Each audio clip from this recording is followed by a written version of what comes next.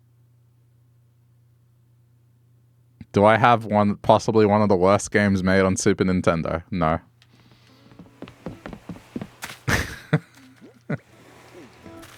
Then again, I would buy Space Ace, and that's considered one of the worst games on Super Nintendo, but I kind of enjoyed that game for what it was. Even though it is widely considered one of the worst games.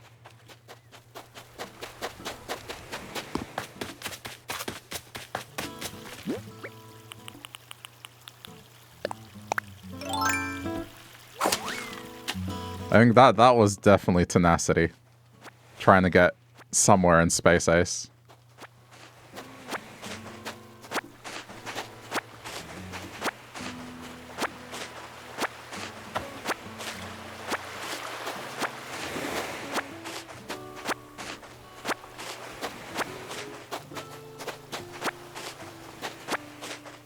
But when you're a kid, there's no such thing as a bad game.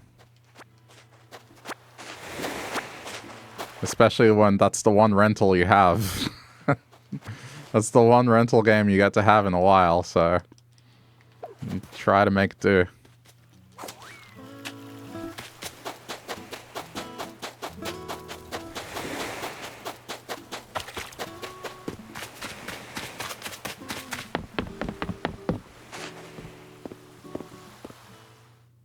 The place we used to rent stuff at, it's an Australian chain, doesn't exist anymore, but it was called Video Easy. And that Video Easy did not have a good selection of games.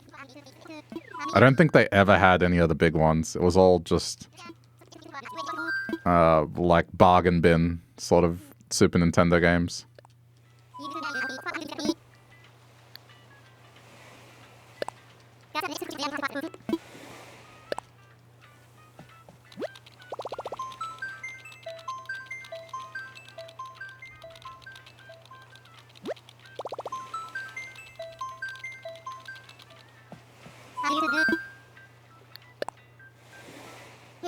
Did I ever play Bonkers? No, I don't think I did.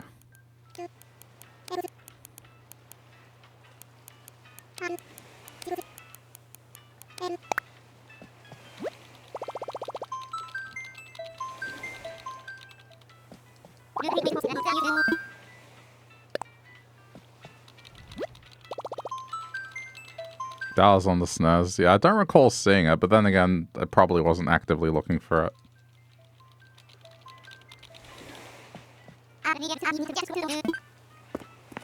I mean, there were some games where it was just like, that's all they had at the time, and we had to pick one, so we went with box art. And sometimes it was, okay, well, we like The Simpsons, let's play Krusty's Funhouse. Or, oh wow, a new Mario game. Awesome, it's about time travel. Maybe it'll be like Back to the Future.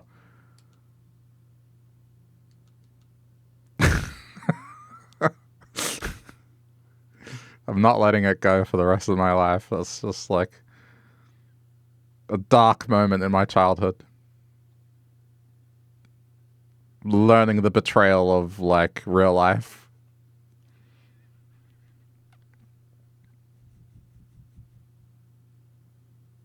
I feel like yours was pretty good, or maybe just easily pleased. I mean, if you ever saw anything like Super Metroid, or you know, those big games like Super Metroid, Castlevania, I mean Yoshi's Island as well, right? If you saw any of that stuff, then you probably had a good one. They had games that were valid. They didn't have Donkey Kong, except did they have one? They may have had the first one. They definitely didn't have 2 or 3. So that's the sign of a good Video Easy. If yours was like Mario's Time Machine, Frantic Flea, Era the Acrobat, which is a good game, just it's kind of like, you know, not up there. Plock. What else? Boogerman. Krusty's Funhouse. Star Wars. Like, just all these games that kind of ended up as bargain bin stuff eventually. And if that's predominantly what you saw, then that's not a good Video Easy.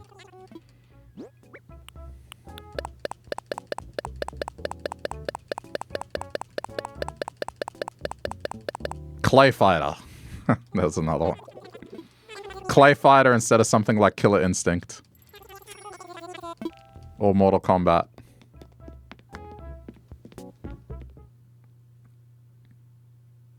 It altered my brain chemistry. It's like a child feeling that they were lied to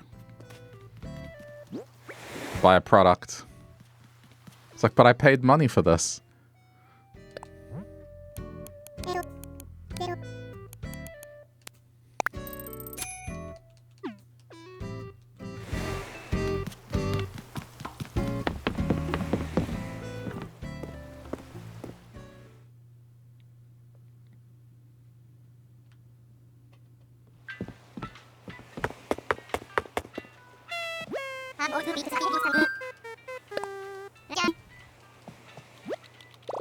Trying to think of other games that were there.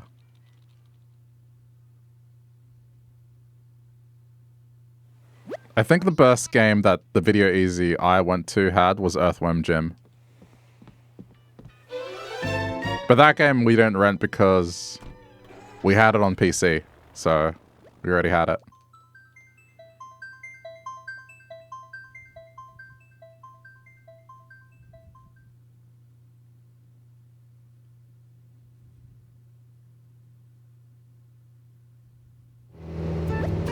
Okay, another one, Unicycle, like that. There was like a unicycle game. I can't remember, but I remember the box art for it. You don't remember that one? Earthworm Jim? They had a cartoon about it. Can't remember if it was on Cheese TV or Aggro. But there was a cartoon. And the game was really good. Though it was more known on the Mega Drive than the Super Nintendo. It was more associated with the Mega Drive.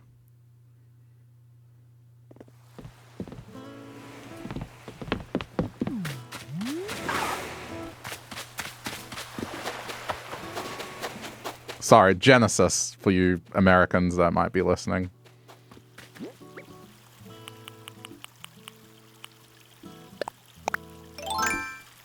Holy shit, how do I remember all of this? You have two memories of your childhood and they're all dusty. I don't know.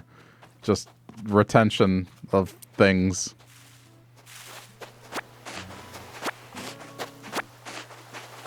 I have a pretty photographic memory.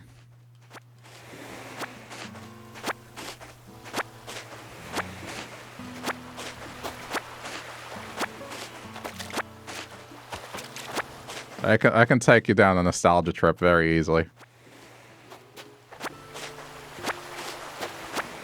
The Earthworm Jim cartoon was really good, though.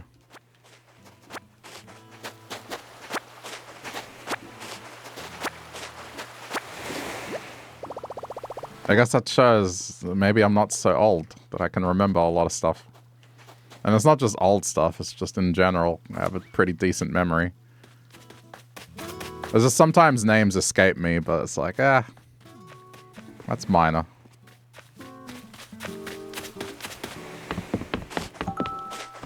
Ah, why do you have to talk when I'm leaving?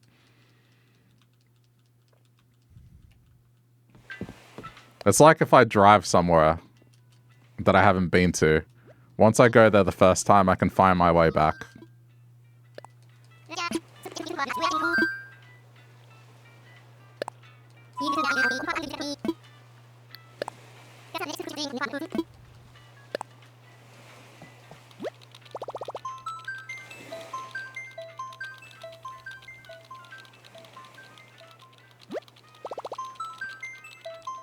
Like, all I'm doing to try and remember this stuff, I'm not trying to remember the games or anything. I'm trying to remember, like, going to the Blockbuster and trying to remember the shelves. Not the game specifically, like, just a visual memory of the shelf. So I guess that's what I'm remembering. And perhaps, like, excitement I may have felt for a game or disappointment.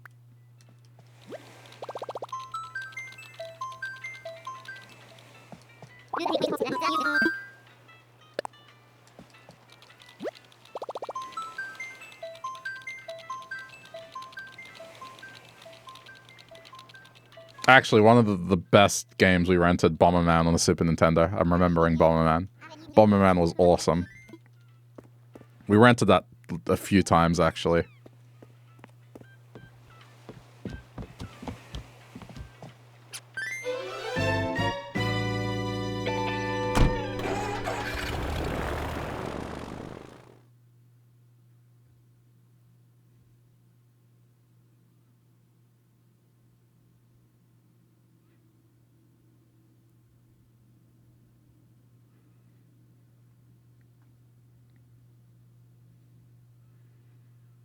Your memory is generally terrible, except for unpredictable and useless stuff, nothing coherent. I'm a bit like that too.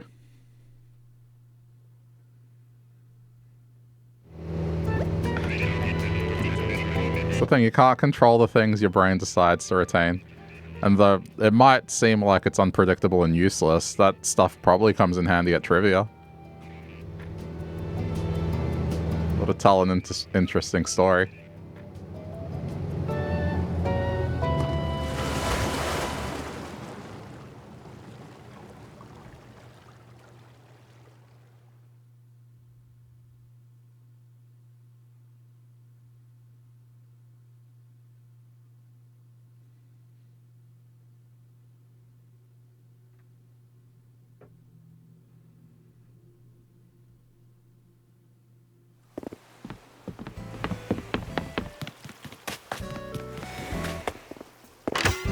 Got lots of useless trivia. Yeah, same.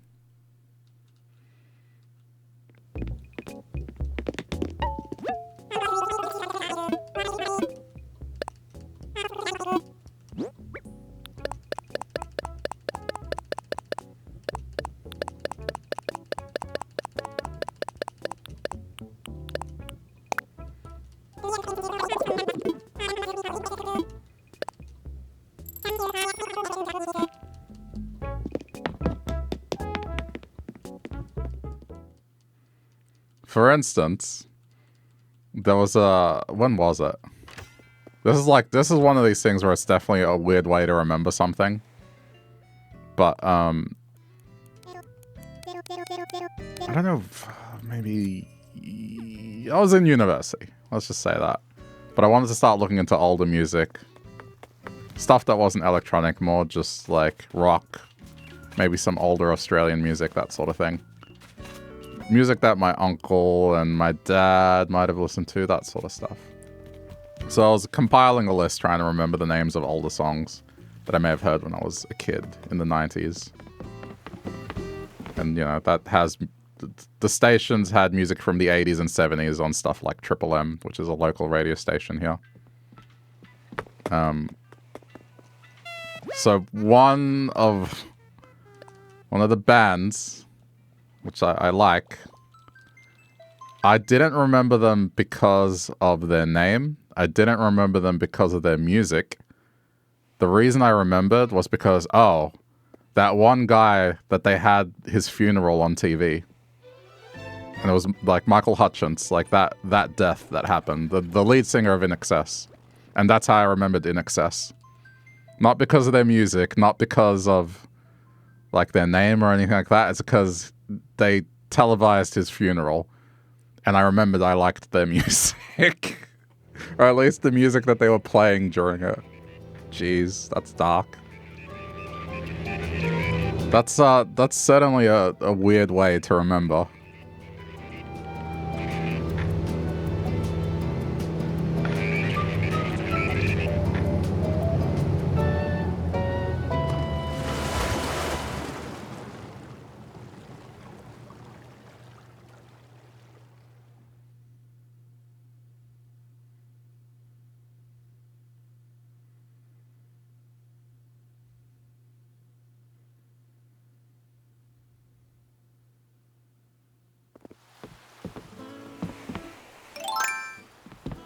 There's a few other circumstances like that where I'm looking for a song and then a weird memory kind of reminds me of the song.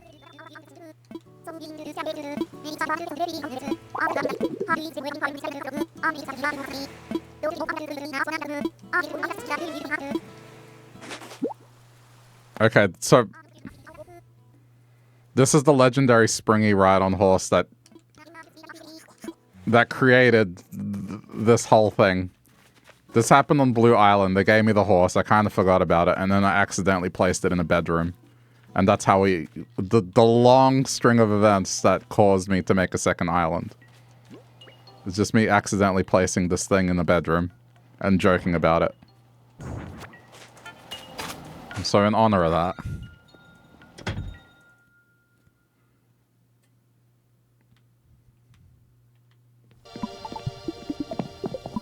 It's like, you know, the thing was, if you went out on a date with someone, you're having a good time, you feel like you're clicking with that person, and then you throw caution to the wind and you decide to go to the bedroom, and then there's this thing in the middle of the room like this. What do you do?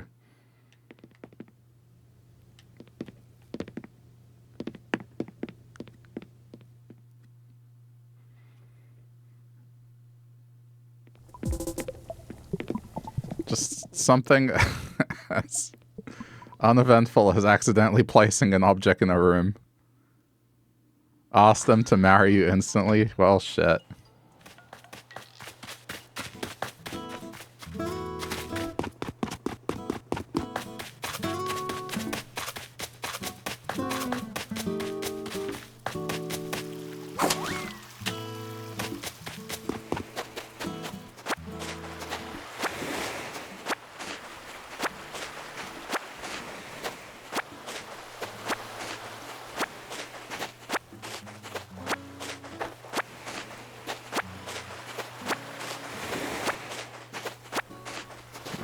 I presented the choices as you either ignore it and go to another room, or you get on that horse.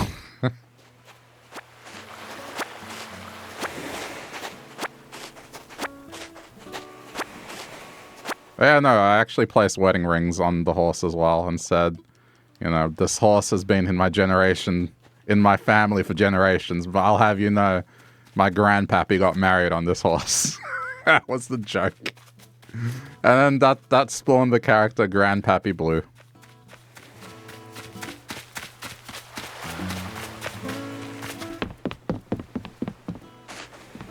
And here we are.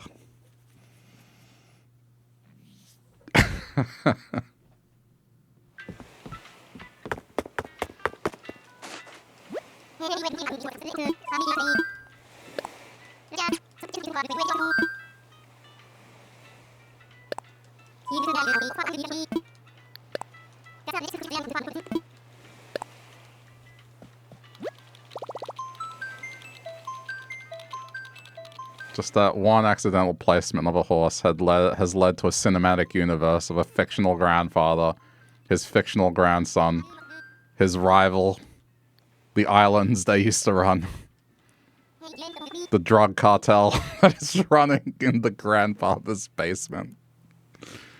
Oh my god. The chicken restaurant that used to be run by brothers that had to split as a result of the grandfathers having a falling out. What else? The grandson starting a furniture business selling chairs to pay off the debts.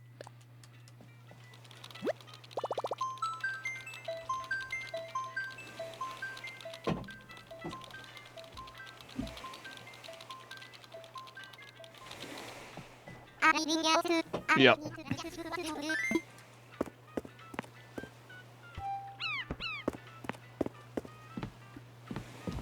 That's why it's fun. You should laugh at your own mistakes. Don't get consumed by them. Instead, roll with it.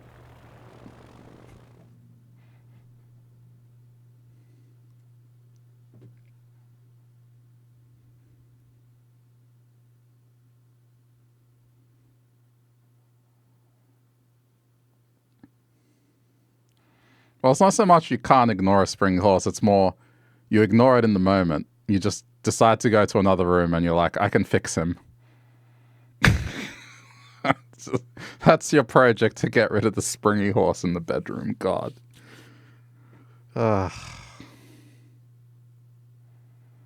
Or maybe you become more open-minded I don't know. What I'm saying is if it's a problem for you. Clearly it's not a deal breaker.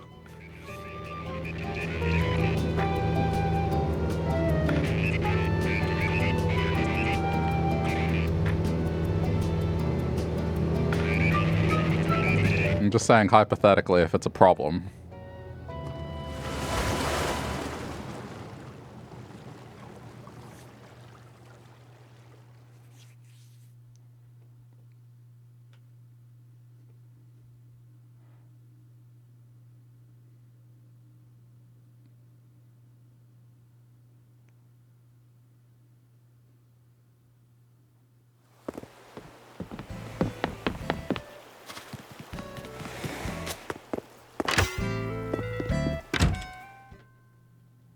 He clearly got his priorities right. A springy horse is a choice. I mean, I guess he has enough financial security to be able to place a springy horse inside the bedroom. That is a custom job. That is not stock standard when it comes to building a house. Probably had to get a permit for that shit.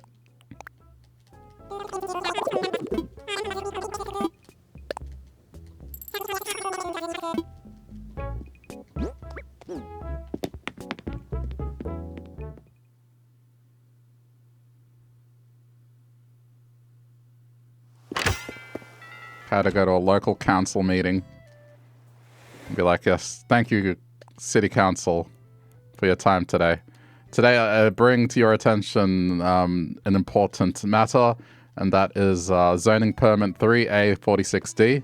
I would like an amendment to that permit that allows the installation of springy barn animals within one's house.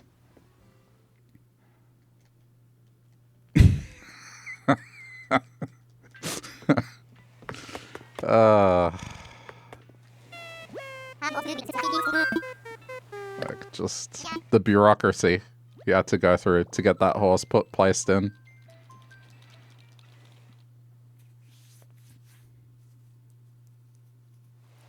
I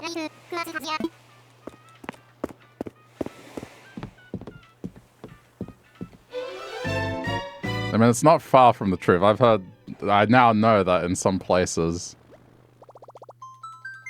particularly in Texas, that they try to control what people have in their houses.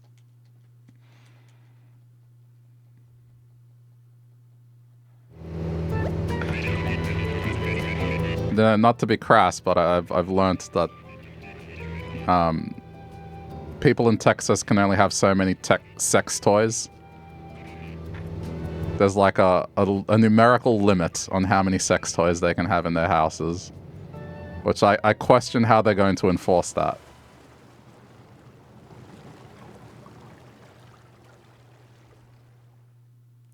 So it's a thing. Like fixtures, swings, and such. No, like, well, maybe. I don't know the extent of it. I just know that dildo count. That's the extent of the conversation I had. What's the plural for dildo? Dildai? Dildos? Dildos? Is just dildo the plural of dildo? God, what am I saying? This is me not... English is a second language. Dildai. Okay.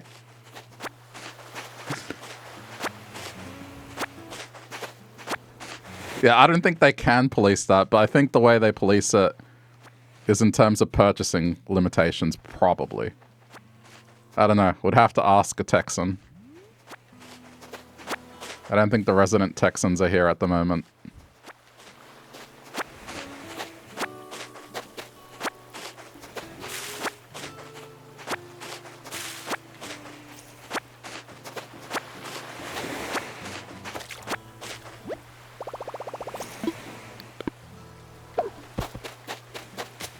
I don't know. I could just see some cowboy dude just getting up in arms like, I thought this was America. Why am I not allowed to have as many dildo as I want?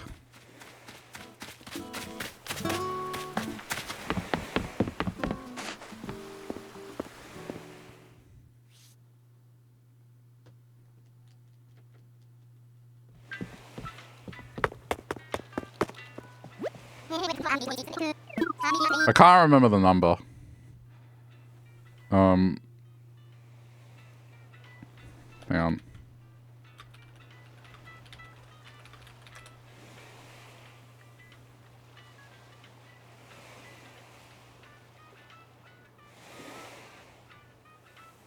Yeah, it's 6. So they limit it to 6 toys. The law was introduced in 1973 and was updated in 2003. So there you go.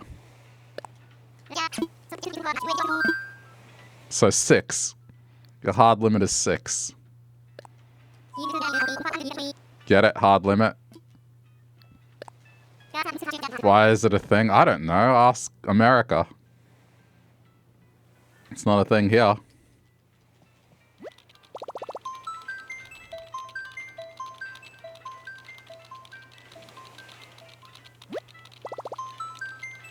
If I want to go buy a pallet of dildi, I can.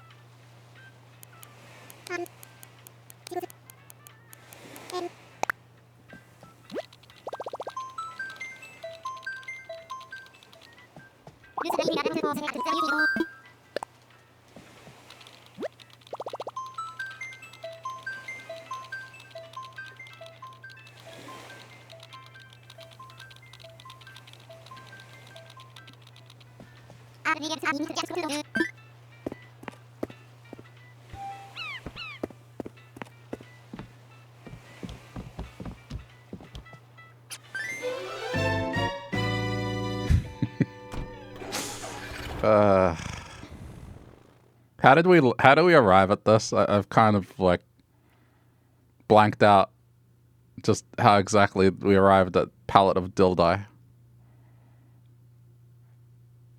Dildo. Dildos. Dildus. I started this. Yeah, I'm kind of aware I started this. And for comedic effect, I'm continuing it.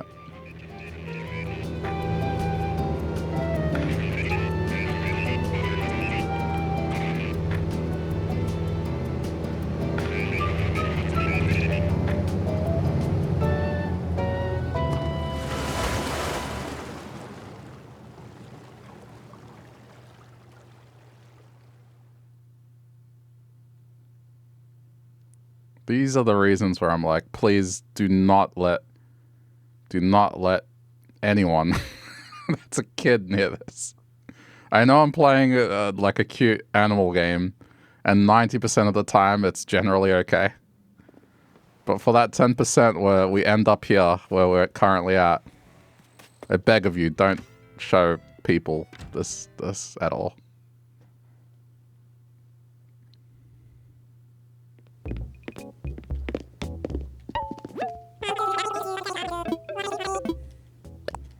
Funny that I blank out the stuff that I'm accountable for. Not always. I mean, sometimes I pretend to blank it out because it makes it even funnier. The sense of outrage that I'm not answering for my crimes.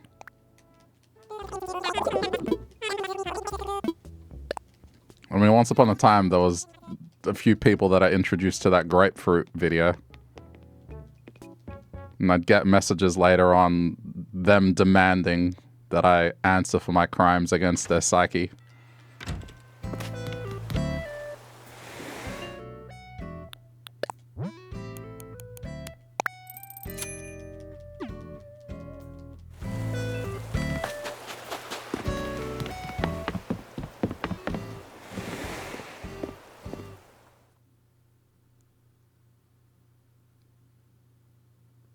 It's funny to pretend that you don't remember sometimes.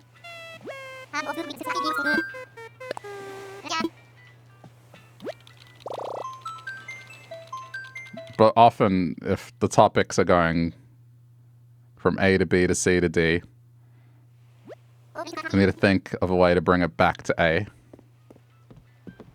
And that's what good comedy is like finding a way to bring it back around to the original thing that made it funny. People were damaged by the grapefruit thing. Well, when you're not expecting what it is, and you hear some woman opening the gates of hell by sucking on a fake dick, you know, I would say that might make some people upset.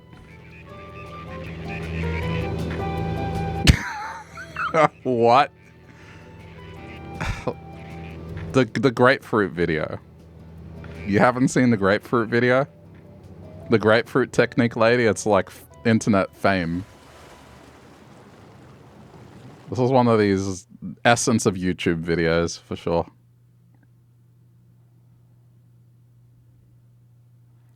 You worked in a sexual health clinic for 5 years. You might be desensitized. Okay. No, but even if you didn't, some people just don't feel comfortable talking about that sort of stuff. You don't know if you were here when I talked about it. Oh, no, this was years ago. No, you wouldn't have been here. This is an old video.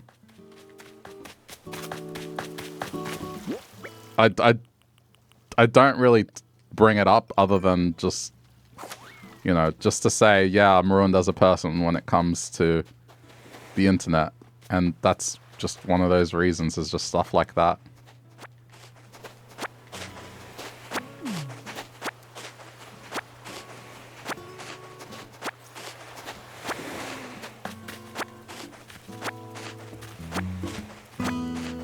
So you're telling me you haven't seen the video, Colin?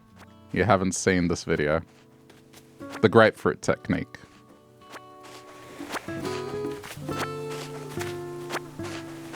You have not? Well, I guess it depends how much you cherish your own sanity, I guess. But it is something you can watch on YouTube. Video's still around. It's nothing horrible, but it's kind of horrible. Let's put it this way. It's on YouTube. So how bad could it be?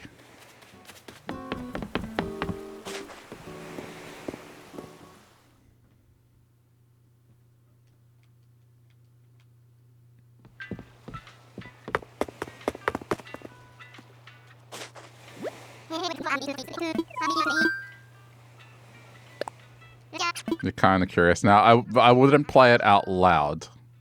Play it with headphones on. That's the only thing I will say.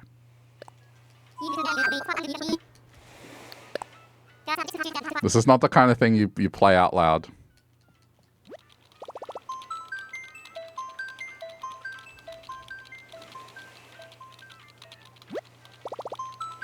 At least grant you that kindness of warning in advance.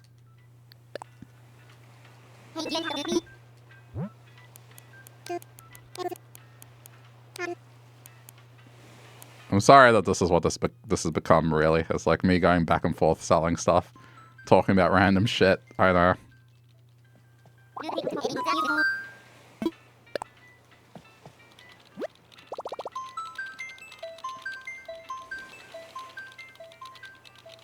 Yeah, I mean, when it comes to that sort of thing, it's just...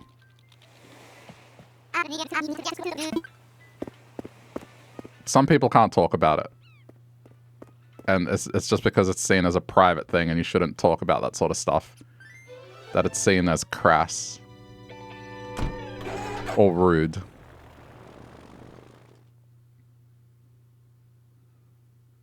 I mean, for me, definitely that was like the kind of upbringing I had. Was like that. It was just...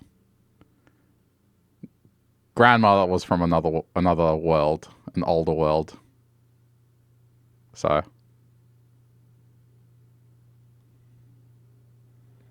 Definitely that sort of thing was, if it ever came up in an adult conversation, be like, why are you talking about that for? Don't be gross.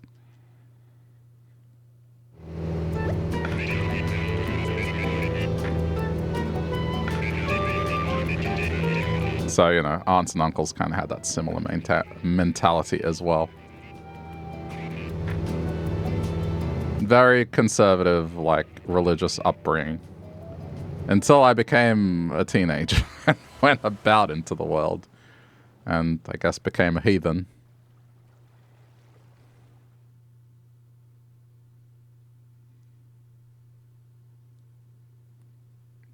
So I'm not uncomfortable about that stuff.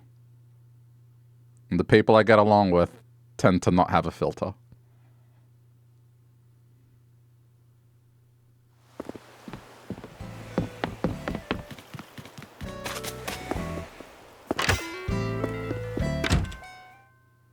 It made you go the other way when you were old enough. Yeah, that's generally the story for a lot of people. It's a pretty even split. Some will just perpetuate it. Others will be like, yeah, maybe this isn't for me. Maybe I'm not like this.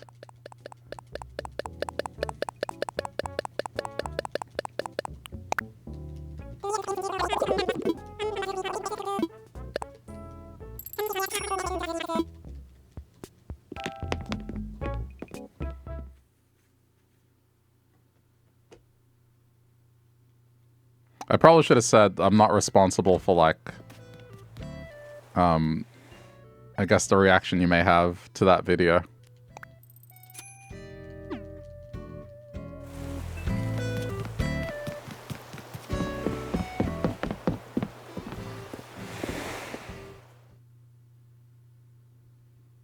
It's okay.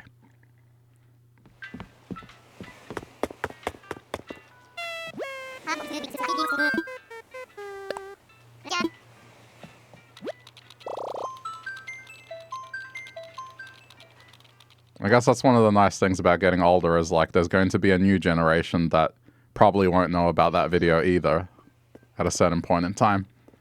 That's when I can just do it all over again. Just... Yeah.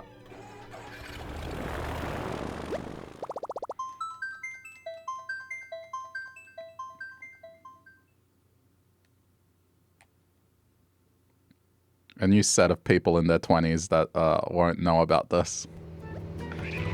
Because it was well before their time.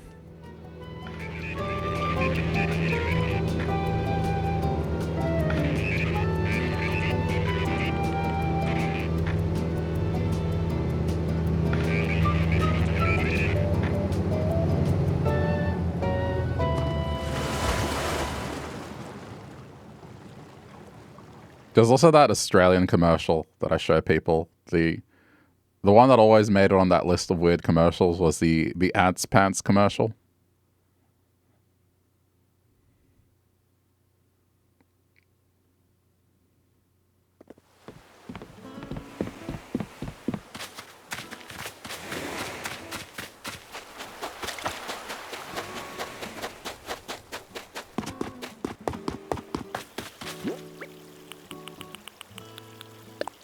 That one kind of, that's shocked a few non-Australians.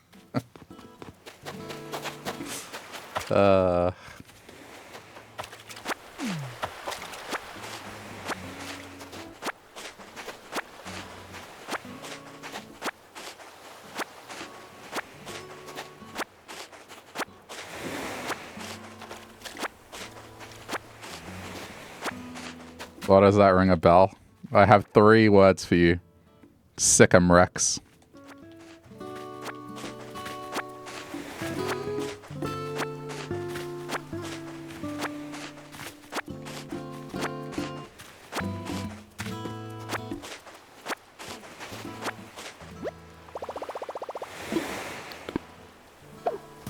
Sitcom Rex? No, Sick'em Rex. You know, I can show this as a commercial. This is fine. No, no. Like, when you're telling a dog to attack. Alright, I'll bring you the context. Hold on.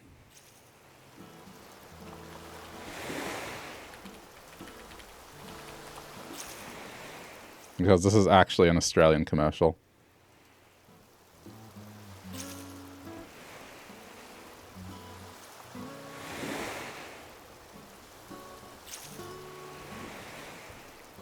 Okay.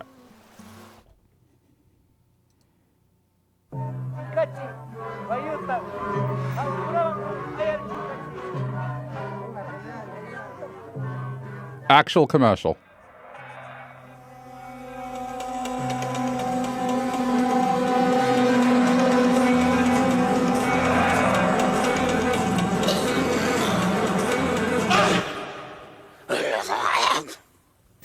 Rex. Hole-proof ants pants. It's unbelievable underwear.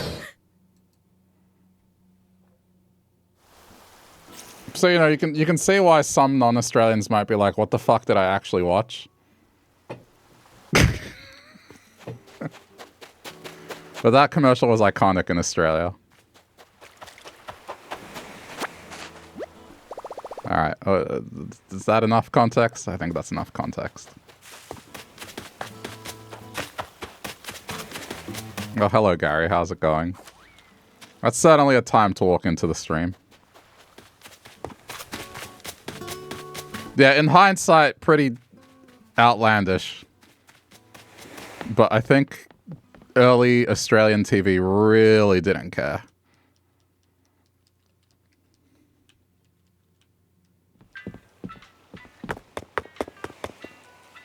What did you just watch? An Australian TV commercial for women's underwear.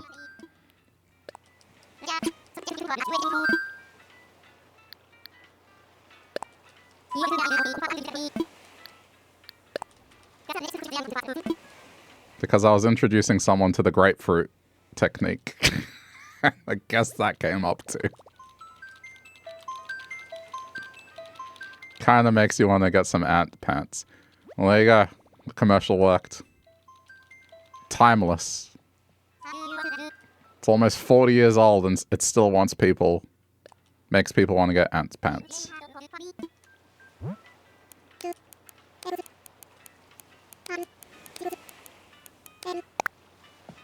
Is that brand still around? I have no idea. I would not know. I'd have to ask an Australian woman.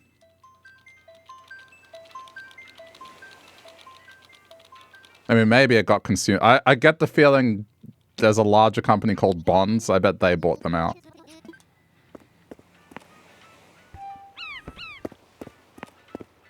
You think it is? Okay, well, there you go.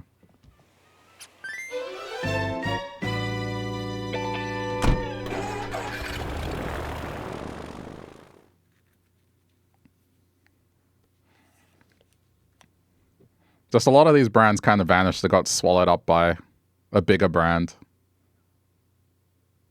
So, it wouldn't surprise me.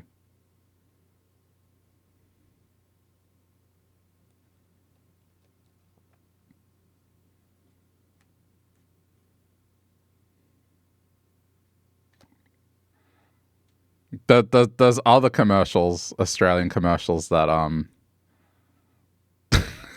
mean, I don't know if I should show them now, but like, this is almost its own dedicated segment, and just going through the weird commercials I remember. Miko, do you remember Just Squeeze?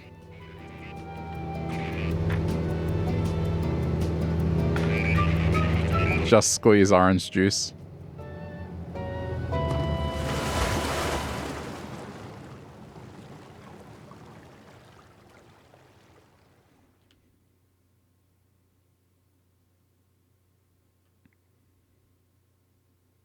Yeah, kinda. Okay. See, there's another one that comes to mind of just like... People will probably think Australians are unhinged.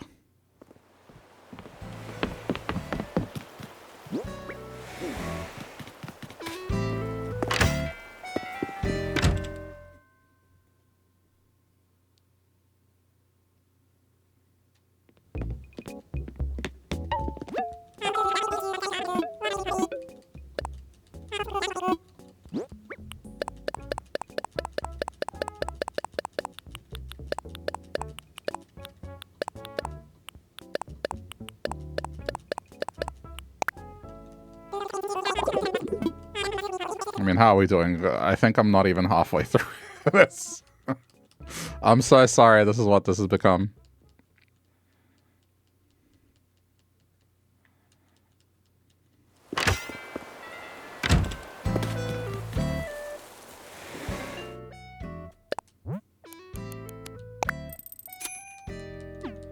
Is that code that I'm joining free for people to sell turnips out, or is it private? Colorin, that's a question for you. There you go. Yeah, go for it. Yeah, I mean, I'm on the same boat. I noticed my turnips are on a decreasing pattern, and I bought 8 million worth of them, so here we are.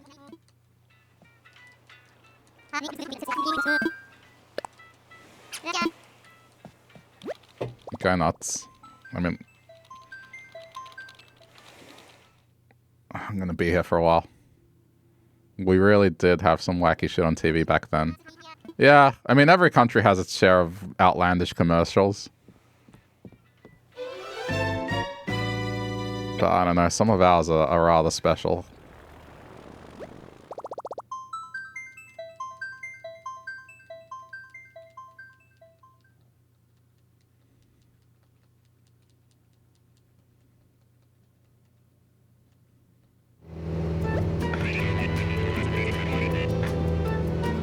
New Zealand also had some crazy commercials as well.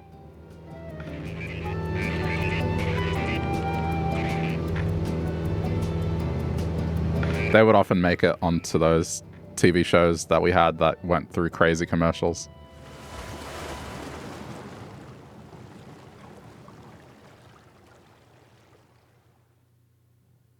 You recently got a Switch 2 and somewhat new to Animal Crossing New Horizons. Oh, cool. How are you finding it so far?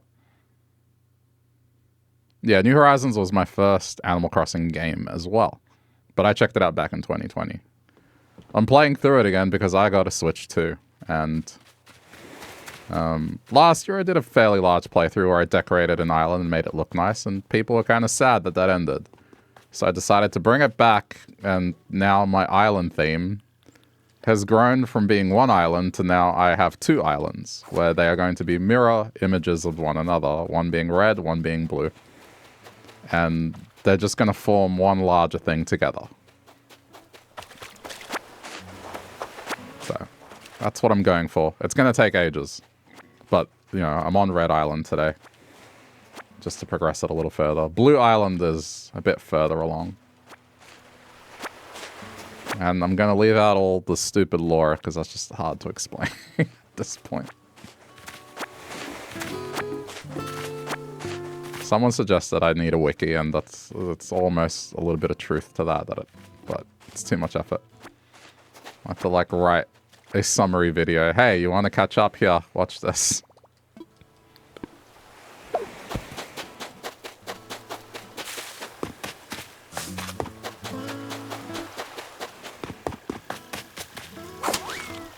I'm like, not even halfway, dude.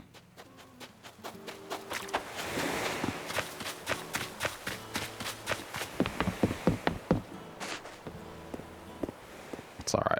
I'm just happy to get out of it before it goes down too much in price.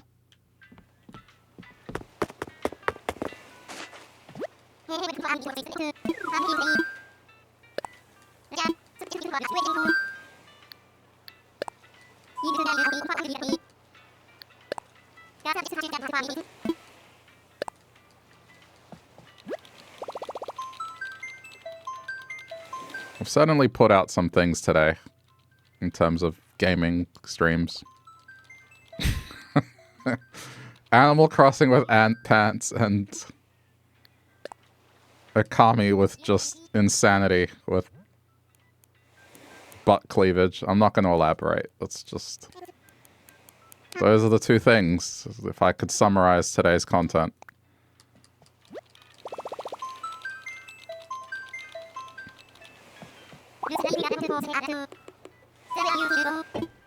Okay.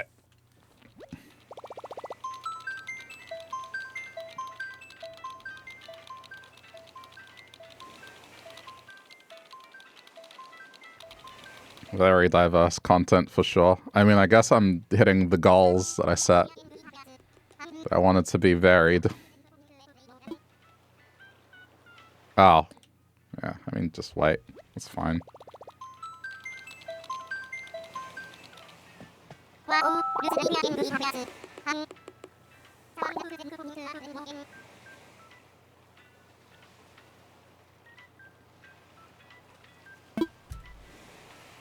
What do you mean? I'm kidding.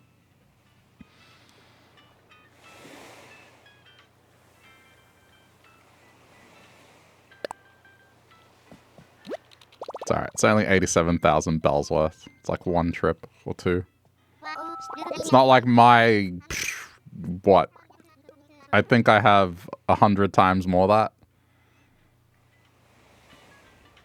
No, someone has their menu open. If you have a menu open, it'll be like that.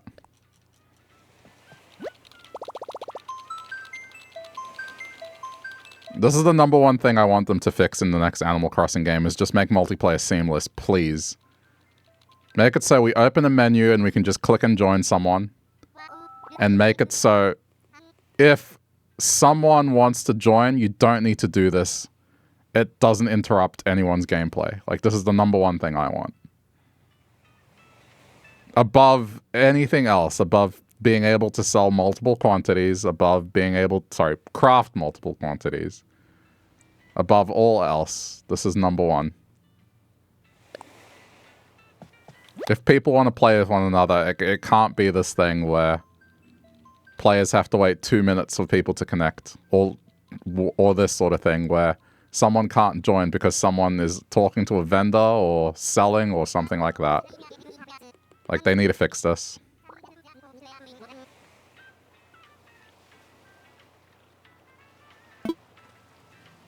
Right, you know what? I'll come back. I don't want people on stream to be staring at like a blank screen. I'll come back. You do your thing.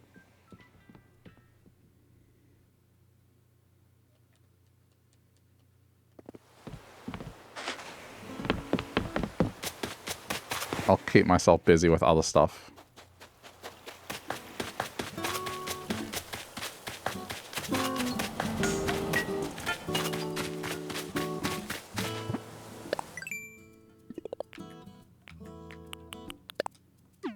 Wait, what's this?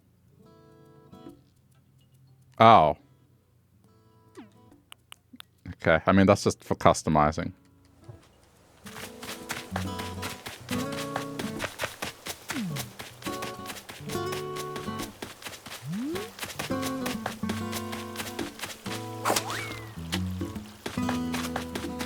Alright, I think I'm going to clear this part out. I'm going to plant flowers here. I guess I should put my shit down.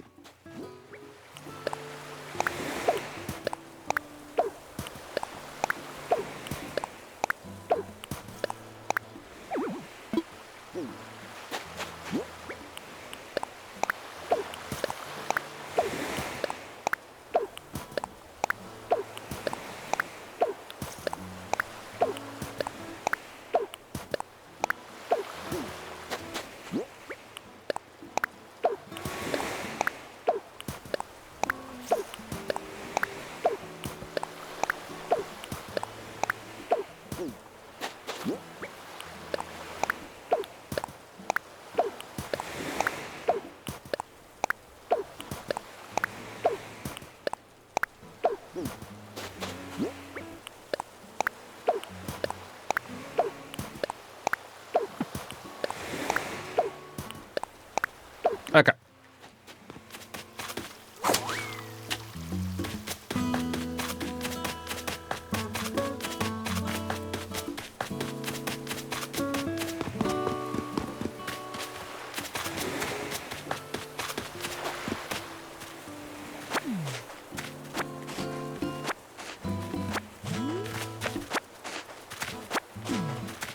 Yeah, I guess let me know when person has left and is done selling. And I'll do my stuff, because my stuff is longer.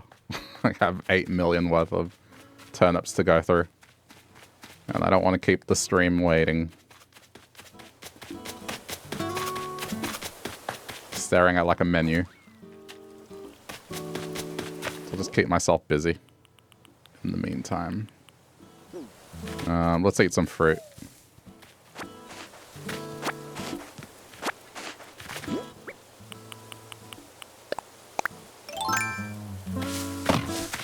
Oh, right.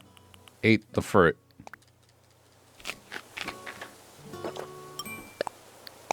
I gotta start thinking about hybrid flowers on this island, so I'll start setting up flower beds for that.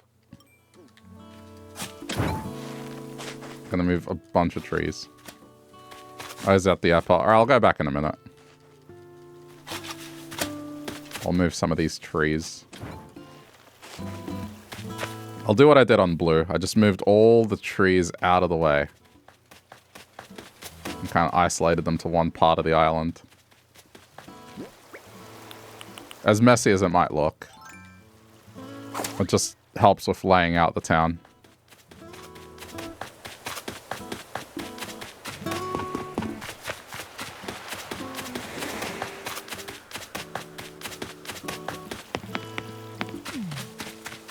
Okay, I mean, these are gonna go.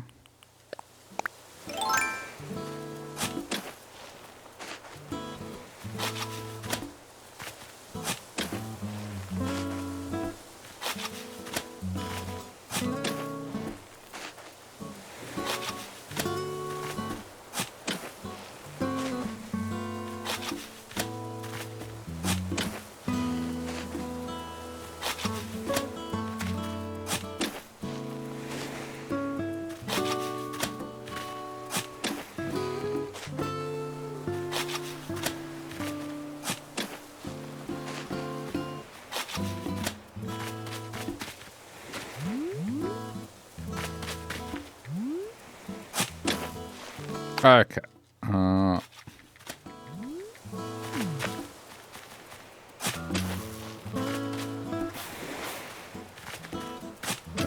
Whoop. I was meant to put it here. I kind of wish I had the fortunes unlocked. Get a chance to make it so food doubles. I guess I'll move this one.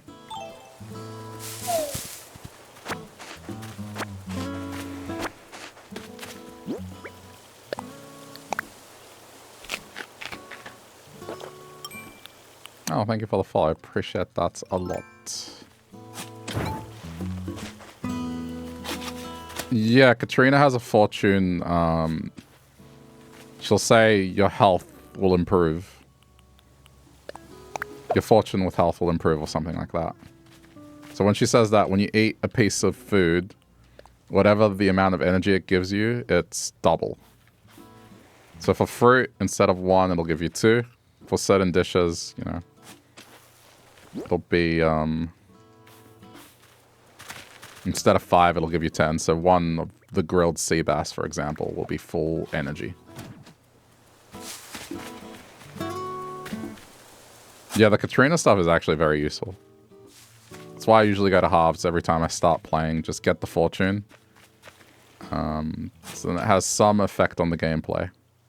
Oh, well, that's fine.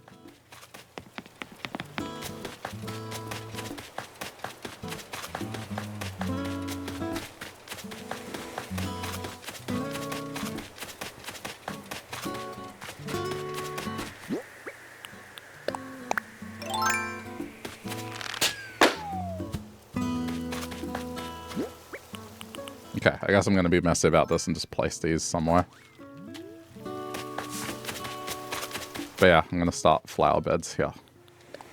I'll figure it out. At least these are going to be easier than what Blue Island was, since I can buy most of them. It's just to get the hybrid pink and black, which I think I have for this. We'll see. Okay. Let me drop tools and we'll go back to selling.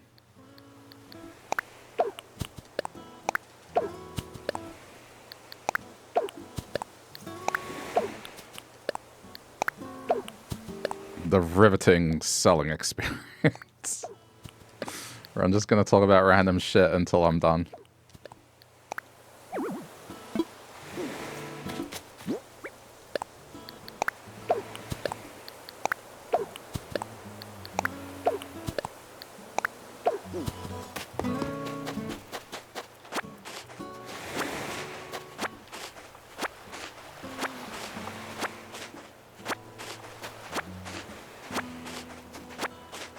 That Ants Pants commercial went on for ages, though.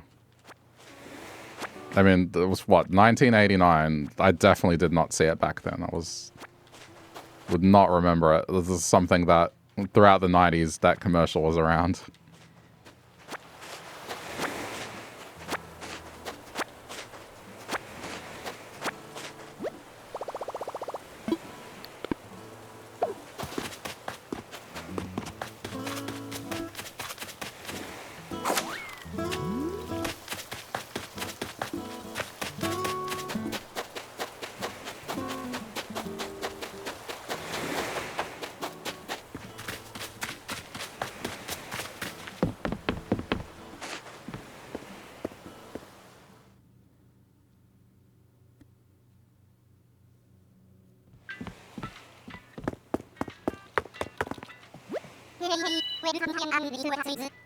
I can't wait to put in the island theme on this one.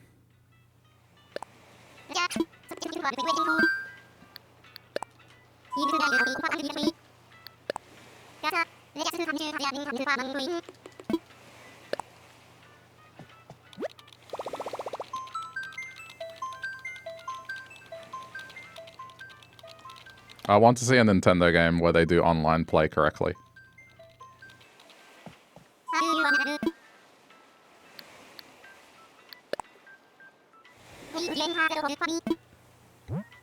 It'd just be amazing.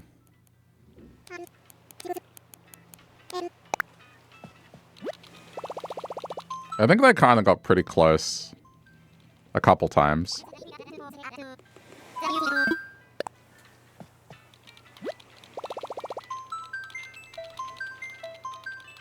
But then they do stuff like in Mario Kart, the new one, where you can't just queue up with friends. You gotta do this weird thing. Like, you can play with friends, but then if you want to play with friends and randoms, apparently you can't. It does this thing where friends get prioritized when you go matchmake, but it's not guaranteed. Like, you can't have a private lobby and then open it to someone random.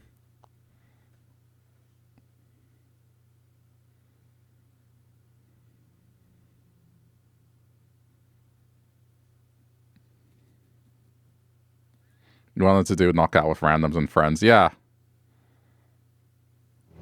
Stuff like that where it's like, come on, guys, really? Like, that's... You don't think someone would want to do that? There's always something like that when it comes to Nintendo Online stuff. It's not like, you know, these are the first online games. We've had 20 years of people playing games with one another through the internet. Probably more. I mean, modern day versions. There were older ways of doing it, but...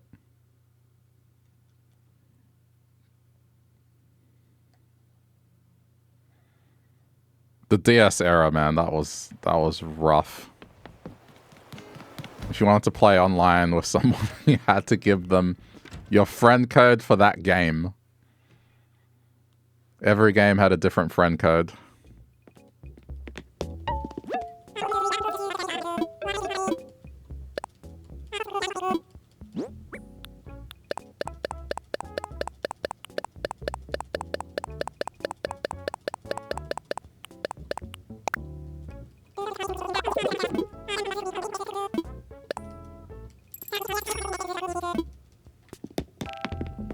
Money, money, money.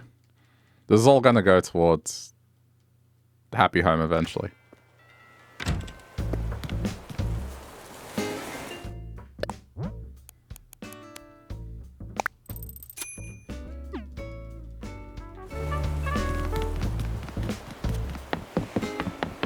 I mean, what do people think of the new Kirby Riders game?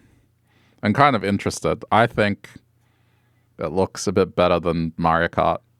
Probably because it just looks new. The racing and the characters and the powers are all different. It also seems like it's pretty detailed in terms of how you play. Like, it might take a bit to master. The tracks look awesome. They look more fun. To me, it's going to depend how much they price it at. I don't know if I can justify paying like the price Mario Kart was for it.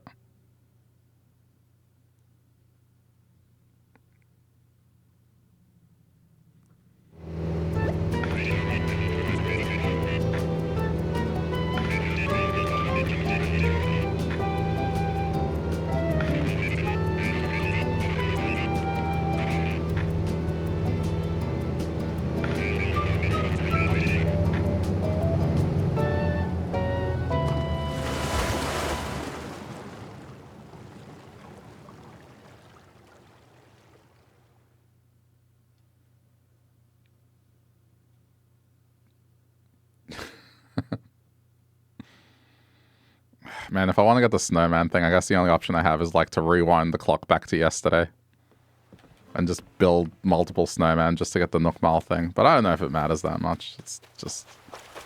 I guess if I want to try getting all the Nook Mile things for once, that would be the only one I wouldn't be able to get for red. How far off was it? There's no snowman? Well, the snow's gone, I guess. Because this is the week before spring starts. Yeah, it's gone. Where is it? I thought I was just going to make it. Yeah, dude, 4 more. Ah, man. I just needed to do it 4 more times.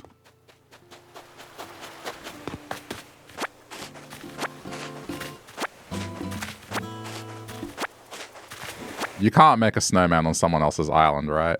Like, it has to be your island.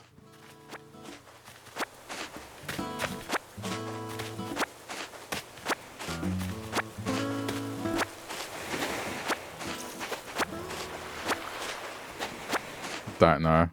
Yeah, I don't. This is the first time I'm playing winter, so I have no idea either. I just remember I visited a island in winter because I wanted the dung beetle, and that's when I learned about the dung beetle thing, where it's the only bug that you can't catch somewhere else. Well, the only thing that you can't acquire on another island for the museum. You have to get it on your own. So that'd probably lead me to believe that you can't make a snowman on someone else's island as well.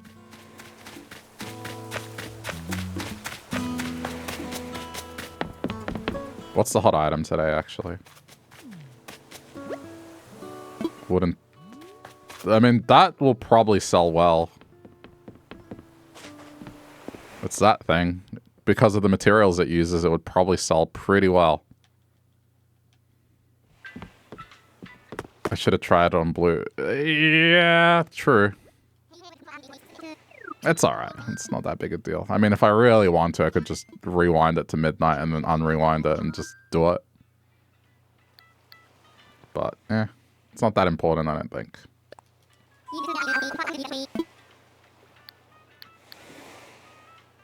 I guess it's still technically the same day. Anyway. Because of the intricacy of, like, the 5 a.m. swap, it would still be the same day, technically.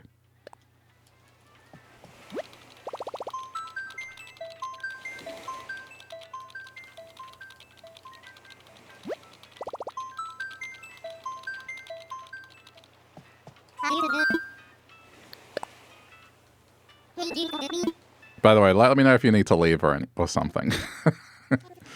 I know this is, like, a bit of an ask.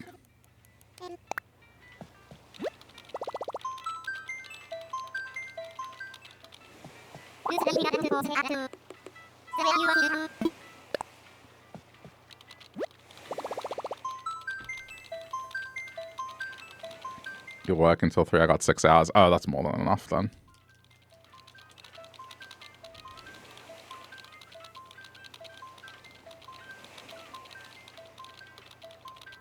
How did that extra long shift go, by the way? How did you feel after that? Man, I'd be ruined by the time that was over. You're tired? Yeah, I bet. I've definitely done my share of that sort of stuff between 2 jobs, but nothing lately. Passed out at 9, that must have felt great.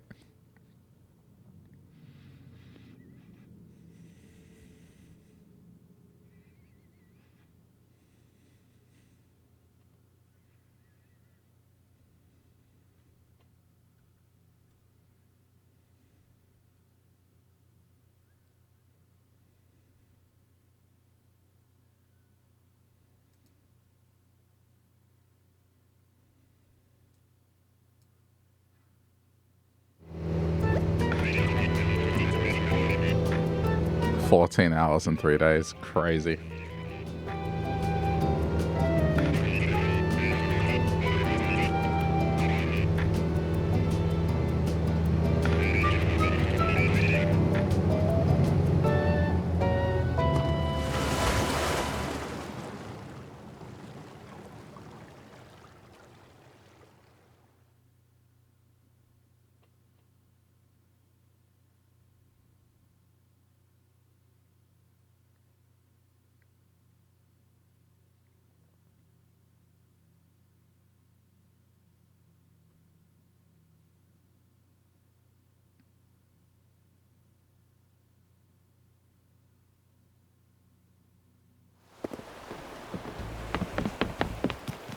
I think I've learnt my lesson not to buy that many turnips again.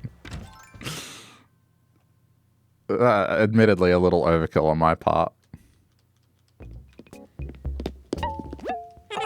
Especially if I have to fly somewhere. This is a lot.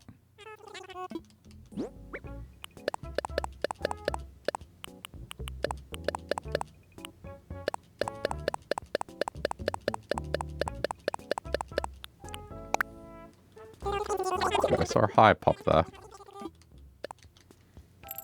Someone say hi.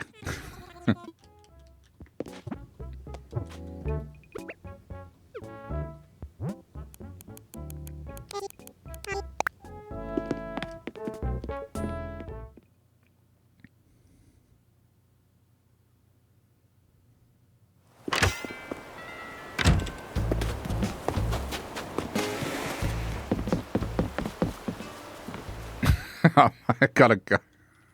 I'm not gonna have a conversation. I just said hi. I was polite. I gotta go. I got turnips to move. Sorry. This is the only reason I'm here.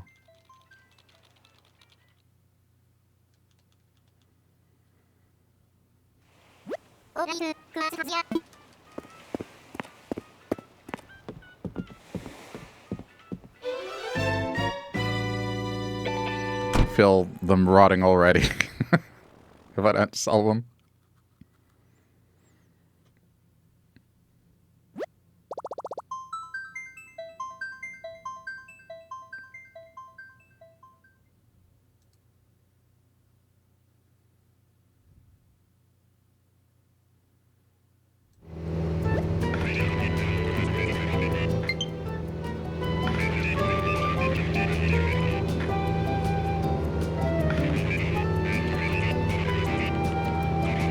Huh. I was just thinking like Nintendo doesn't have a keyboard, but and then I remember, wait. The Switch 2 you can plug in keyboards now because of the mouse support. I'm just not sure they've added it to this game.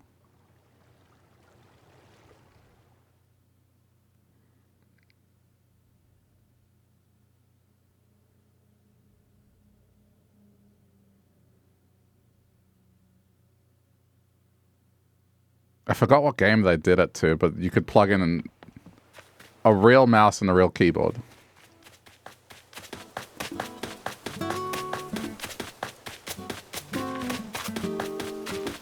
Sorry, had a phone call. Didn't know if I said anything. Nah, I didn't. Just someone said hi on your island and I wrote hi back, and then it's like I wasn't gonna chat. It's like I'm not sitting here to type on the island, sorry. I got turnips to move. That's all I was saying. I don't know who it was.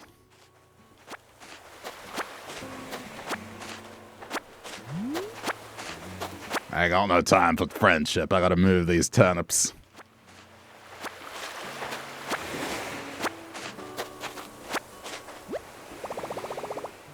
Oh, you don't know who it is? Psh, I don't know. I mean, admittedly, I do have the code pinned to the chat.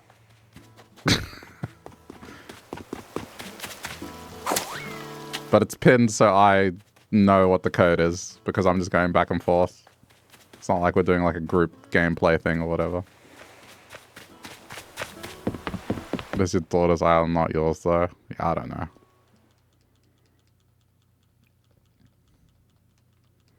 I just said hi to someone and then I had to leave. Because I gotta keep moving.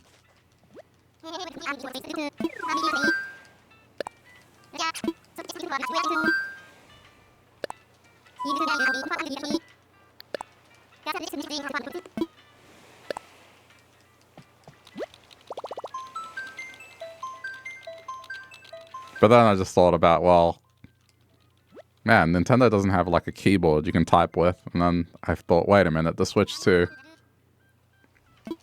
Oh, but I'm not on the Switch 2 now, am I? No, I'm on the Switch 1. Never mind. Hold on.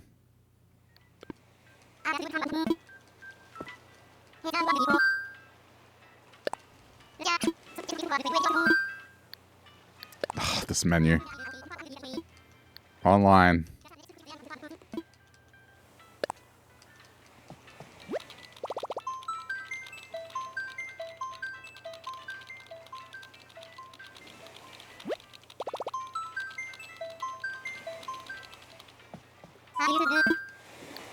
Data. 2x r 6. Oh.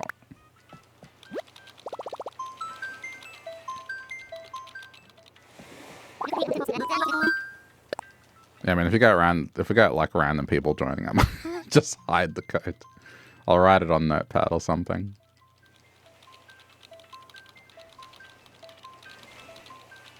It's a little deceiving. It almost seems like we're doing something other than me just coming to sell things.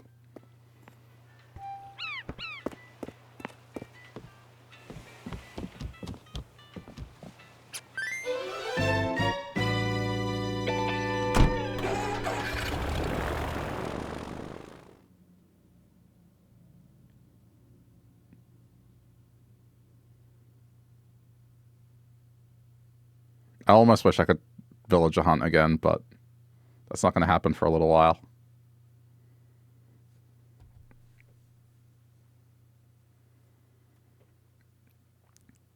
So the lesson here is, unless you want to spend 2 hours selling turnips, don't spend an hour buying them. That is the lesson. Actually, I think I spent 2 hours buying turnips as well. The point is, it compounds if you need to go sell on someone else's island. The amount of time you spent buying the turnips is going to double when you have to go sell them.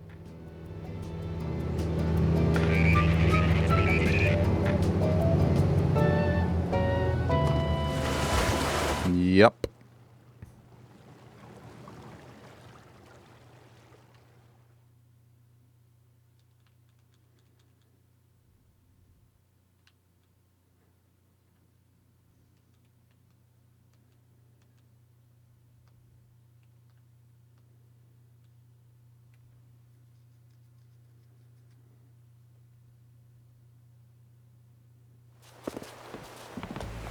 Okay, excuse me.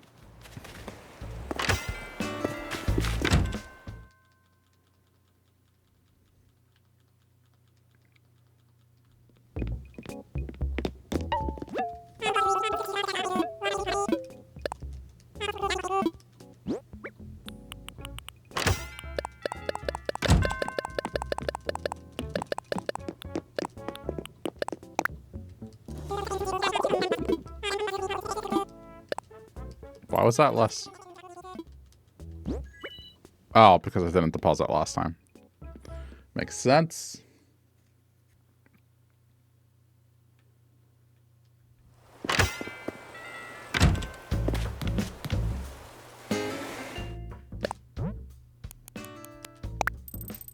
Well, I mean, on the bright side, that's how much money I had on Sunday. So, okay.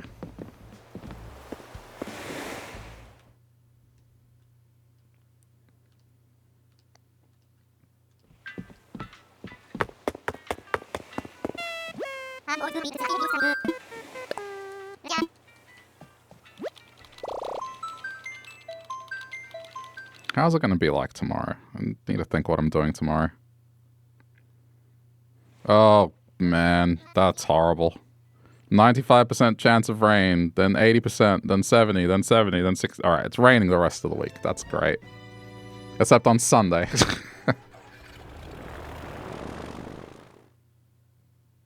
The entire week is raining. We might be doing some Akami during the day tomorrow then. If that is the case.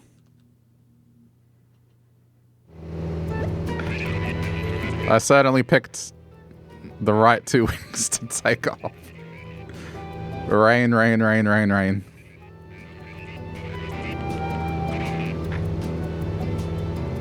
Maybe I'll have like a just lazy Tuesday.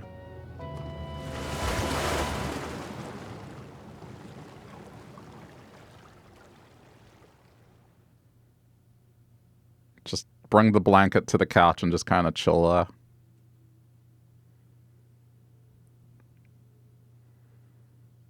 Maybe get some snacks on the table and just chill the day.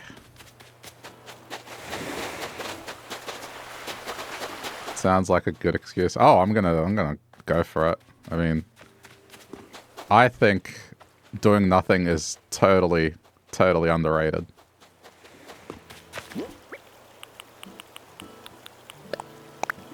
And sometimes people focus on doing something when they take time off. It's like, no, doing nothing is also very good too. It helps you reset. Everyone's different, but man, just having no responsibility.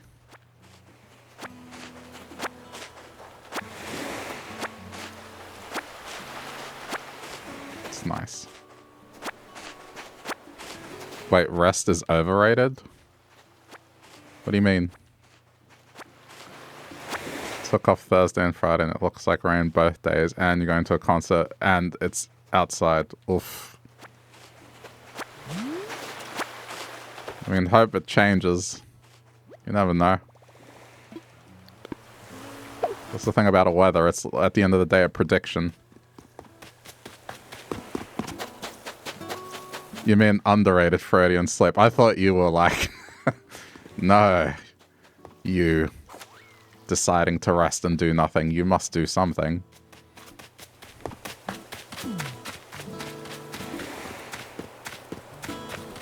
Or perhaps, like, maybe it was being facetious as well. Like, sarcastically saying, yeah, rest is definitely overrated. Like, maybe subconsciously, you're just saying that to be facetious.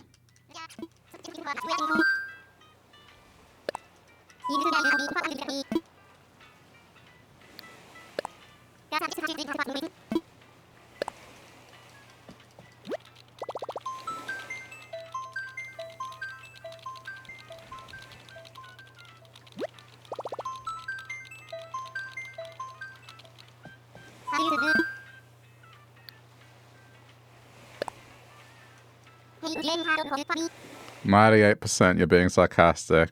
This was the 2%. Your brain still just fucked you over. It's okay.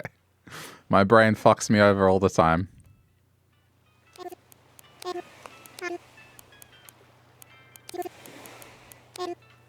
I've had many slips of the tongue.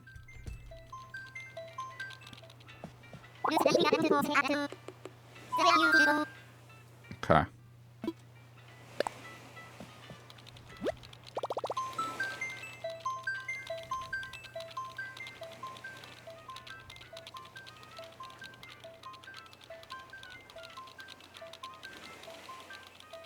So it's good to laugh at that stuff.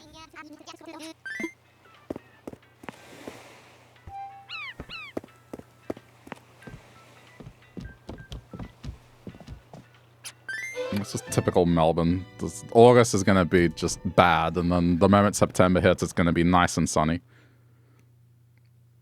It's okay. A public holiday is not that far away. The string of Melbourne stupid public holidays begins in September. We have the AFL Grand Final Eve public holiday, and then we have the Melbourne Cup, which is a horse race. So I get a day off for a football game and a day off for a horse race. No such thing as a stupid public holiday, surely. Queen's birthday. Or the King's birthday. Now, I guess. If I were to pick one to say, explain how this is not stupid, that would be the one. I mean, a day off is a day off, right? But I'm talking about, like, the premise of having the day off.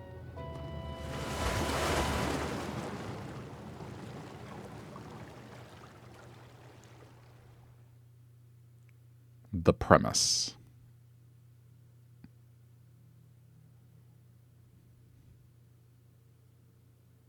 I still don't understand how that public holiday, like, is still around. Rename it to something else. Make it something else. I don't know. But I guess there's enough monarchists around.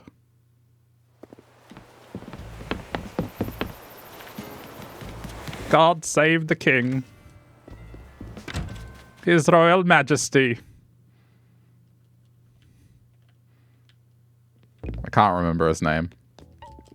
So I'm just going to call him Chuck.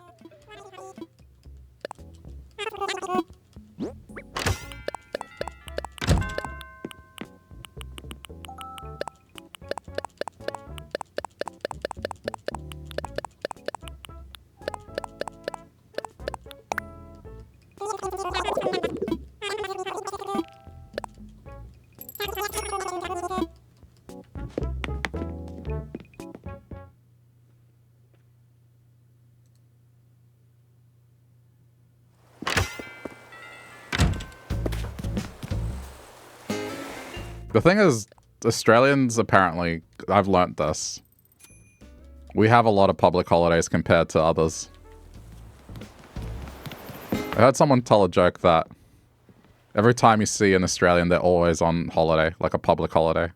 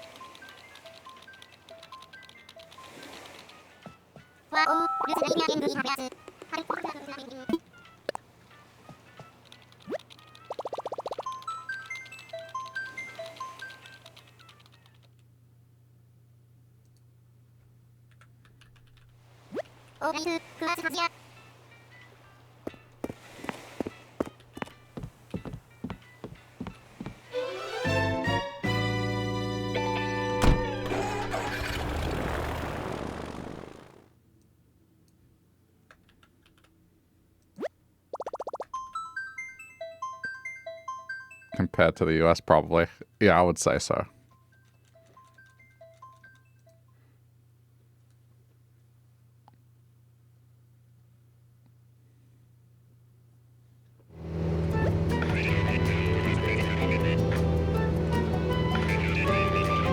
I'm not sure which state has the most public holidays in Australia, though. I'd be willing to bet Victoria, if not New South Wales.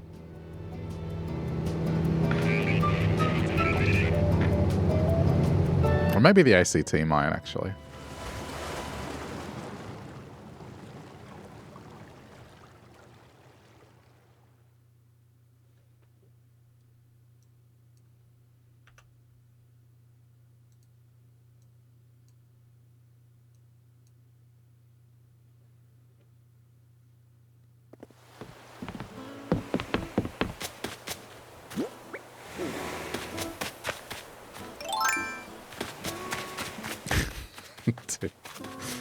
Is it almost over? I don't know if it's almost over. ACT and Vic tied, apparently. You're moving. Well, I hear Victoria's nice. Unless... What does the ACT have over us? They have, like, legalized marijuana. I think. Like, a certain amount.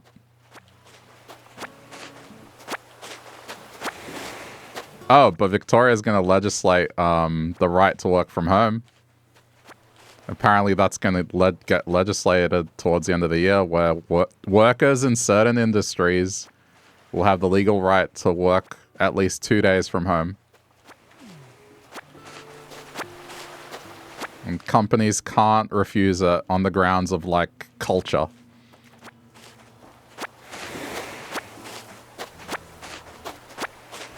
So that's going to be nice. Not that it affects me. I already work from home, but yeah, it's definitely a big win. It's just one of those things. Cost of living is going up, that sort of stuff. Being able to work home 2 days a week and forego travel expenses, yes, it should be something people should be allowed to do if possible. It's obviously not for every job. Not every job is allowed to do it. It's pretty much certain industries, so not everything. But an employer can't argue that physical presence is required because you need to do a meeting, for example. Like, that's not valid. Which will be nice. I know some people that want to work remote but can't because their bosses are like, nah. And they don't give a good reason.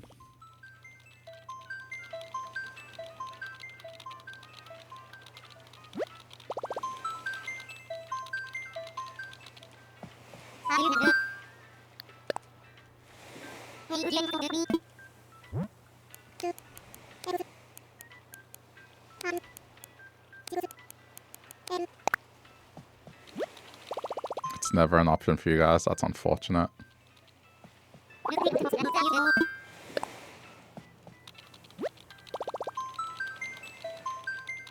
For me, there was an afternoon where suddenly COVID escalated. And there was a management meeting. And all of us had to present that, you know, we were ready to work remote. We did. And the decision was like, all right, starting Monday, remote. And I haven't gone back to an office since. It's been... Other than a couple of social things. Yeah. Oh. Okay.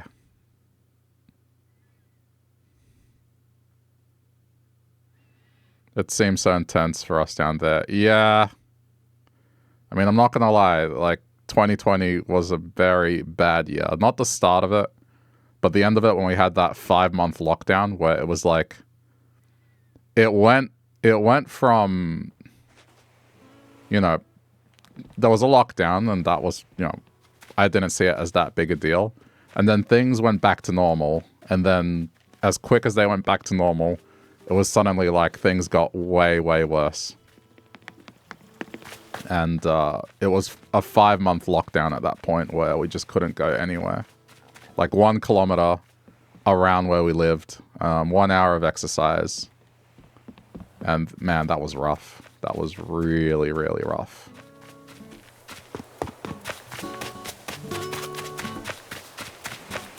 And even then, after that, there was still more like, okay, we're out of lockdown. Oh no, we're back into it. Melbourne was the most locked down city in the world. It was like within the time span of a year, it was 7 months of lockdown across 5 or 6 lockdowns, something like that. But yeah, it sucked.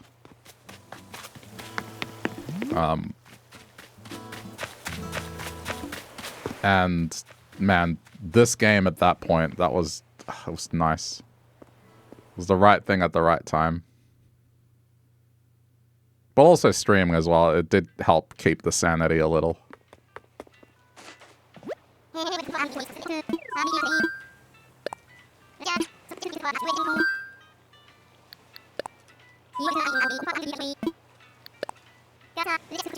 New code? Okay, hang on.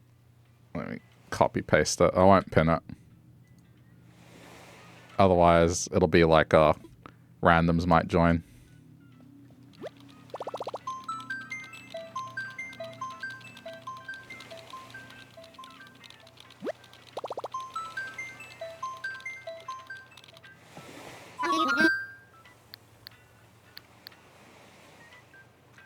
Search for data code.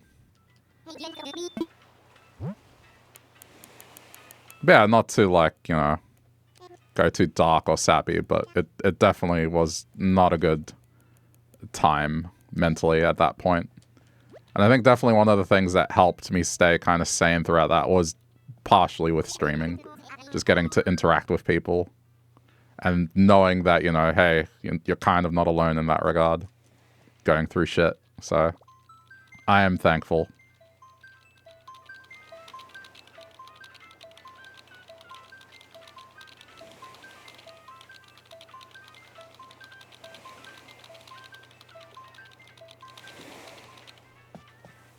So I don't take what I have for granted when it comes to this.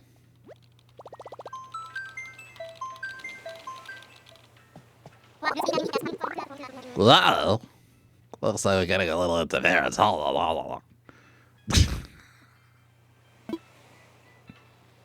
Nintendo, please do proper online gameplay.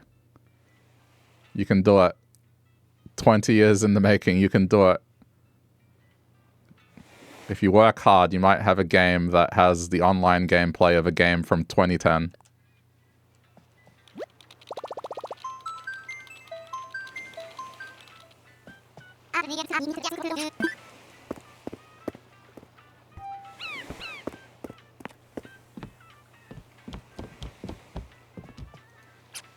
You wishing you about Twitch at that time? Yeah, Twitch was definitely a nice thing. I mean, that's at the point where, like, numbers went up for Twitch in terms of user base. It's just people kind of learning about it.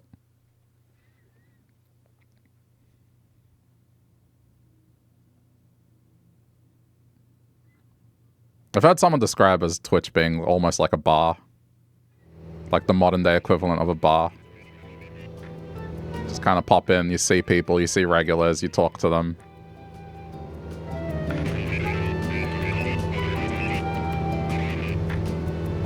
Just, I guess, the idea of a bar on TV, right?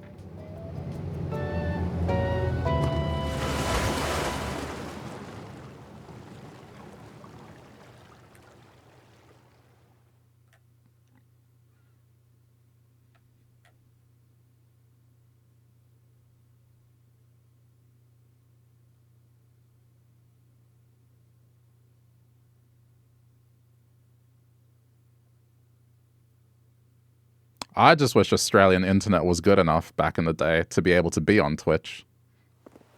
I think if I had started doing this maybe back in the 2010s, then I'd be a little different.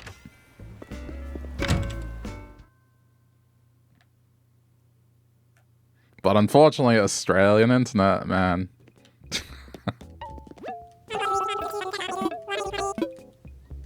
I had probably the worst internet connections until I moved out of home.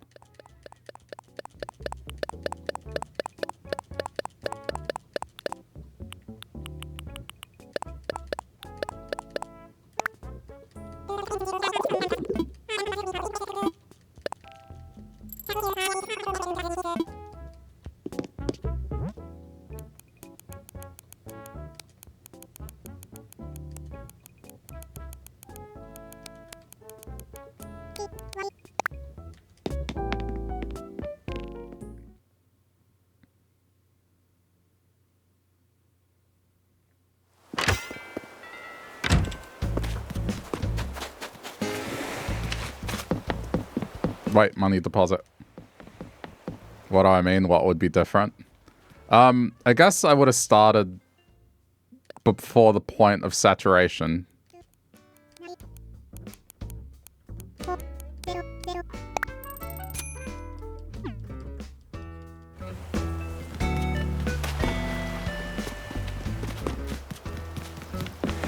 It's just one of it's one of these things that, like, I kind of would. It's not a regret. It's more like if I would have been able to do it, I would have done it back then.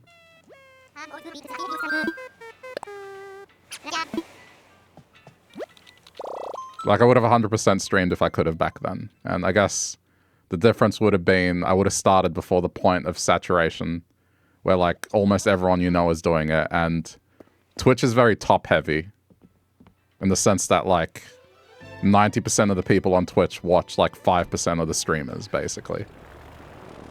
And then everyone else is kind of evenly distributed. So that's all I meant by it.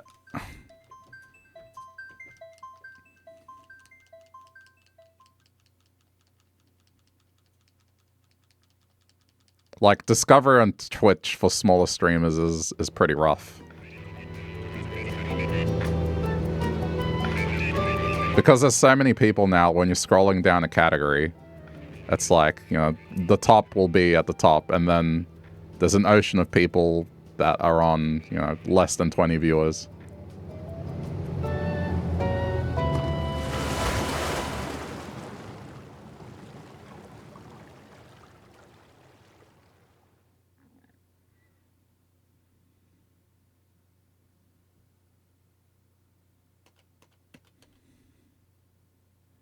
You can press on, if you want to talk in game, it's the R button. Like R. Not RT, like just R bumper.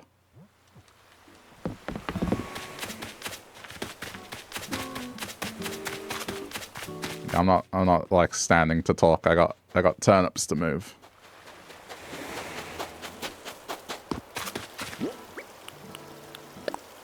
Yeah, sorry if that came out like in a way where I'm like, oh, things would be different. I'd be popular or something like that. That's not what I meant. I just meant because it's something that I really enjoy. That I guess being able to do it sooner would have been nice.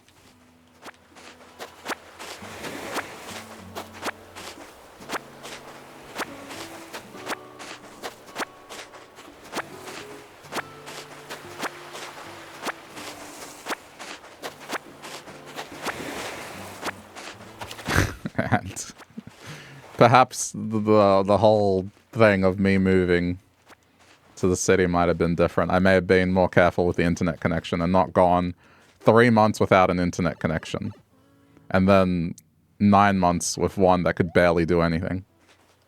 That may have been a little different. I would have cared more about the internet connection I had.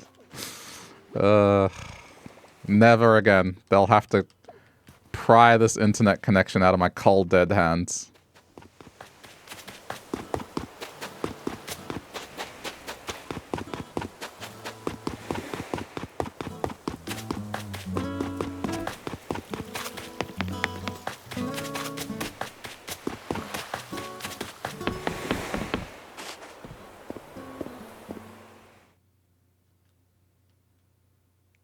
Even in Melbourne? Yeah. Even in Melbourne. Even in smack bang, the middle of Melbourne. The problem was, and, you know, I don't want to bore other people about it, but Australia had a plan with their internet, what they were going to do with it. And then someone got elected and that plan changed to something that was objectively worse. And we're still trying to fix that up. And so when that happened, unfortunately, they cancelled the plans for good internet. And they put shit that they thought was going to work, and it didn't work at all. In fact, it collapsed in on itself within a few months of them activating it, and they had to go back to another plan. In short, if you want to upset an Australian, talk about the internet connection. Talk about internet connections. That's the easiest way. I mean, especially for me, because I'm in an industry that involves computers, right? It's like, I guess, lost potential when that plan got taken out.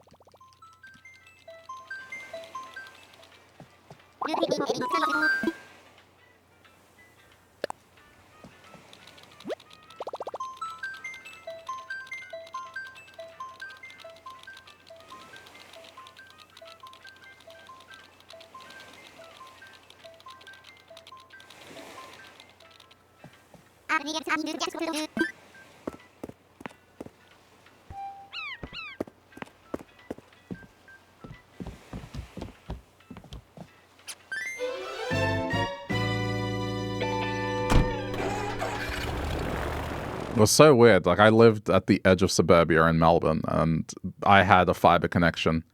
And then I moved to the inner city, and it was one of the worst internet connections I've ever had. It was surreal. That living in the middle of nowhere was actually better. Of course, that's changed now. Now, where I am now, it's better. Good internet connection. Not going to get rid of it anytime soon. That's the best you can get in Australia currently. So, well, before you get to business level, the best residential connection.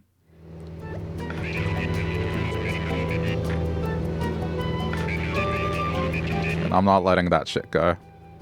If I do need to move somewhere, absolutely, like it has a bare minimum it needs to meet in terms of internet.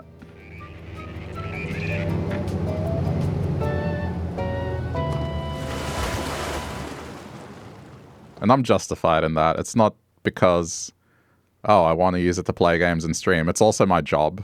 You know, I need decent internet.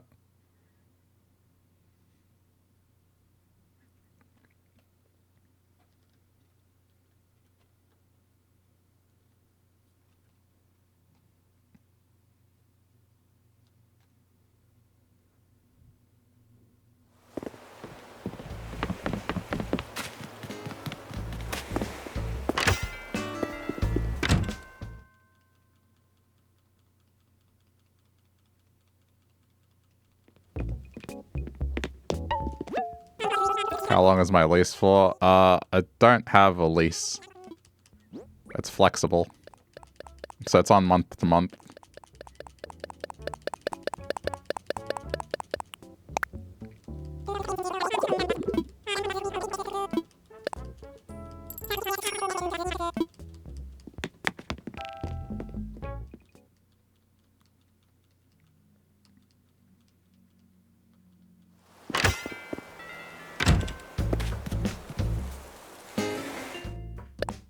But you know, I don't see myself going anywhere anytime soon.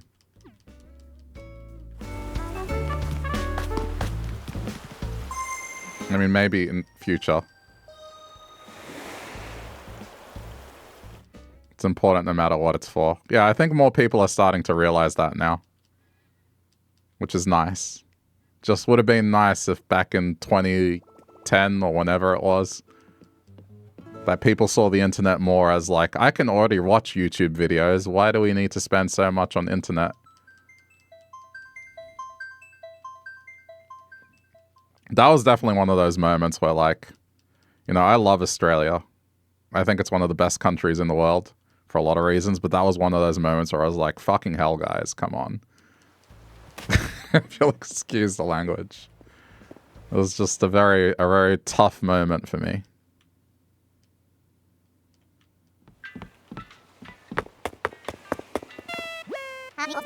Especially as someone who was beginning their career.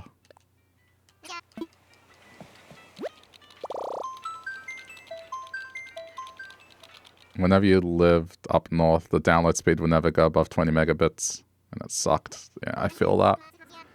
I mean, where I lived, we couldn't get ADSL 2.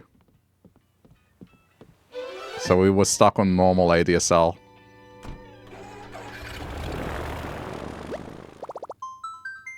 And this was in suburban Melbourne, so, you know.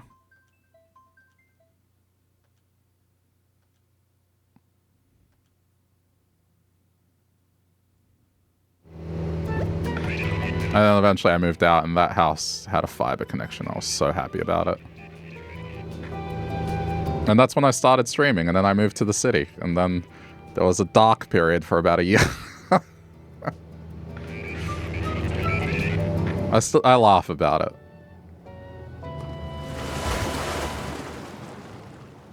You lived in the rainforest, so at least it made sense. Yeah.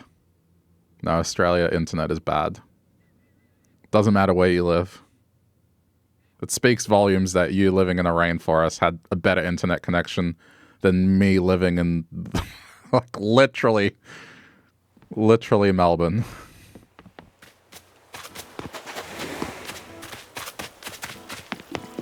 Australian internet is cooked. It's getting better.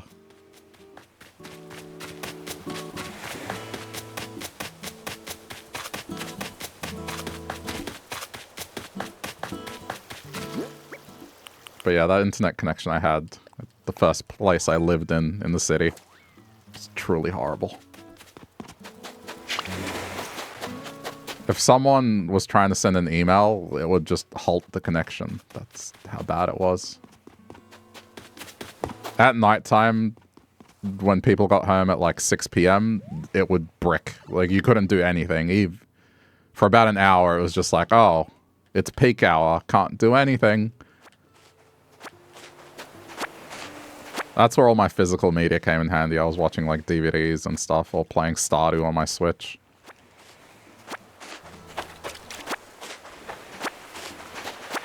Yeah.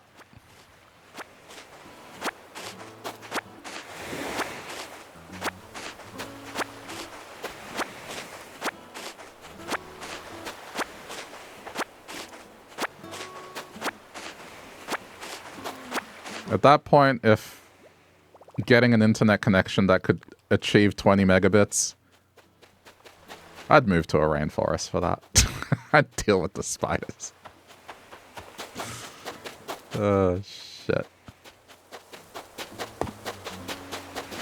In the game, it's... Okay, I'm almost done. There's just a couple more trips left. I'm almost done. It's just that top corner, and then... Yeah, I'll get there. I'll be quick.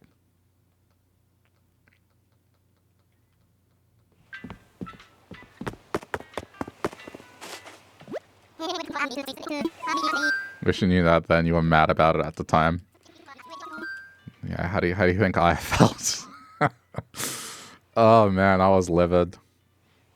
I think during that time period, in the bottom corner, I had a picture of Malcolm Turnbull with a tin can on his head, and that was the stream mascot for that year.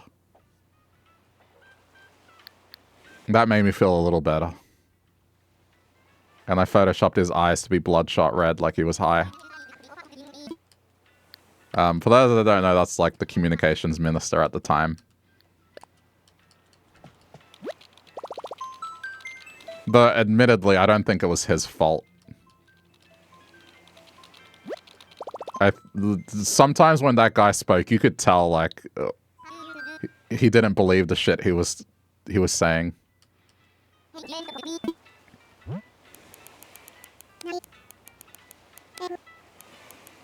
But, you know, it is still his fault.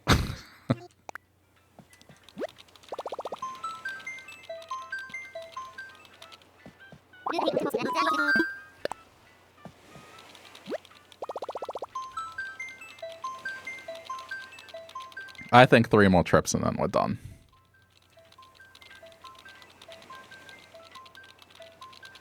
Yeah, someone has to wear the tin can. Exactly. It was him.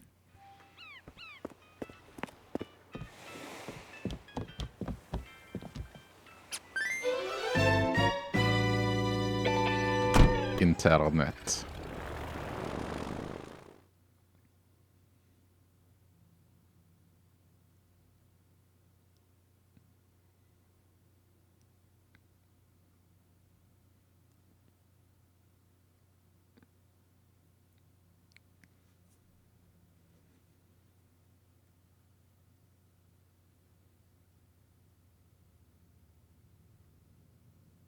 That's crazy to me that you were able to get 20 megabits in the rainforest. Like, what the hell?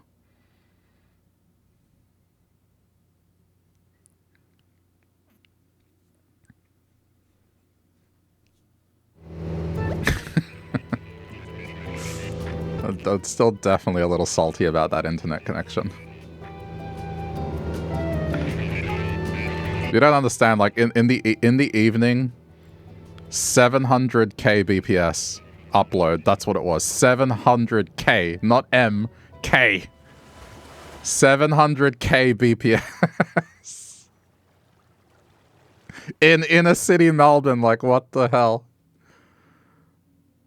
God. I mean, that was what, 2016, roughly, back then?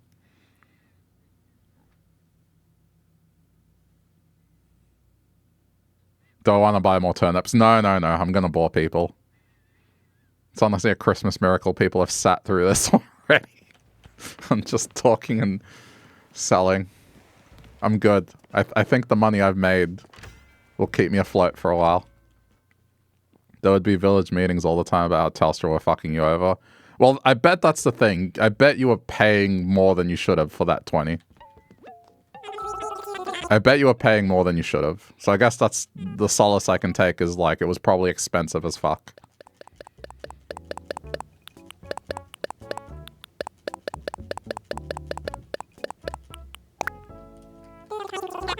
It's still very relaxing. Well, I'm glad. It's very relaxing to have Australian women's underwear commercials just shown to you against your will.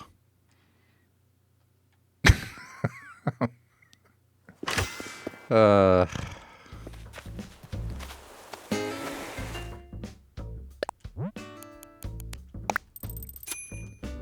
was only 5 minutes, but still.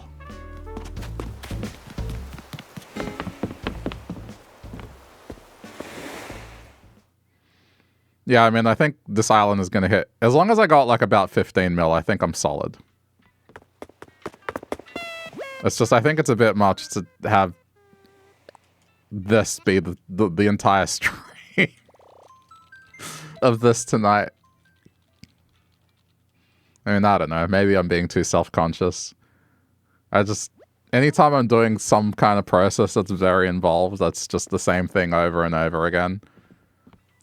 I try to remind myself, okay, just don't let this become the whole stream.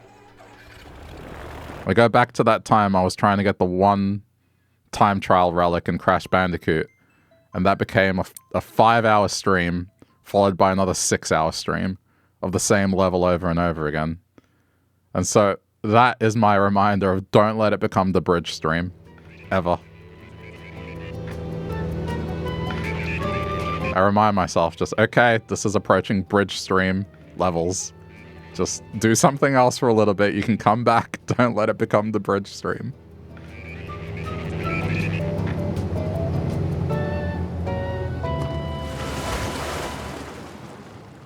I'm definitely being too self-conscious. Okay. I can't help it.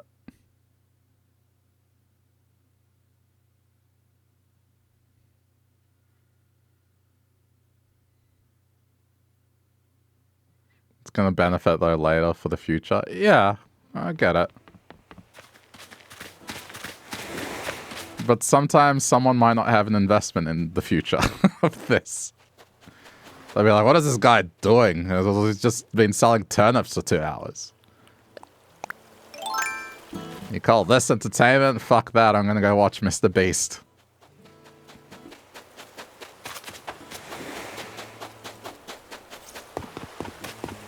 I had a very, very proud moment as an uncle where me and my brother were talking about internet celebrities, and then it occurred to my brother, wait, what does she know? So he asked my niece threw out a bunch of names at her, and she didn't know any of them. And so she goes, okay, how about Mr. Beast? Do you know Mr. Beast? And she was like, who's that? And then my brother explained who it was. And immediately she was like, oh no, that guy's boring. There was a moment of pride right there.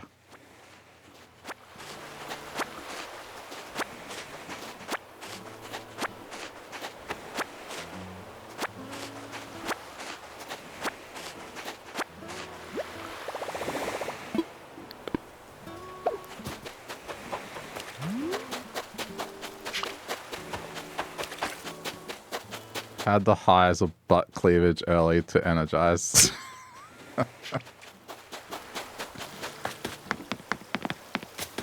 Who's the one who's really into the butt cleavage now, huh?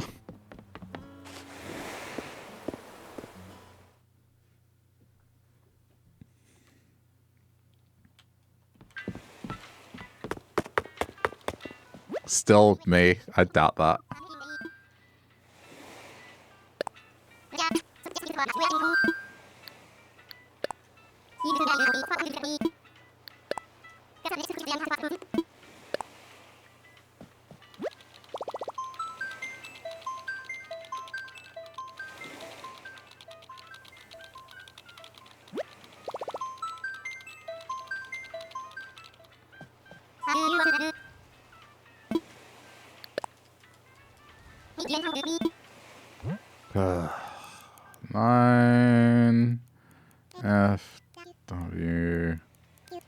Just a couple more trips. We'll be done.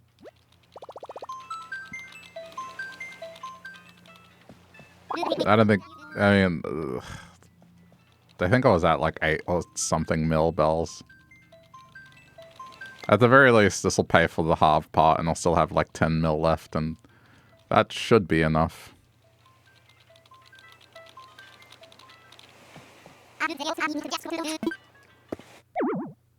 Oh, ha ha ha ha ha. Oh.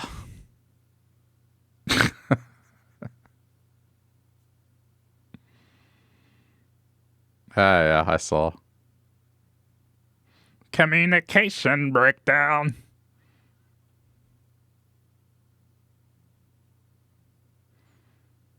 Dun dun dun dun dun dun dun dun dun down down down. Sorry. That's the boomer music right there. I'm not a boomer. Just sometimes I enjoy some of their music.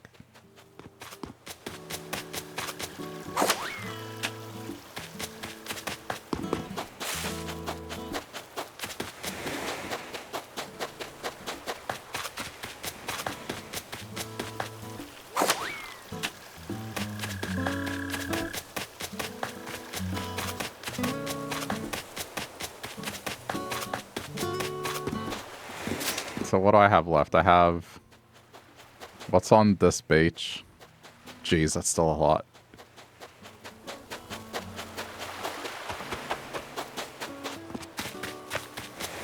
And then what's at the back? I mean, just for the sake of... Okay, like, whilst... New code. I'll go collect.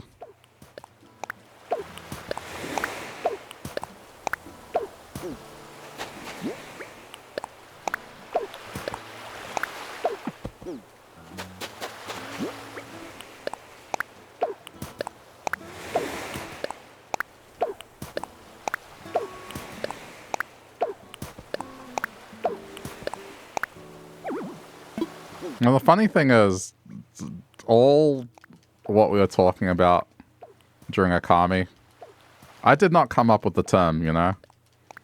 That wasn't me. I just read the message. Now, it might forever be associated with me.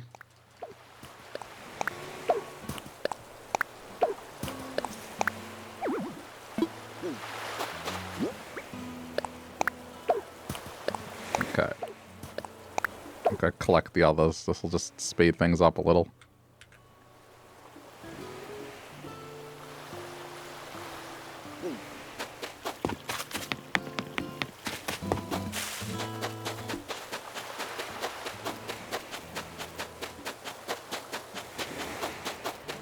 I seem to rely on that a lot. In what way? Relying on people to be absurd? Or relying on saying someone else did it other than me? I mean, there's certain things I will admit that I did. That I coined them.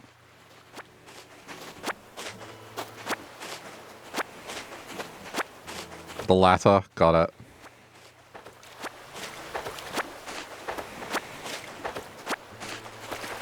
It's true, though. For that message, I read it out.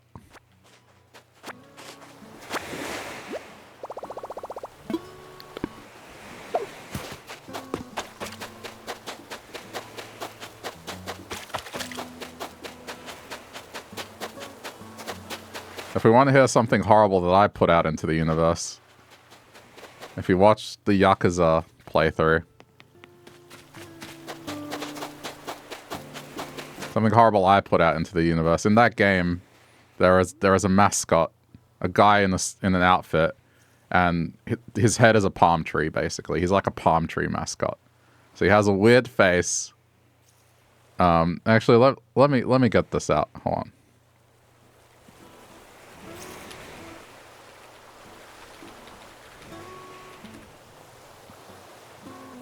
Mr. Aloe Happy.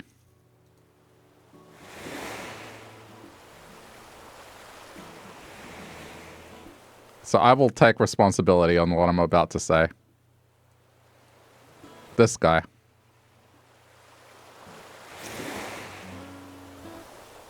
So this guy was on screen.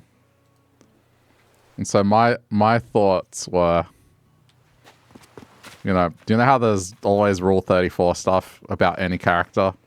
My curiosity was, is there any Rule 34 for Mr. Aloe Happy? And I paused, thought about it, and then said, and I quote, I bet it probably involves nut milk, and then just laughed. So, you know, I'm responsible for horrendous shit sometimes, but what I'm saying is, like, specifically in the case of butt cleavage, that was not me. I was just reading a message and you just happened to arrive at an unfortunate moment where I was saying that I love that, and I was referring to the phrase, not the actual thing, you know? When I said that I loved butt cleavage, it was more the advent, the invention of the phrase that had just appeared in my chat. Not that, you know, I'm actively seeking that out right now.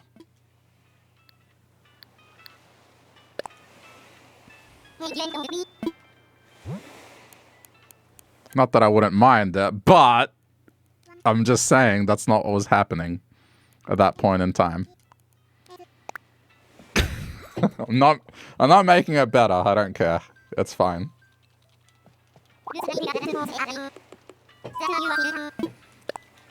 Hi Adam. How's it going? Sorry. That's all I got to say, sorry.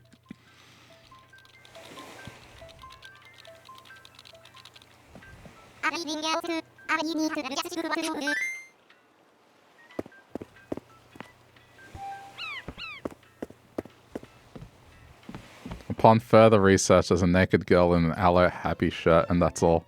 Okay.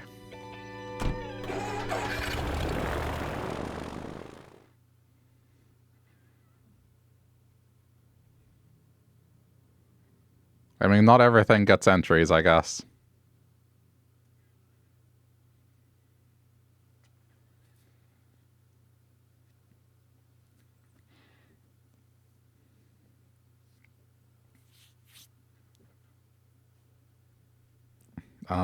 Hi. This is my Animal Crossing stream. Me selling turnips for 2 hours and talking about stupid things. Like Australian TV commercials and potential Rule 34 of a palm tree.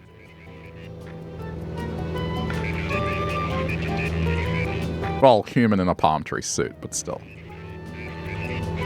I'm gonna make it. It's 11:08. I'm gonna make it. It'll be fine.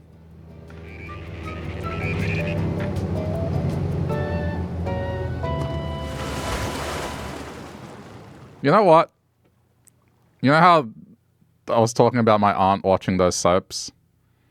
And I was like, how can she watch this? The whole thing with Days of Our Lives and that character Marlena being possessed. You know what? I question sometimes how people can watch me. Just Marlena having a demonic thing, that's probably not as unhinged as some of the stuff I've talked about.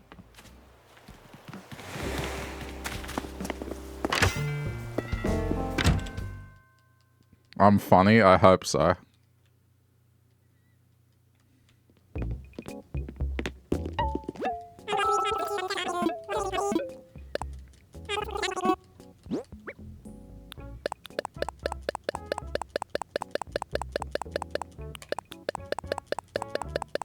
The next time I see my brother, I'm going to ask him if he remembers Marlena.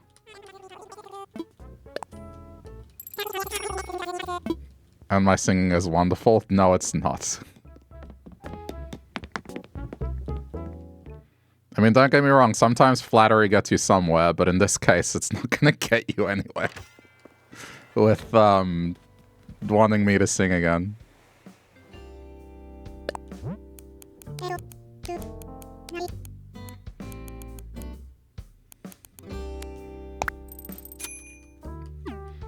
Totally unrelated. Any interest in playing Borderlands 4? No, because I don't like Randy Pitchford, and his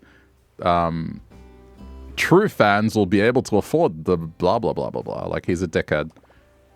And also what he did to Risk of Rain, where he didn't personally do it, but that DLC was broken, and his response was, "Oh, we had some tolerable jank." I didn't know about this button, by the way. Sorry, don't mean to be negative. I don't want to buy Borderlands just because he's involved. Also, it's a pricey game that I probably won't play unless I'm playing with someone, and I have no one to play it with on a regular basis. No, it's fine. He's a dickhead. Good. Yeah. Nah. Plus, if I'm being honest, even if he wasn't, we have Silk Song in 2 weeks. Then we have Katamari coming out. We have Ghost of Yote. We have the Dragon Quest 1 and 2 remake. Like, I got plenty to play over the next 2 months that I'm looking forward to a little more than that. So even if I was to look at it objectively, we're separating the dickhead from the art, I've got other things that I'm looking forward to a lot more that I'm going to check out that I just don't have time for Borderlands.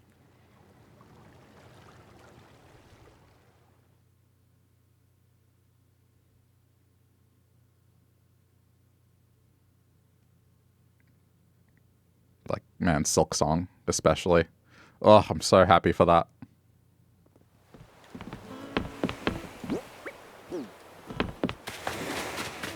They're a fan of the series. They separate the art from the funder of arts. Yeah, I mean, I put it separate the dickhead from the arts, but same thing. Yeah, I get that. It's okay. I mean, it's the same with me, right? Like, I like the Diablo series, but, you know, admittedly, modern day Blizzard ain't exactly the greatest company. So, you know, I can appreciate that. But that being said, I have kind of switched off Diablo permanently, I think. And it's not because of the company, it's just 4 was such a massive disappointment. But I gave them one more chance with 4. Just unfortunate it wasn't that great. Yeah, I didn't know about the minus button. That does save time.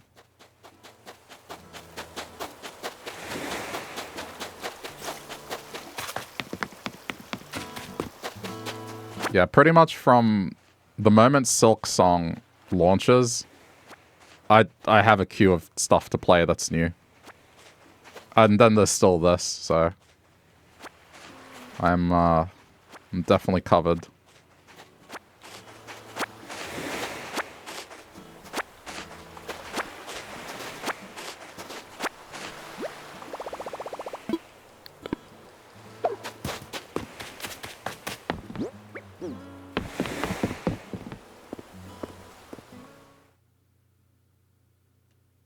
I probably should have just said that instead of saying Randy's a dickhead. I mean, he is a dickhead, but I think the more valid reason is I have other stuff that I'm looking forward to more than that.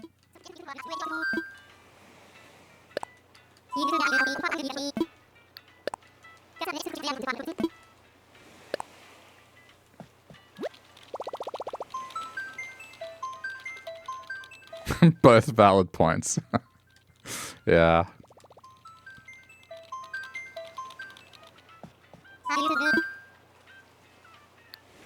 Sorry, it's just that guy in particular annoys me. Just, I think for the longest time, he's always had some sort of PR nightmare because of something dumb he said near the release of a game.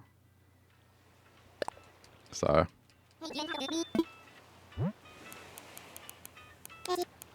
It kind of reminds me of someone I once knew, and I just, yeah. Don't like people with that kind of personality. Hit a little too close for home for my liking.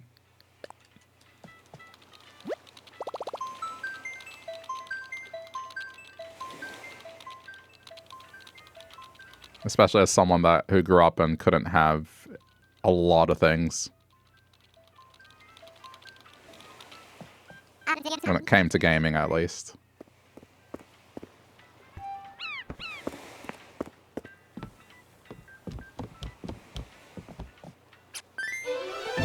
I once, and you know, I was a teenager, so I guess still a kid. But someone in high school told me that I wasn't a fan of the Legend of Zelda series because I hadn't played Ocarina of Time on the Nintendo 64 or Wind Waker. And I was like, dude, I can't afford it. It's like, well, the real fans have played them. It's just, I don't know. That what he said there kind of took me back to that. It's like, man, you dickhead. Some people genuinely can't.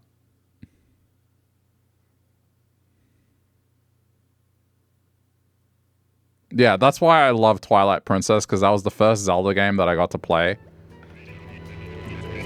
That was the very first Zelda game I got to play, like, on launch day with everyone else. And I'd worked so hard for it, so, you know. That's why I love that game. Kids are so mean. I mean, at that point, it's teenagers are dickheads.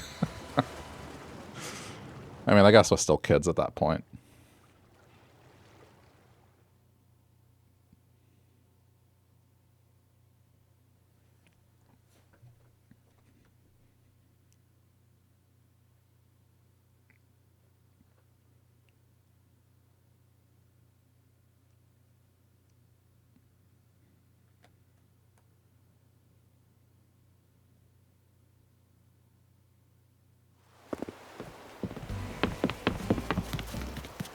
Wait, who's a jerk? I'm a jerk? Why am I a jerk? What did I do? Why am I a jerk? What happened? I'm just here to sell my turnips.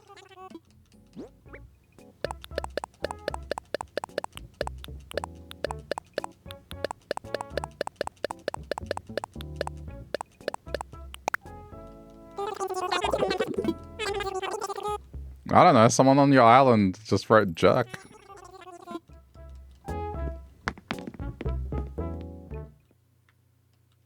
Someone drive by jerk.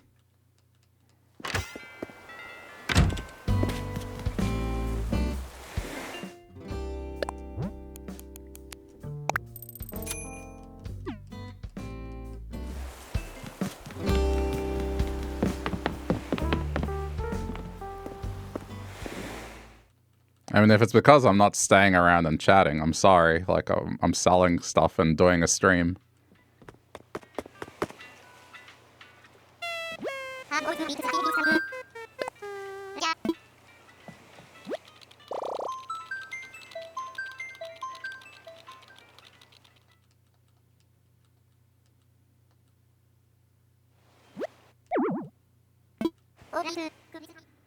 Just did a communication error. Wait, does that mean I'm gonna have to do that again?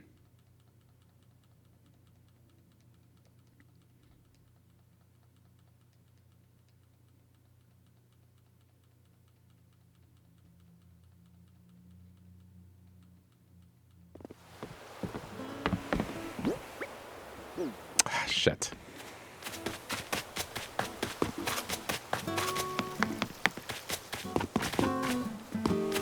I mean, we're almost there.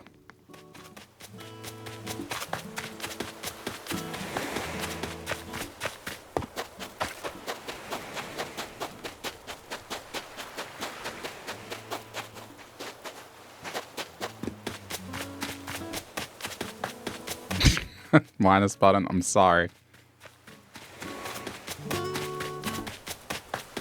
Hang on, was that you with the friend request so we can bypass the dodo code thing?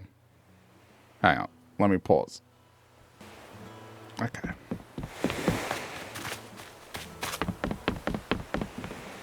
Communication breakdown.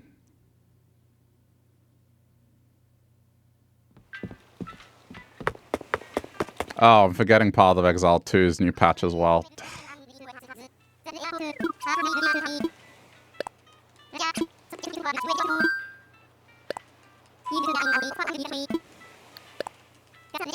That's also at the end of this month, so I don't know if I'm going to be able to squeeze that in. Probably not on stream. I think I'll just do that off stream. It's like my own unwind thing.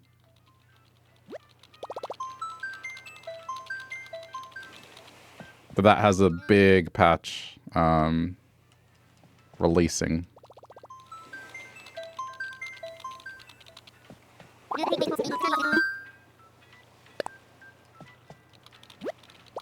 So lots to play.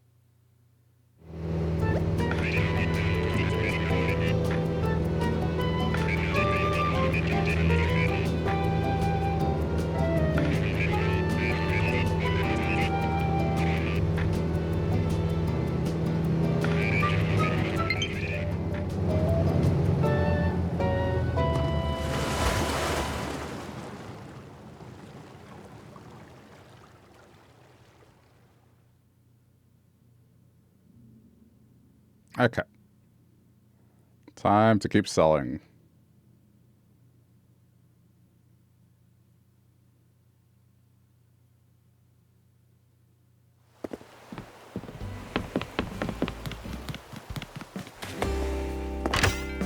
I got like 20 minutes to finish this.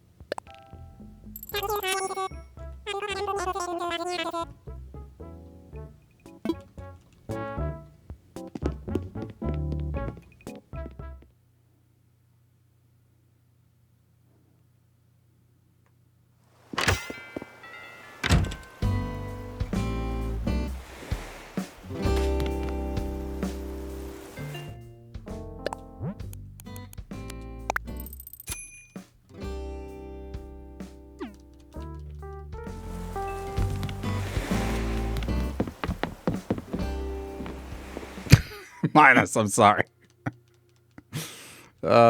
Shit. It's 'cause I'm not used to it. Sorry.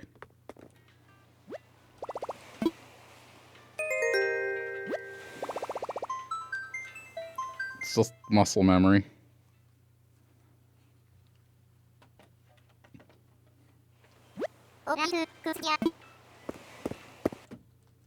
Whoa, what happened? Hold on, give it a sec.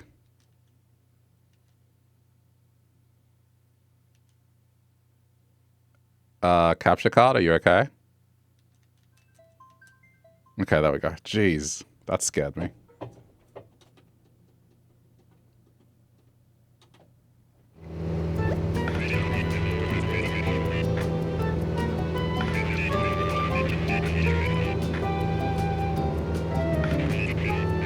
It may have been the HDMI source, I don't know. Sometimes the splitter does weird things.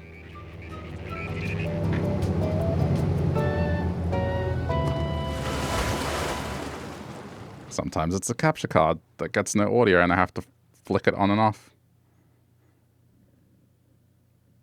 I put my feet up on a bench. I may have touched the cable or something, I don't know. That's fine.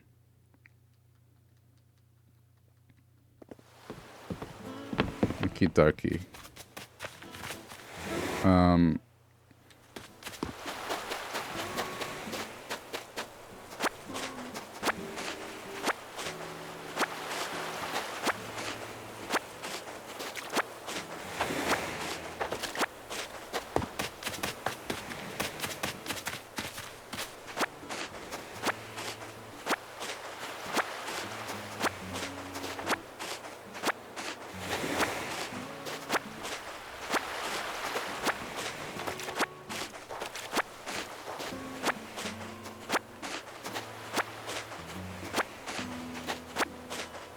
I think this is still another 2 trips. Yeah, counted. Alright. Well, thank you for putting up with this. Both Colin and the chat at large. I know it's not the most entertaining thing. Yeah, I'm not worried. That's fine.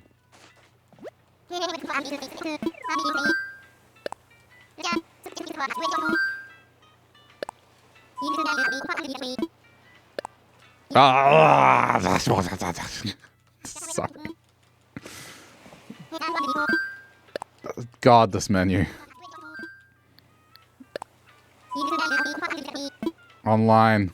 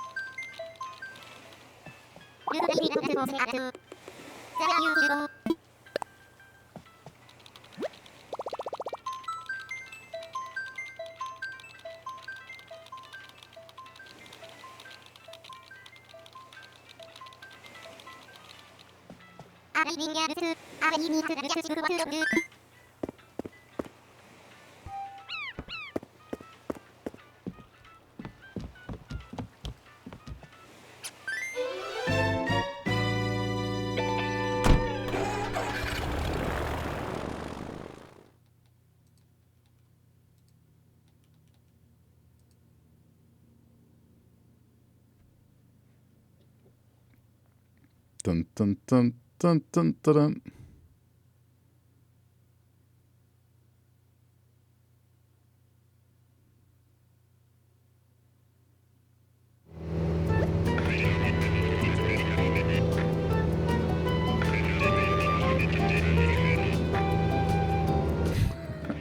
At least the music is catchy.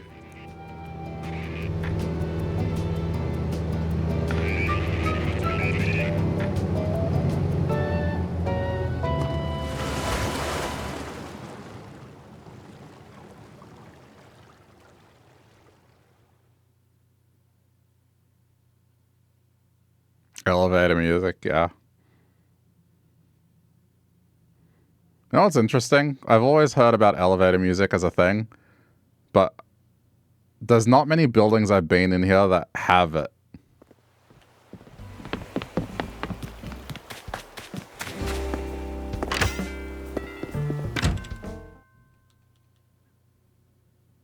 Like, think about it. Okay, maybe, I don't know if this is an Australian thing or what, but there's not many buildings I've been to that actually have elevator music. And yet it's still like a thing people say.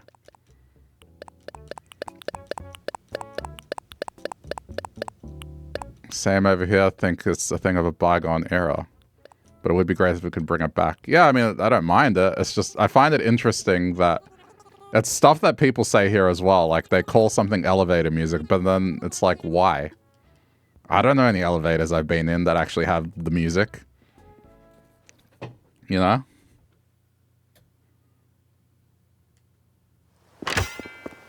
Huh. That's interesting if it's the same case over there. Chat, if you've been in an elevator, did it have music?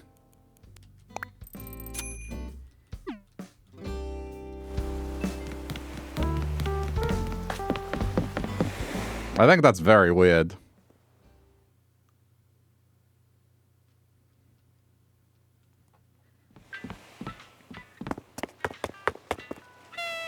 Huh. I keep forgetting. I'm sorry. You're gonna have to keep saying it. Elevator music is the stuff that is inoffensive to tune into short periods of time.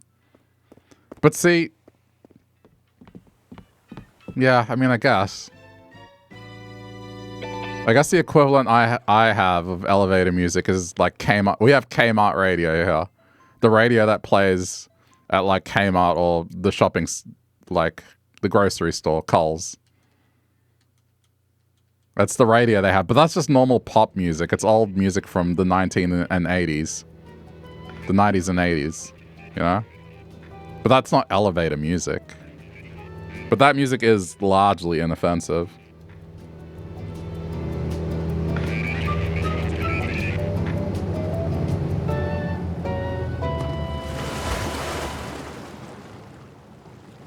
A modern equivalent of elevator music to you is like 2 hours of Nintendo music to turn your brain off to. True. I guess that makes sense. But, I mean, that stuff comes from video game music that I enjoy. And that music's original design was to be, like... You know, it was selected for something. Its original intent wasn't to be just background music that you don't focus on. Whereas an elevator music specifically is designed to be in a waiting room kind of thing, right?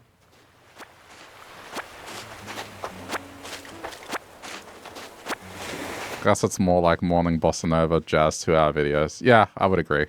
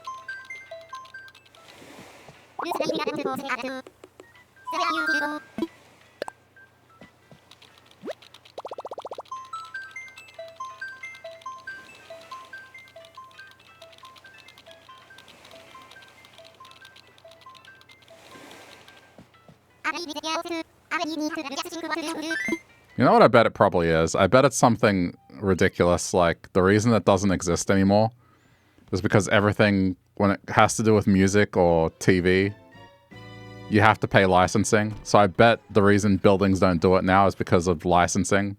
It's like they don't want to pay a fee just to have music in their elevators constantly. I bet it's something like that.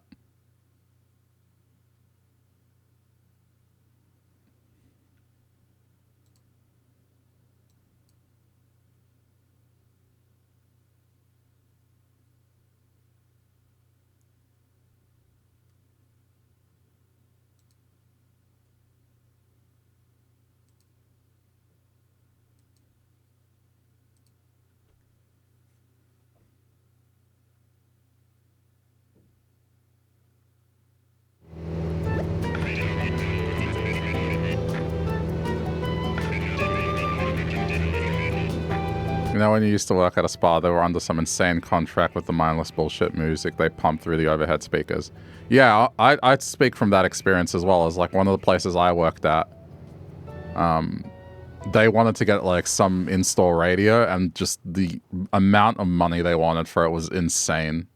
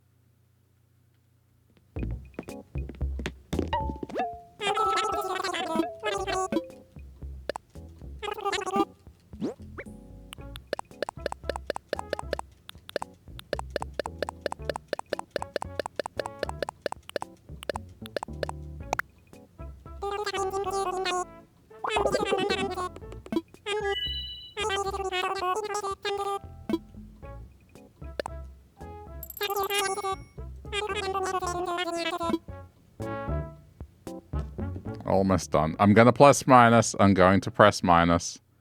I'm going to press minus. I'm going to press minus.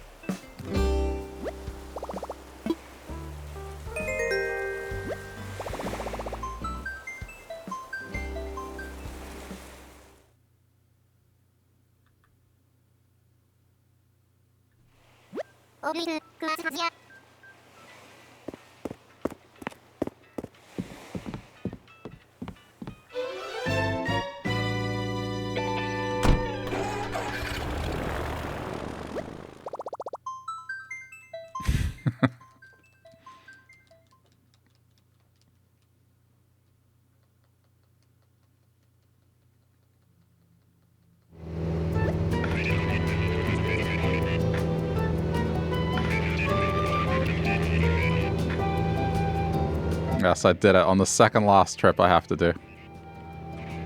Round of applause.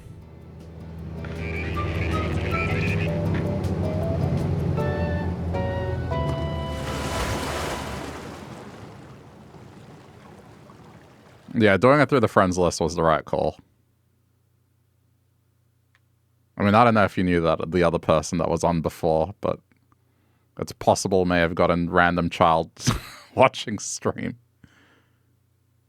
I was getting like friend request spam, so you didn't? Yeah, I think that's what it was. Friend request spam that I like blocked on the other Switch.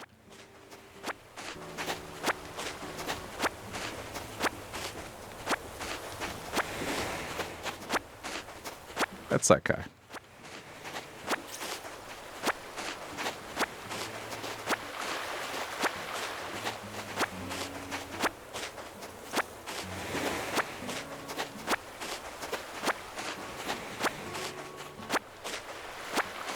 I think that might explain the jerk comment. I just didn't accept the friend request. I'm like, well, I don't know who they are.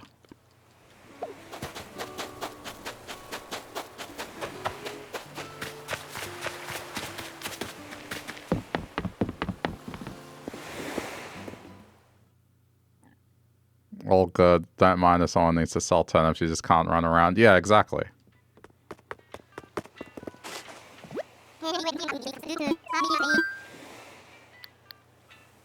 Like, I think that was just someone wanting to play with someone.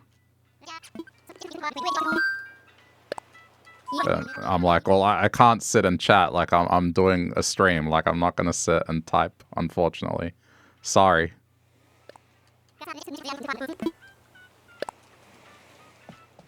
We got money to make on Red. Gotta fund them future Red endeavors.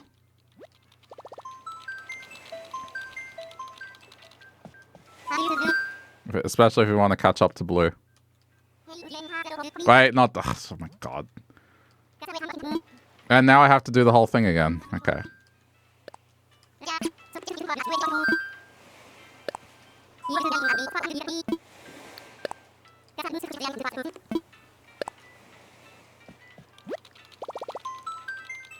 Yeah, it's my bad. I shouldn't have pinned the code. Could always buy more turnips. I'm not going to buy more turnips, but thank you. I have enough. This is definitely enough for now. Maybe in a couple weeks, once Red gets to Happy Home, I might change my mind, but for now, we are okay.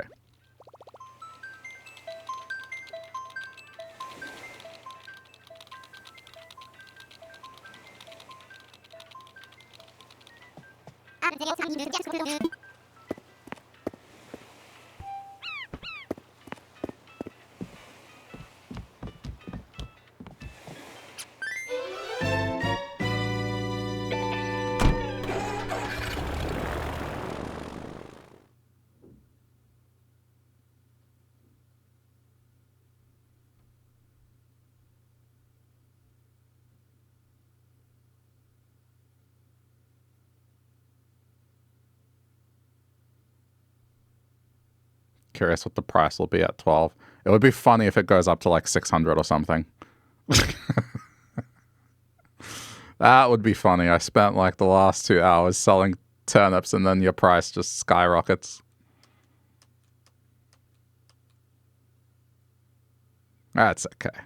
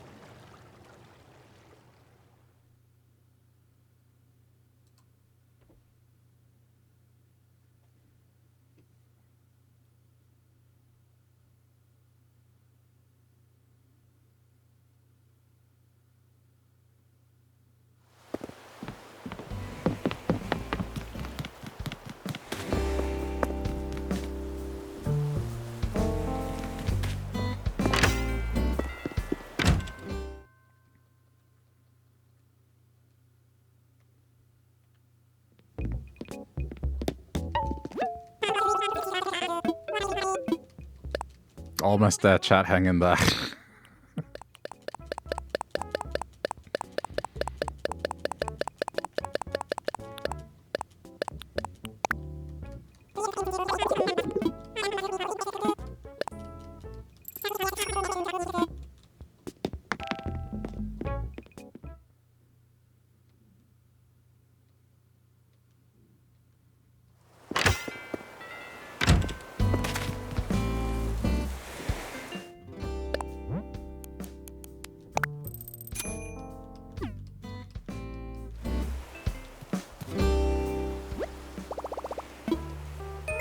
See, I did it myself that time. No, I did it before I saw the text. The text popped up late. Nah, I get credit for that one. I did that all by myself.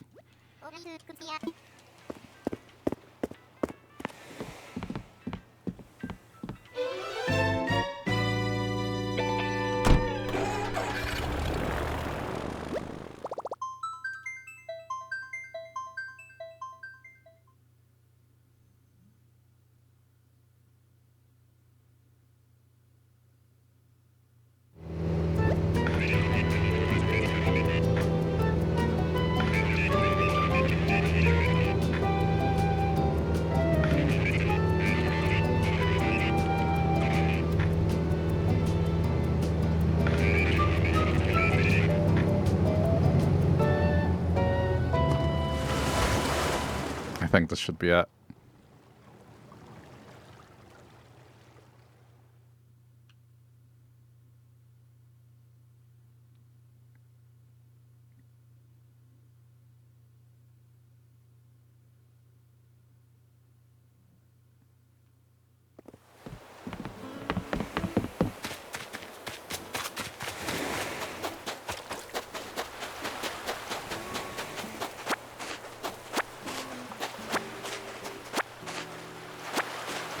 Oh, no, it's not. If I had an extra row of inventory, this would be it.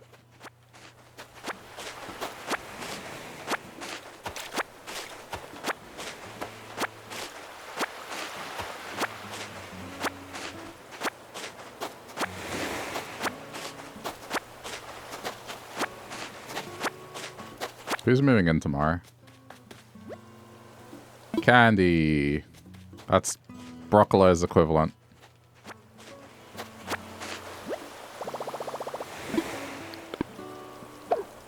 4, 8, 12, 16, 24, 28. Thank God. One more trip. I counted 28. I can fit, yeah, 29. So it is one more trip.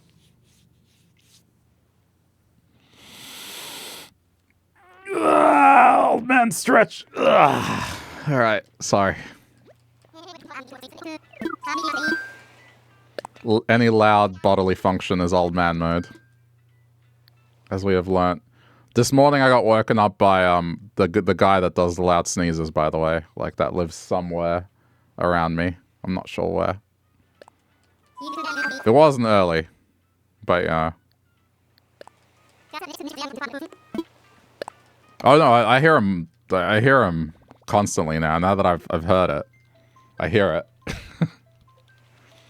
The violent 4 or 5 sneezes in a row.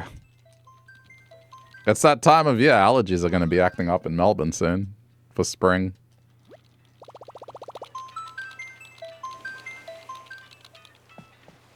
Maybe he's sick. Yeah, it could be. But it's also approaching spring, and that's probably the more likely culprit.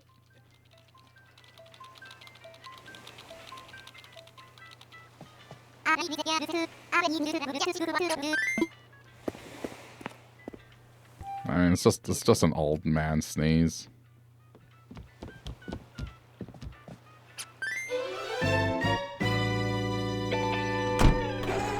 It's just loud.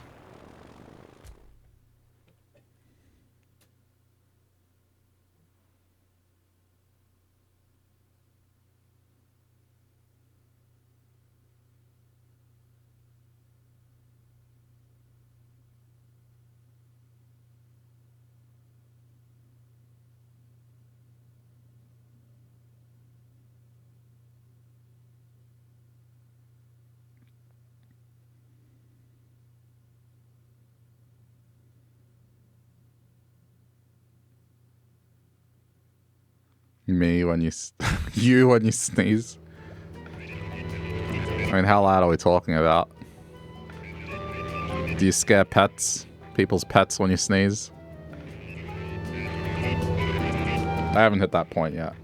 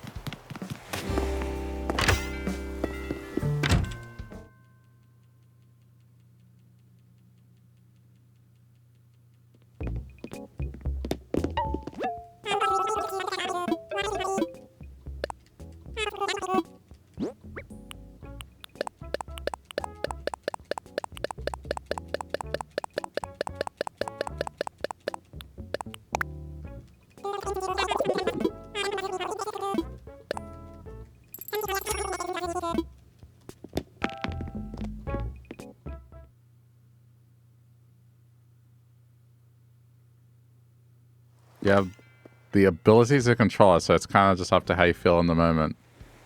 Would it be funny to sneeze real loud right now? Yes. Got it. So it's like belching.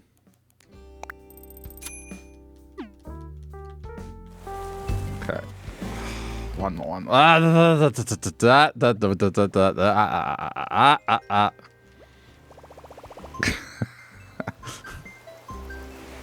In my defense, the midnight brain is out. It is past midnight here. I think I get a pass.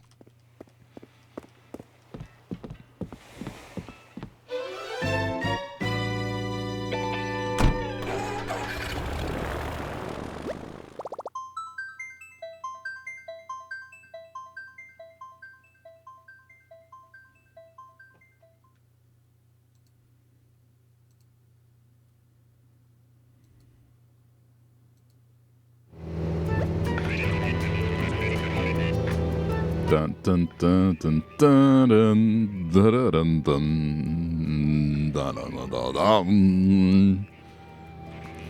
dun dun dun dun dun dun.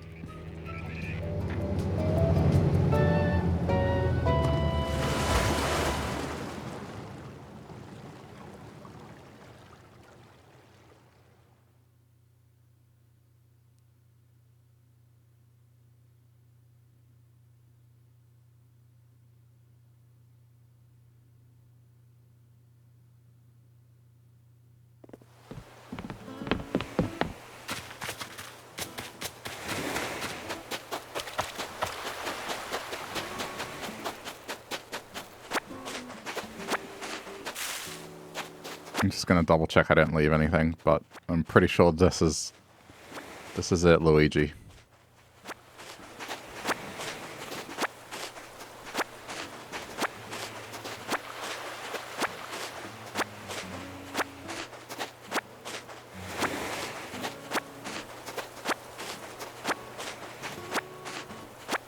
Yeah, I mean, there might be something behind a tree or something. You never know.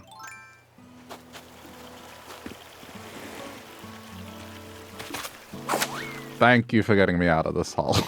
That was going to happen. Just didn't think it would be a decreasing pattern after a fluctuating one, but there you go. Which I guess, if anything, if this is a decreasing pattern, it probably means next week on this island, it's going to be good.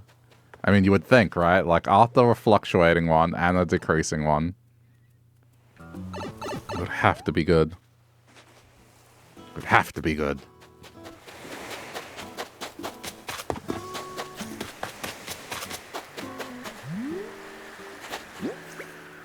Oh, I don't have one. Buy more on Sunday. Yeah, we will see.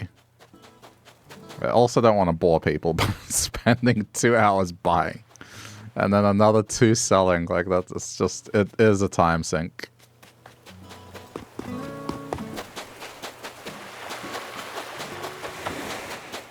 I guess it's easier if it's on your own island.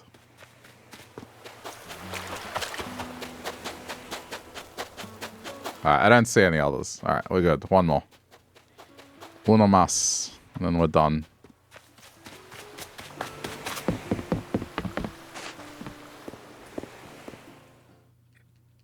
Then I can be back to being human.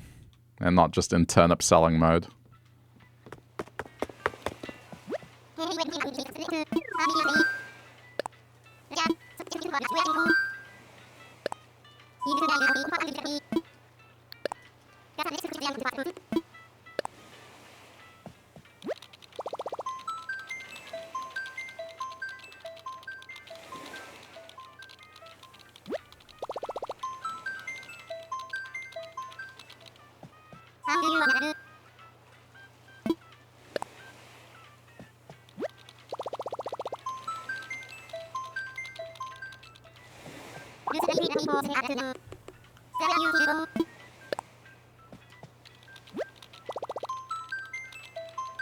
Hooray.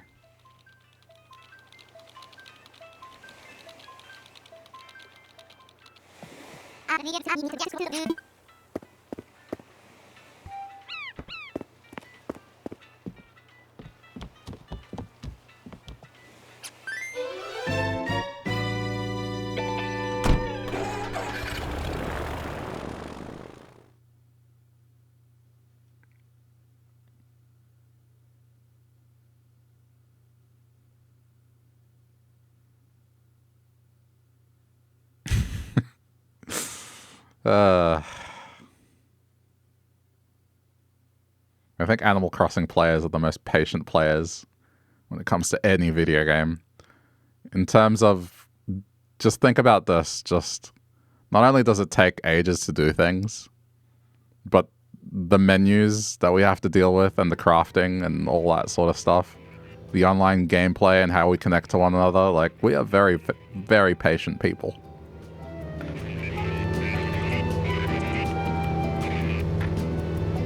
Very patient.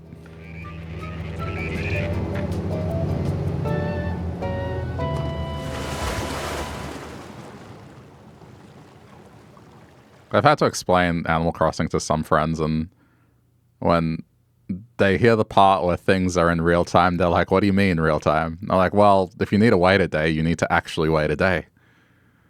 And they're like, well, how can you play that? Like, I don't know. How do you guys play, like, your games?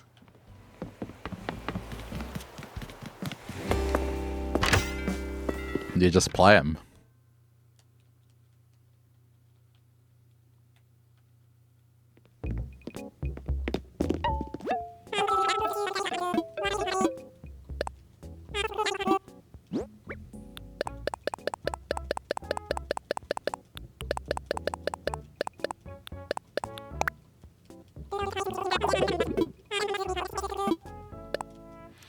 Oh, the freedom.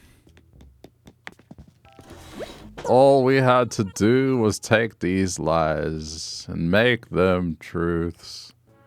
All we had to see that I don't belong to you and you don't belong to me. Yeah, yeah, freedom.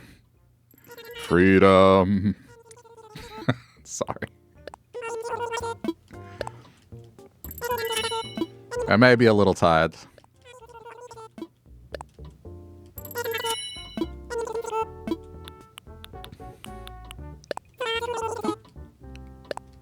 It's a banger of a song, though.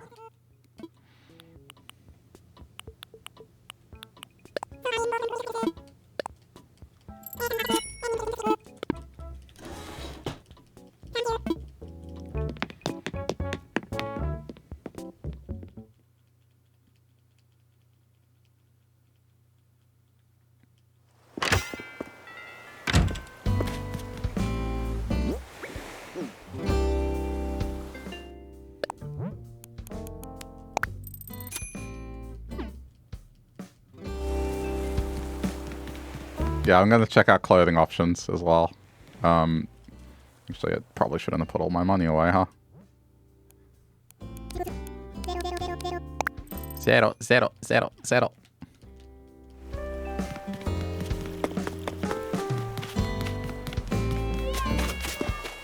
I mean, I don't care if that outs my age a little. It's fine. I'm comfortable with who I am. I bet even if I was in my early 20s, I'd still probably listen to that song.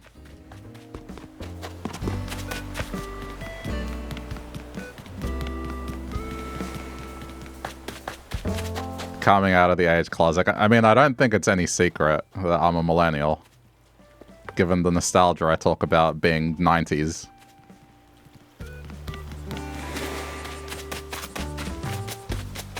And I'm making dated references at this point. Oh, it's up here. I'm so blind.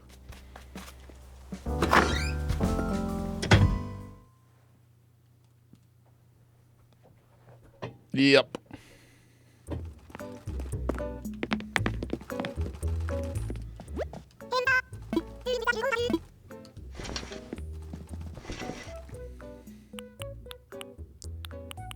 that's nice. Pocket tea.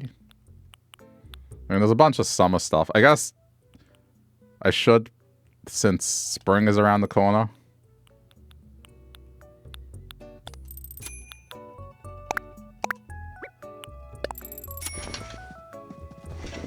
You always just assume you are simultaneously the youngest and the oldest person in any room. For a while, I was definitely the youngest, constantly. Yeah. I mean, I was 19 and I was done with university.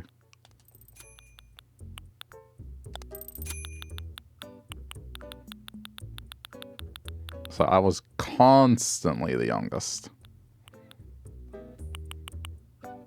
Prices went down. Nice. We won.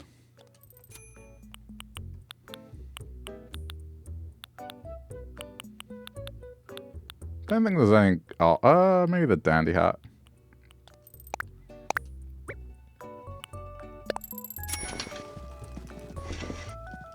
Same here, now you're the decrepit old man.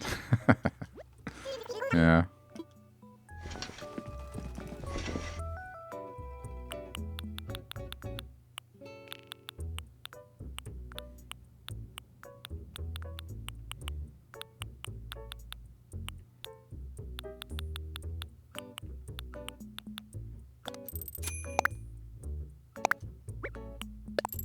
Alright, I think we're good.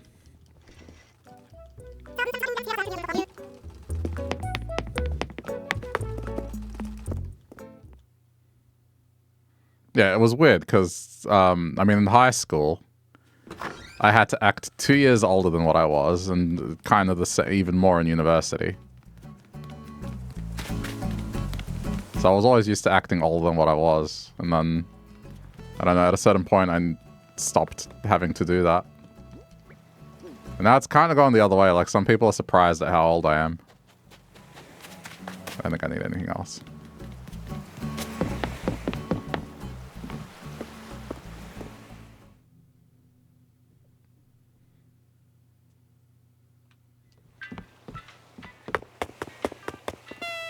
No, I'm not minusing.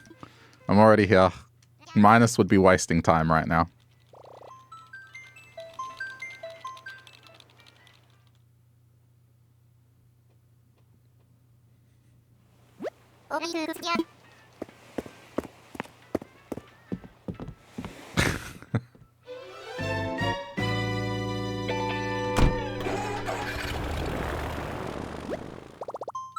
Okay, well, thank you for that. Big, massive help.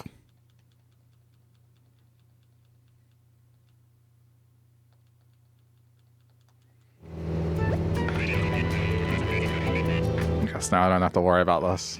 I still got some extra funds. That's fine.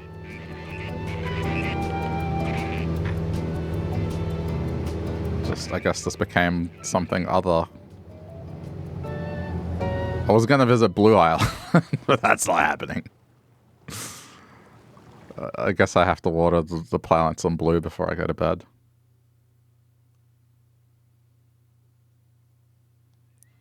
Alright, so it's not just me having sold turnips for... Jeez, it's like 3 hours, 48 minutes. Okay. I'll do some other minor stuff here and there. That really did take that long. I'm not going to sleep yet. I'll do a little bit, so then this is... I feel bad if this is the VOD. If this is truly what people watched. I'll do a little work on red. We're fine.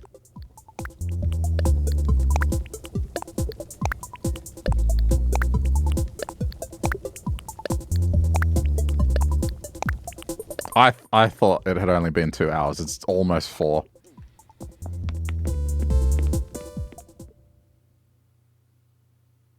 Shout out to those people who watch the VODs and have actually stuck around to this point. Or probably fast forward, or I don't know. Like, it's just... Jeez. Alright, I'll do a little prep work over here.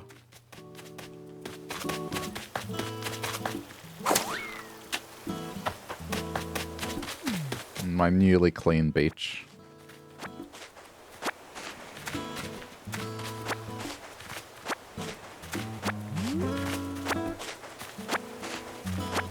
Alright, let's move some trees.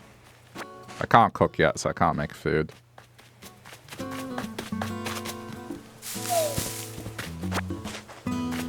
Yeah, yeah, freedom.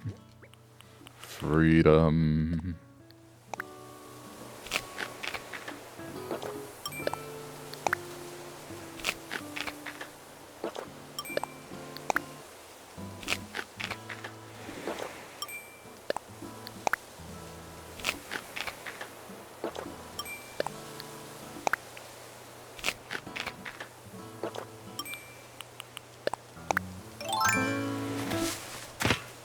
Oops.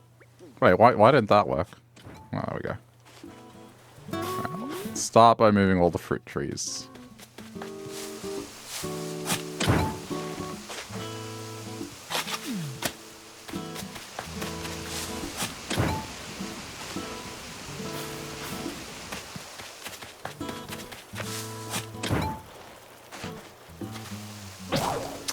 Okay. New shovel time. Suppose these can go. These were just for me early on to identify what was a fruit tree and what wasn't. And replace the non-fruit trees with these.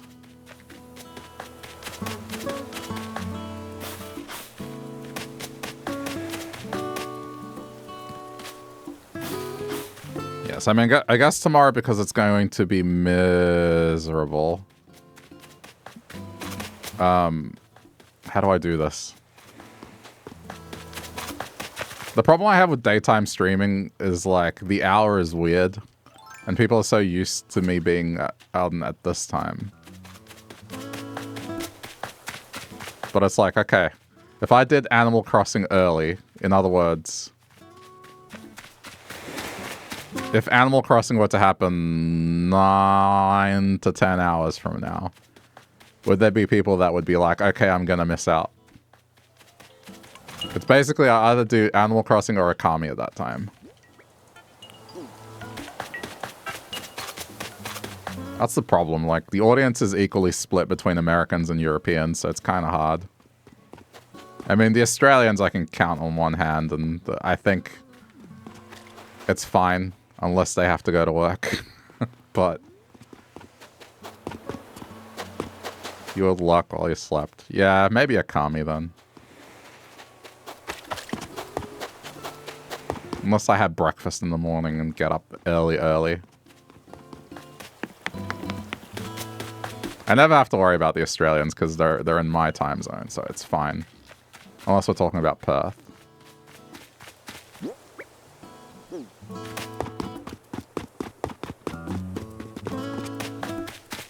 You'll listen as you fall asleep. Okay. Yeah, I might do Akami then. I was getting a shovel.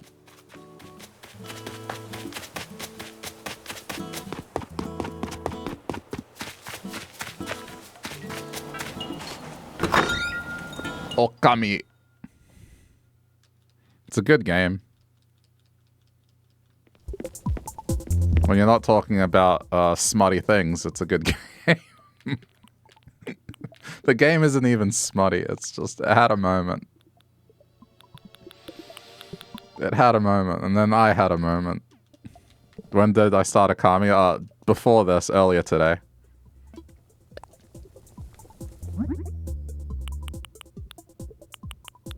It just became a little bit of debauchery in that.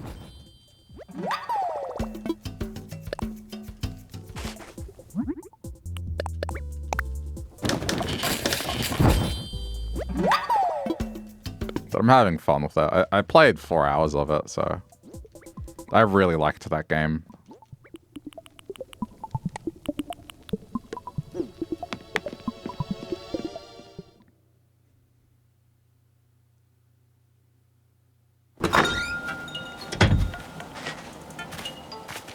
Yeah, I guess earlier stream will have that tomorrow, as it's going to be rainy and miserable, so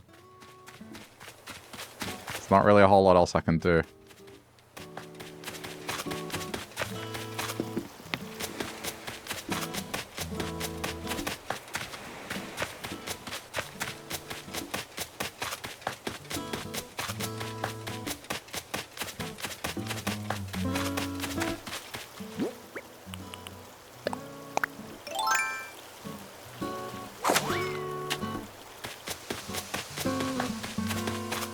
there another one?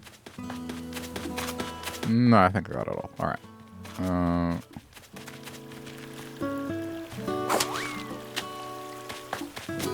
It's kind of good timing. I mean, there's a new one on the way, so at least that'll be fresh in mind. It's still a very nice looking game for how old it is.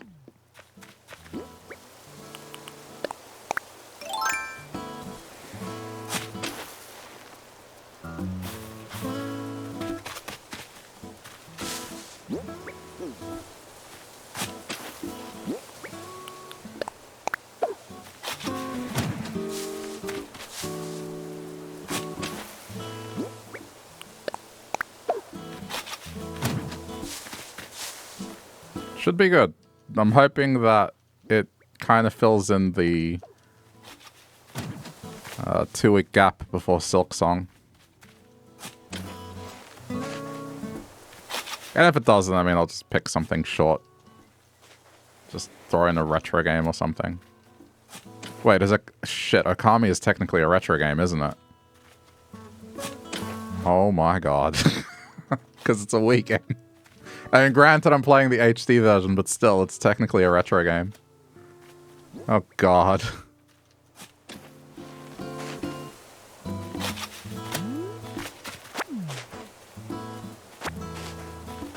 I didn't even think about that. Jeez.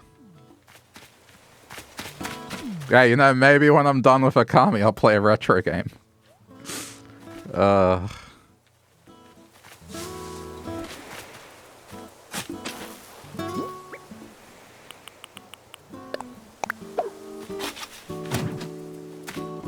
Hey, it'll happen to you one day. One day you'll be talking about a game. And then someone will be like, oh, that's a cool retro game. And you'll realize how old you are.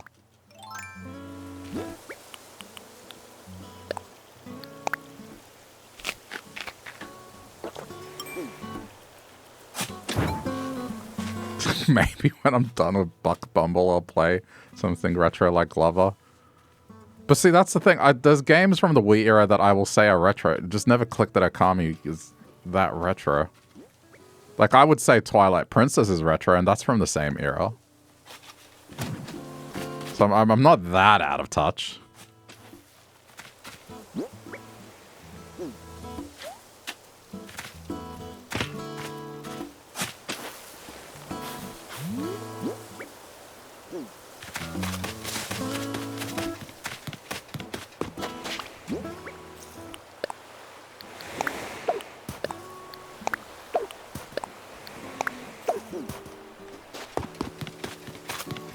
Yeah, I guess it didn't click with that game. I mean, that's probably a testament to it. As old as it is, again, it does look very nice. And its visuals haven't aged as much. Because they're stylized.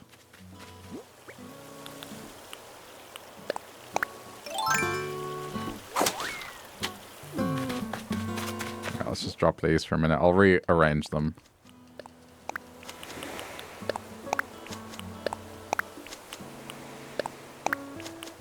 Pretty, very pretty and unique gameplay wise. Also underrated in general. A sleeper hit. Oh, I love that game. I definitely think it's underrated.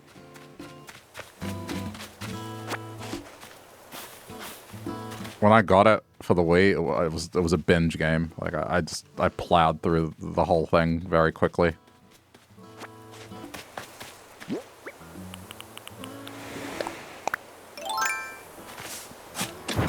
Hey, Adam, did you know that instead of drawing a circle, you could draw a phallic object and it accepts it as the sun?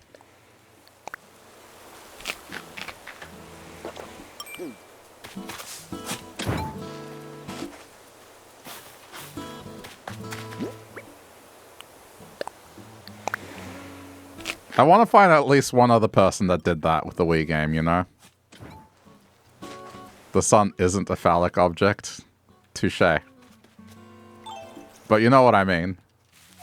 It's like instead of drawing a circle, you draw a phallic object in lieu of the sun. And the game registers it as the sun. I can't be the only one that did that.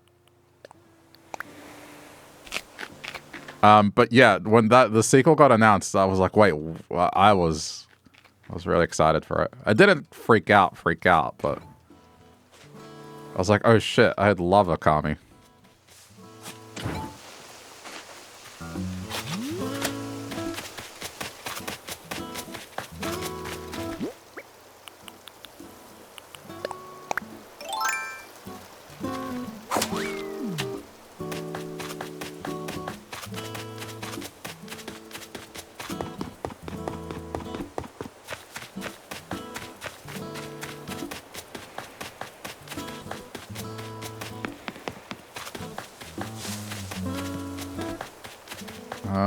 I mean, this side is going to host all the trees, so I'm going to, up the north end, just start storing the other ones.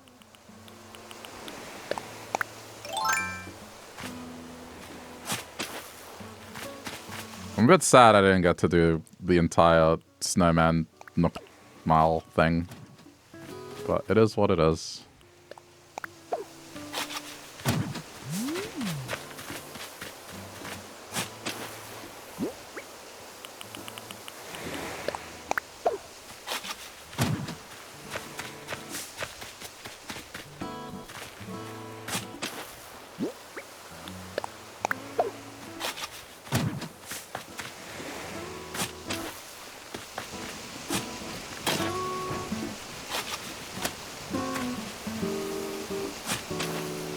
To see if I can build at someone else's island.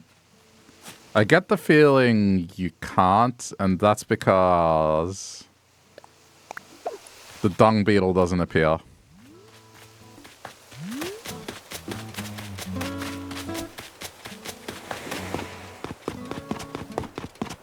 It's okay. It's okay. You can try it in, I don't know, November. That's when it's going to happen, right? That's when the Northern Hemisphere will be in winter.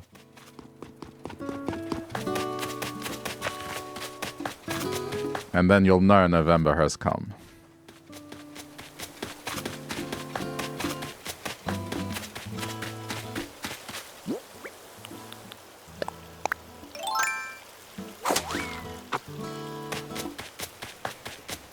Yes, you'll know November has come.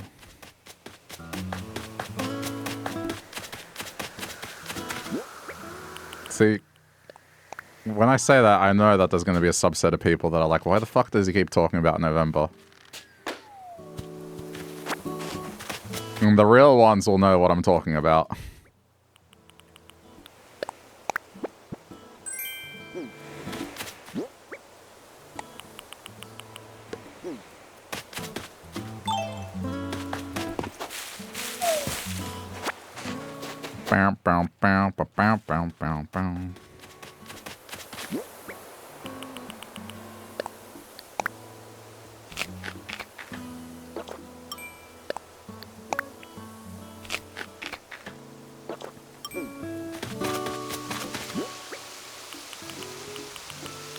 Google says you cannot. Does AI overview say you cannot, or does a website, a wiki say you cannot?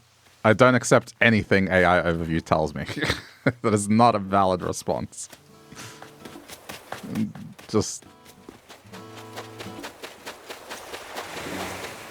Man, they have really fucked up if you think about it. Like, the fact that I am saying that if Google says you can't, I am questioning that response. They have really dropped the ball on what their product is. The fact that I'm saying double check. When they had something where it was like, Google says no. And it's like, okay, yeah, Google says no. Now it's like, Google says no. Wait a minute. Wait a minute. Does their AI say no?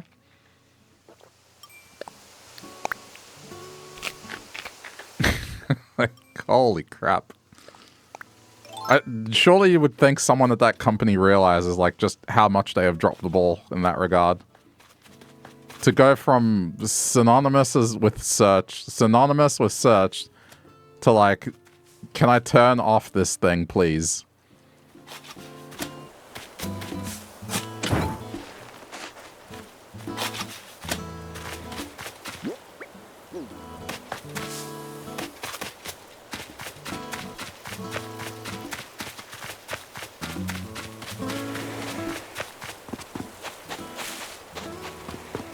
Did I see the story about the military trying to adapt AI to identify intruders? It failed miserably. I did not, but it doesn't surprise me given the latest release of ChatGPT couldn't correctly identify how many letter B the word blueberry has. It was on the game fact. Okay, yeah, I'll accept that. As long as it wasn't Google telling you that.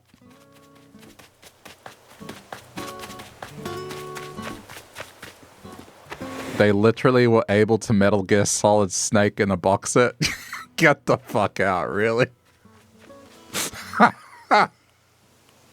That's awesome. I mean, it kind of reminds you, because the UK is going through, like, new regulations to have people identify themselves as adults. And, one way they've gotten around it is using... I can't remember which Bethesda game, but they were using the character creator in the Bethesda game to pass the facial scan thing. It's just like, man...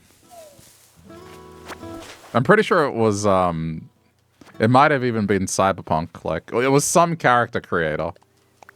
It was one of the more recent ones. It was either Cyberpunk or that space game Bethesda did.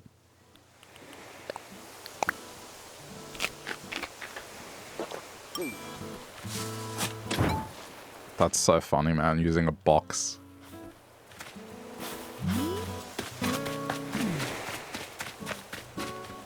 Somebody told you it was Death Stranding. Okay, it may have been Death Stranding. I don't remember what game it was. But it was a game. They were using a game. You might be right. Now that you said Death Stranding, it might be Death Stranding.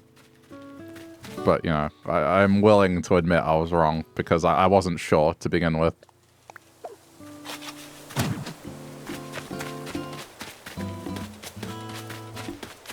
It may have just been using Norman Reedus.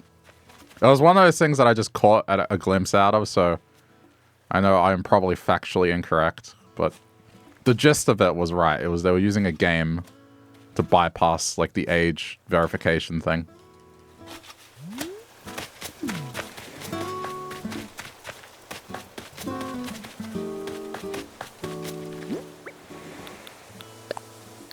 That makes it even funnier. It's just a lot of people just using Norman Reedus. It's just, damn, Norman Reedus is checking into a lot of places in the UK.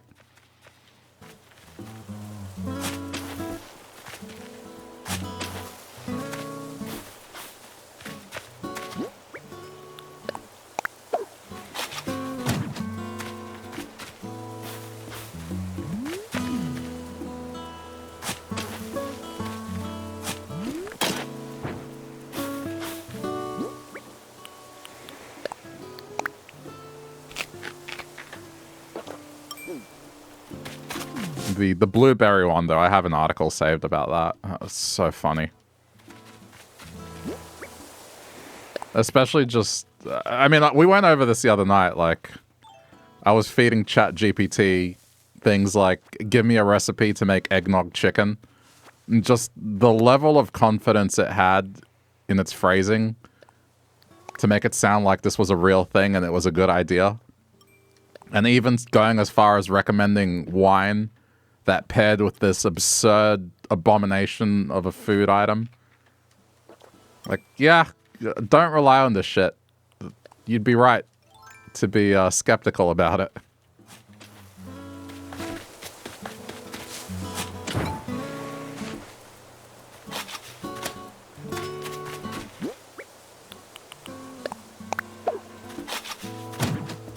I'm convinced if I tried that recipe, I'd probably get, like, salmonella poisoning or something. You know?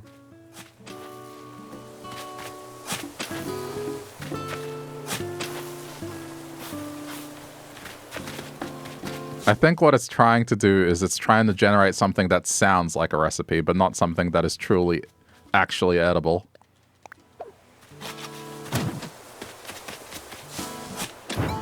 And I think that's the difference. Is like sometimes it likes to generate things that sound correct.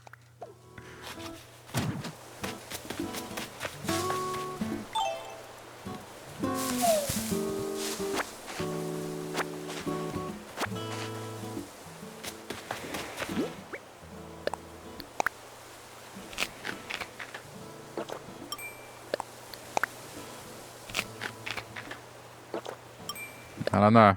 If you want, just go back to the VOD from the other day and just get that eggnog chicken recipe. There were two of them. One of them was more of like, I guess like a stewed version. The other one was a crispy chicken with eggnog sauce. So you're spoilt for choice.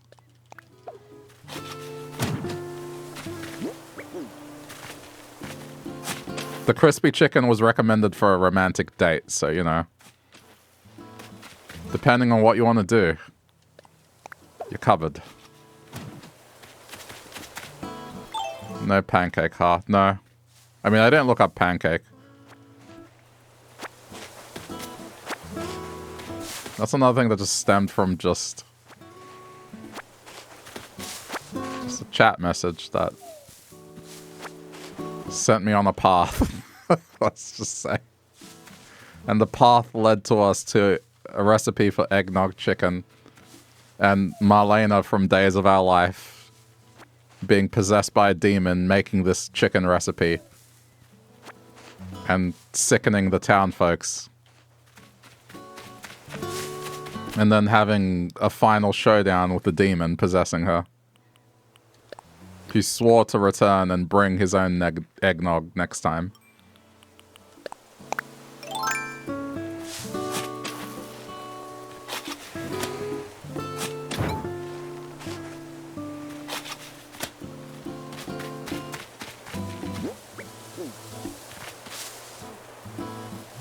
Hey Shambles, quick question. Shoot.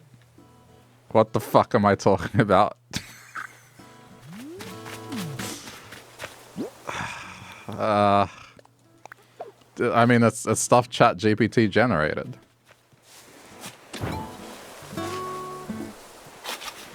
I was telling the story about the pancakes that I tried to make.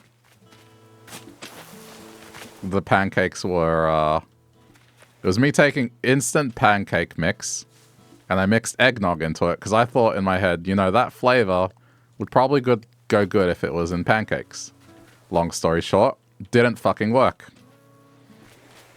So I was discussing that, and then another chat member was like, if I experimented more, it would work. And so I said, well, I would experiment with something like chicken.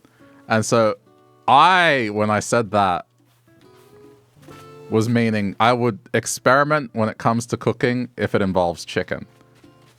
They interpreted it as me saying I wanted to make eggnog chicken. So, you know, after a bit of laughter, ha ha ha, misinterpretation, I decided to throw that at ChatGPT. Hey, give me a recipe for eggnog chicken. And sure enough, it did.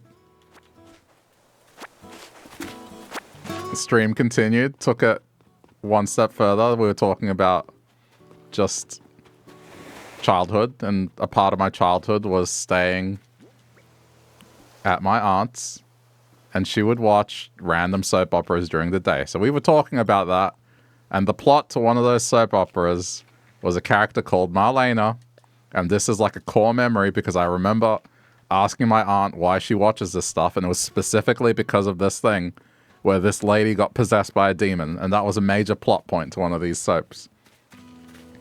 Anyway, of course, a little time passed, and I thought, you know what? Let me throw this at ChatGPT.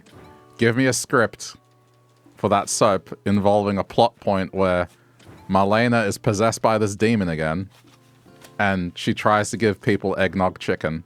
And sure enough, ChatGPT delivered. Alright, are we good? Does that catch you up? Does that clarify things?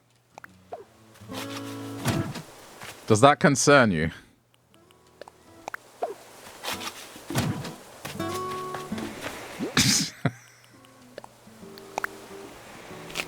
Got it? Yeah, alright, good. Any follow-up questions at all? Anything else I can help with?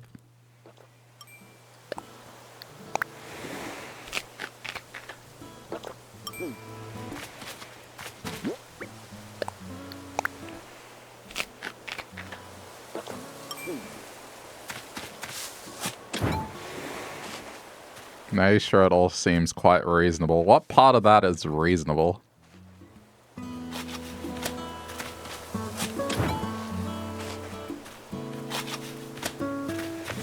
If it were reasonable, I probably wouldn't have had to have spent the last 5 minutes adding context. Because man probably thought I was fucking insane going on about eggnog flavored chicken and a demonic possession of some woman called Marlena.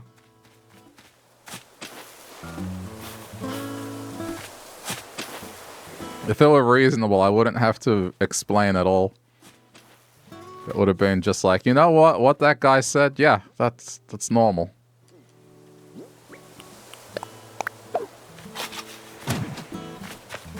You'll be honest, you were half listening while making a billboard.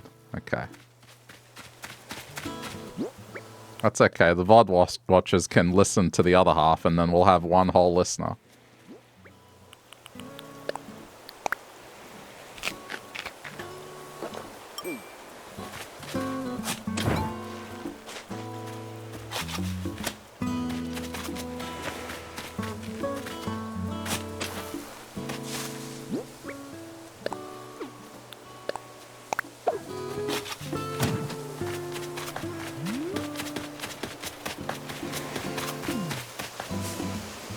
I love my train of thought, by the way.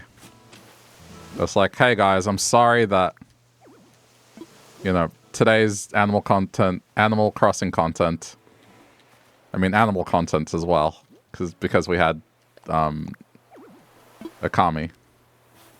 But anyway, Animal Crossing specifically was me selling turnips for 2-3 hours straight. To make it up to you, instead of going to bed, I'll give you a little more Animal Crossing content. And it's going to be me moving trees for 30 minutes. As I know that is extra entertaining.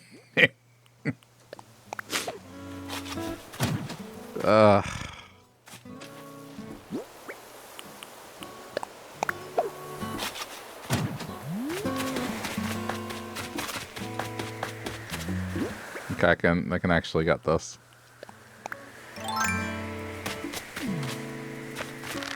But to be fair, this is actual gameplay. People do this to prepare land.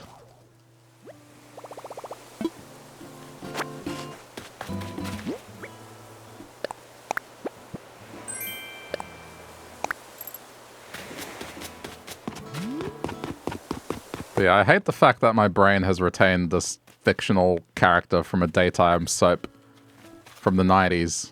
So much so that when the name popped up, it just invoked all these emotions and memories.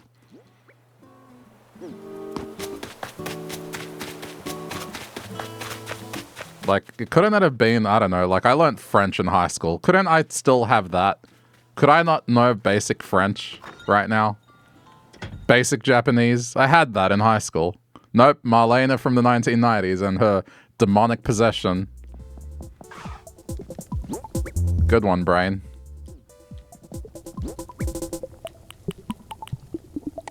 Or the early 2000s, whenever it was. It doesn't matter.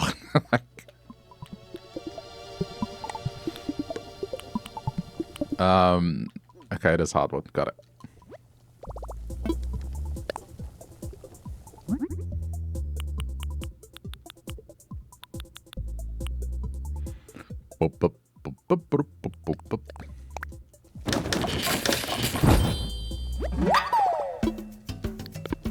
Okay.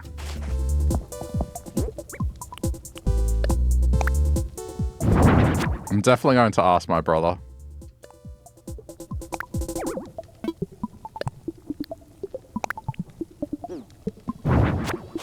I'm going to ask him because it might very well remind him of something that he may have also... It may also be dormant, waiting.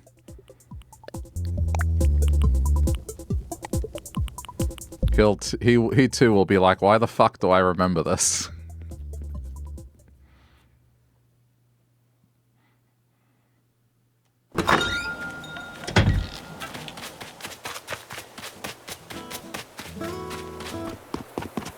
I know the reasoning for it. It's because we couldn't play the Super Nintendo whilst that show was on. And so the longing of the Super Nintendo was there. I should probably eat apples instead of the pears. That's what it was.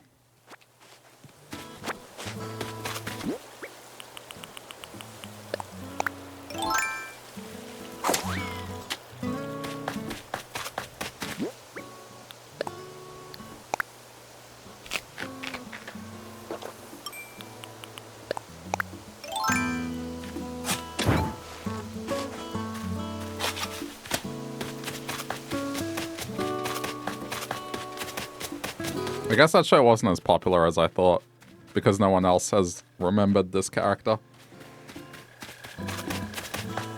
No one is like, oh yeah, that's right. I remember that.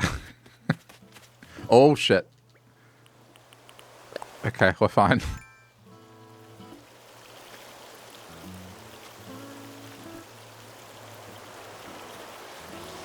That was lucky.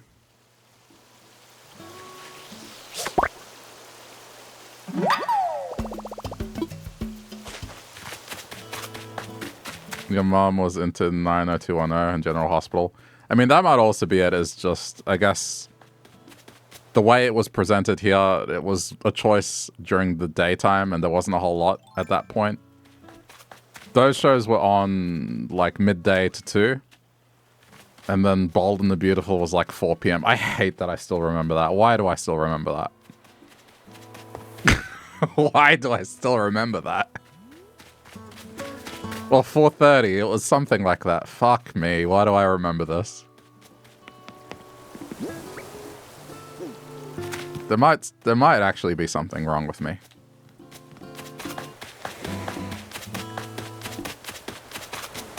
I bet even my mom doesn't remember what time Bold and the Beautiful was on back then. And she was the one that fucking watched it.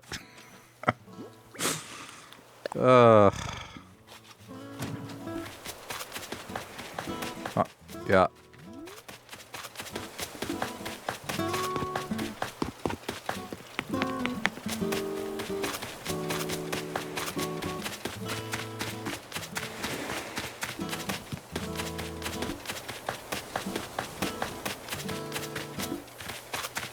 Ask and see if she remembers. Yeah, I mean, maybe next time I'll see her. And she'll be like, why are you asking me this?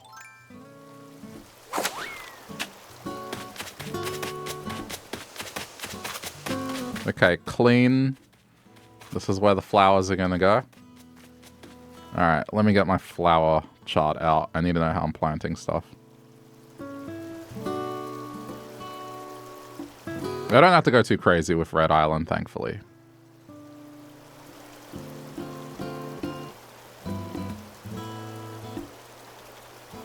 Okay, let's start with the lilies. Okay, so it's 2 red, 2-to-1 ratio with red. Got it.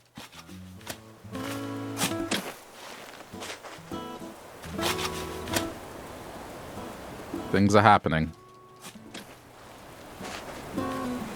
Things are happening.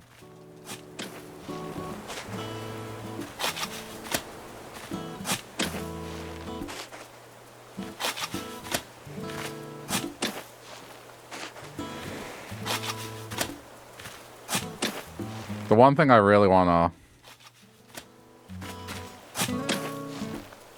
I don't know if other Australians remember the show.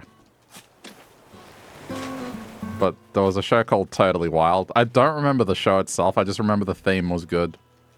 There are a lot of TV shows that had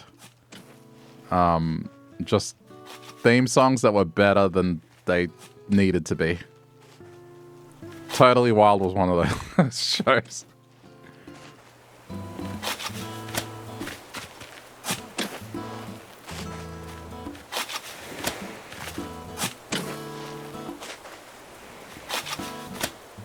I mean, even the news on our government-owned network. Ranger Stacy. I don't remember the show, that's the thing. I just remember the theme. I never actually watched it, but it would come on and the theme would play and then I wouldn't watch it.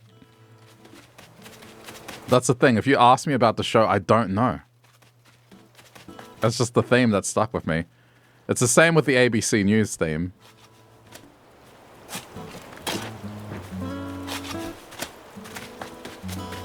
But the ABC News theme became popular because Pendulum remixed it.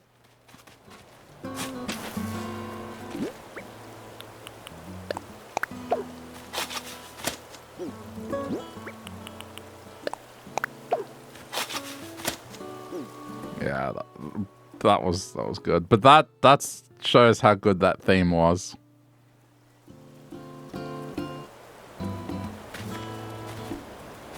Like, it just sounds so triumphant. That's the only way I can put it. It just sounds so triumphant, and it just gets you hyped up.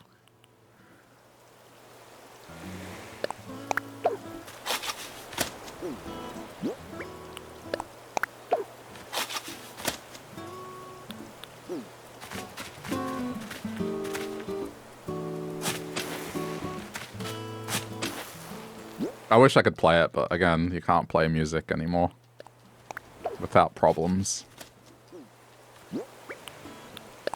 But if you're interested, ABC News Pendulum Remix. And I'm not talking about American ABC, this is Australian ABC. Because Pendulum is an Australian group.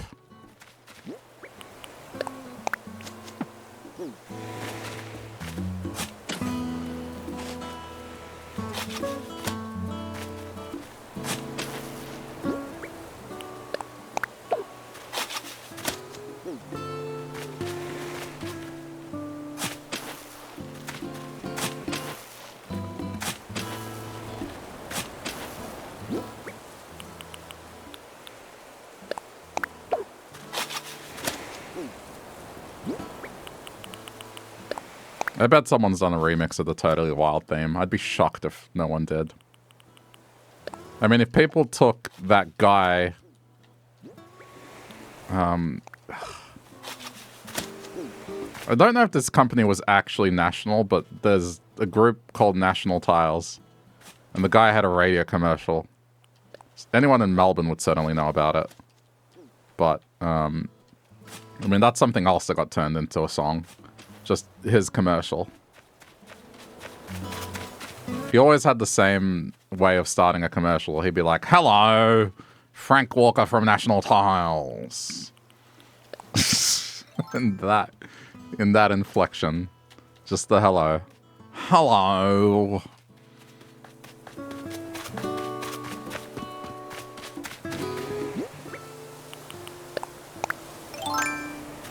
I don't care if no one else understands this. It's okay. You get to hear a different... I guess I can do a different Australian accent, huh? I guess I have another voice I can do. I can do the Frank Walker. Sounds like Nigel Thornberry. No. No way. Jeez.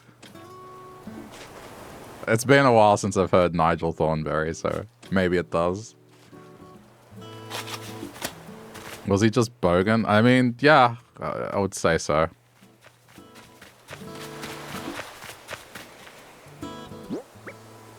Hold on.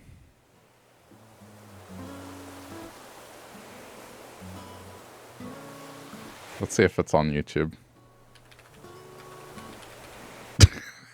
Yes. It's here. Listen to this. Hello, Frank Walker from National Tiles. Did you hear that? Hello, Frank Walker from National Tiles. It's the most replayed part of the video. Hello. Was he Australian? Of course he was Australian. He was on the Melbourne radio constantly. That's Nigel. Okay. Hello. If you want to make fun of, you know, the H2O thing, I feel like Frank Walker does a worse version of the no. I do it so well. That's because it was on the radio every day going to school. I would hear that ad at least twice a day.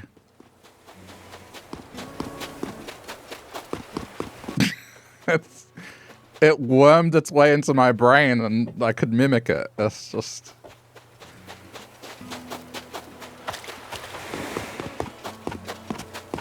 Anyway, there's this Aussie group. And it's fucking funny because they do it at their international shows, not their Australian shows. So, you know, they play very hard kind of electronic music. And before the beat drops, they would do, "Hello, Frank Walker from National Tiles." And no one would understand what the fuck it is. It's hilarious.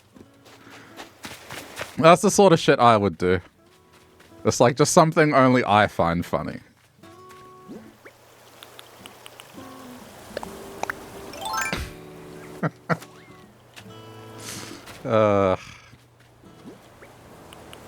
I love stuff like that. One of my favorite things was the early season of South Park, where they had the cliffhanger where, you know, we were going to find out who Cartman's dad was, and the season ended, so there was like the next season was going to reveal it.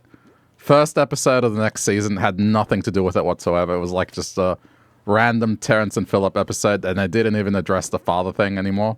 And people were fucking pissed.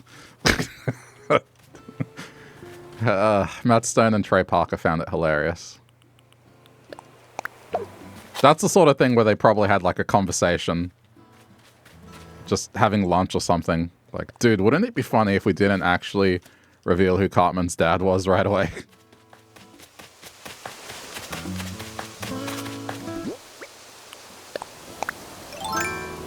Yeah, that's my style of humor. Which is why on my Animal Crossing island from last year, there's a joke at the entrance of the island that no one will understand other than those who have heard the explanation. People who visit that island, it'll go over their heads, and I love that.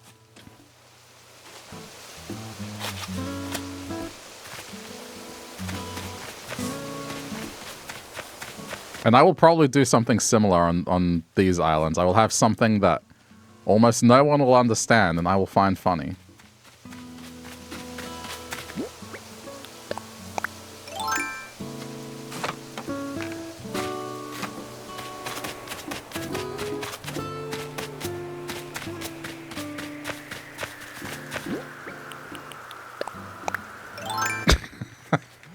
I wonder if I can pull this. I don't know.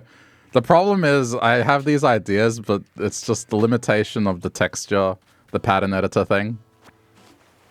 But it'd be cool if I could do a menu and on the menu was eggnog chicken, but I can't do it.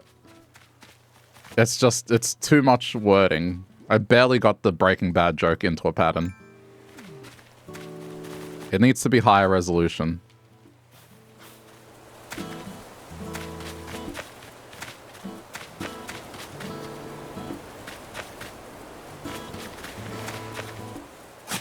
Hello.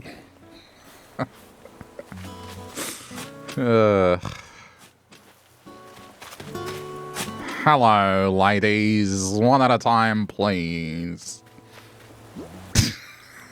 I gotta stop. I gotta go to bed. I'm just saying stupid shit now.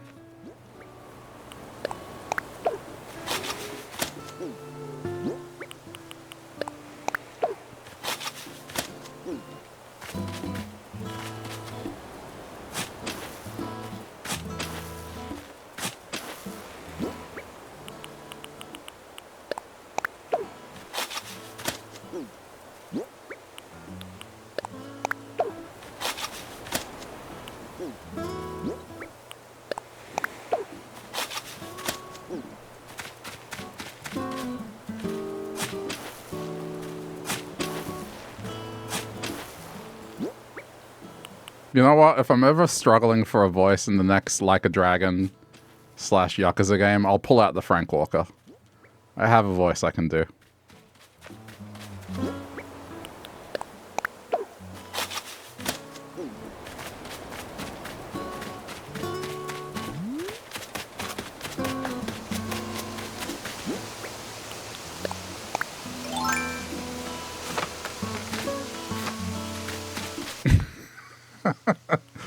Hello, Kiryu-chan.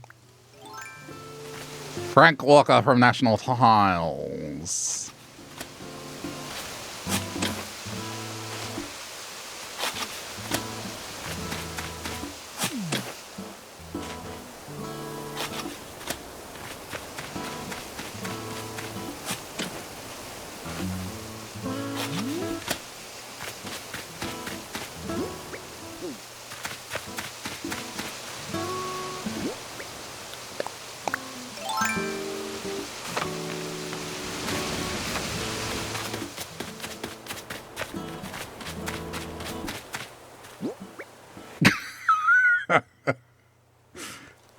Dude.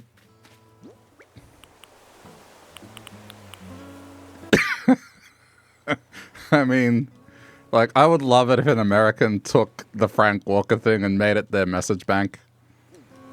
So when someone reaches you, it's just like, hello.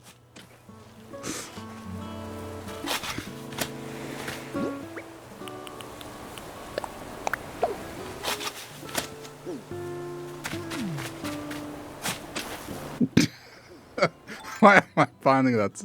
It's just a mental picture of that. Holy shit. Ugh. I don't understand how half the population doesn't have an inner monologue. I really don't. How could you not?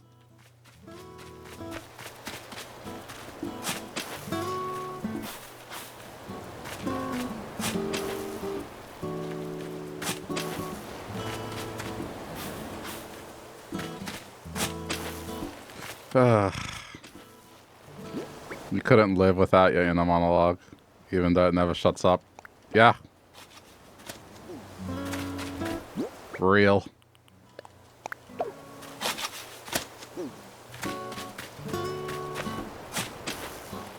My inner monologue tries to make me laugh, so, you know, I'm happy about that.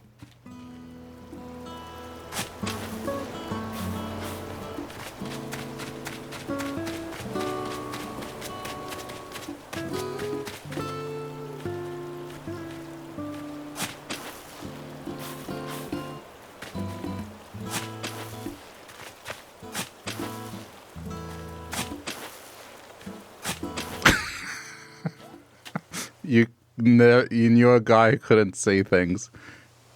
I get what you mean. You mean couldn't visualize. You weren't talking about, like, literal vision. It's a pretty common thing. I forget the condition, but, like, if I tell you to close your eyes and imagine an apple, how detailed is that apple? There are some people that actually can't visualize the apple. There are some people that do it perfectly crystal clear apple. There are some people where it's like a silhouette, some that have the basic color and shape, but it's not really clear. There's a whole scale of it. If I visualize an apple, I visualize an apple. So I have pretty detailed visualization. That's why I laughed when, you know, I visualized someone in the United States having their phone, their message bank, their answering machine be, hello, and another person on the line being confused as fuck.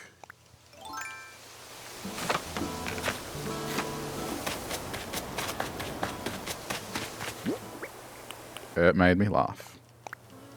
I'm aware it's kind of cringe to laugh at your own stuff, but I don't care. It's late at night. My brain is, like, gone at this point. So I'm going to laugh at someone using Frank Walker as their message bank for some reason.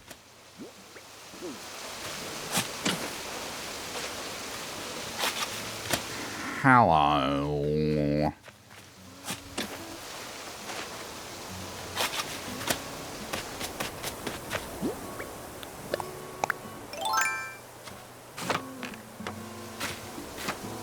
I guess he's a fucking liar, huh? Like, national tiles weren't national. If I'm the only one that recognizes it as the only Victorian in the chat. I don't think I've had anyone else from Victoria tune in. Other than people I know, that doesn't count. Sorry. But they know how I operate already. And it wouldn't surprise them if I was laughing at a Frank Walker thing.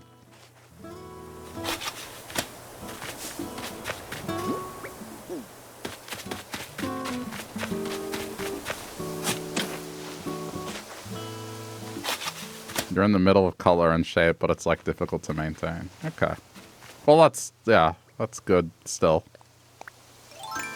I'm not sure what the distribution is of people, but yeah, different levels.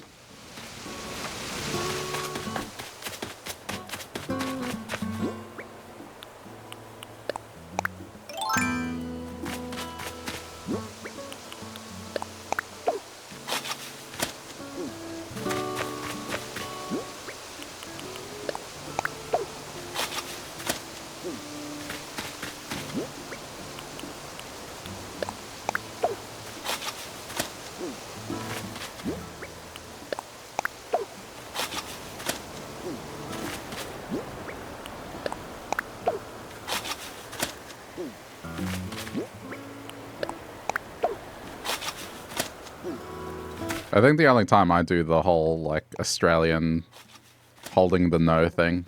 No! I was like frustration, pretty much. Otherwise, I'm pretty mild when it comes to that. Like, enunciating that in that way.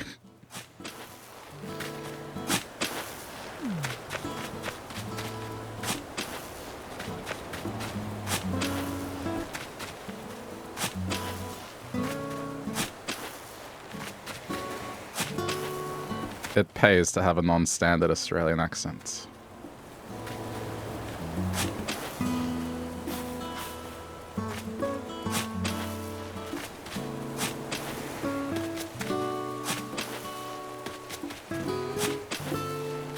Okay.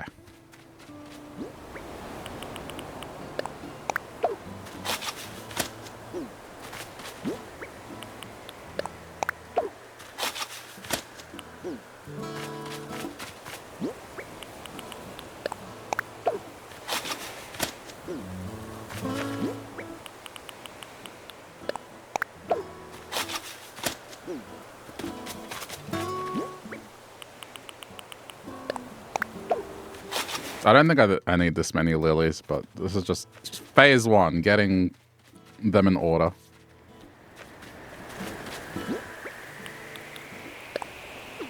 So then I have no reason to go to the high ground, and I might be smarter about this and take this one plant at a time. The problem Blue has right now is it's just a hot mess. I mean, some of you have seen it. It's just... The windflowers are like 50% of the island at this point.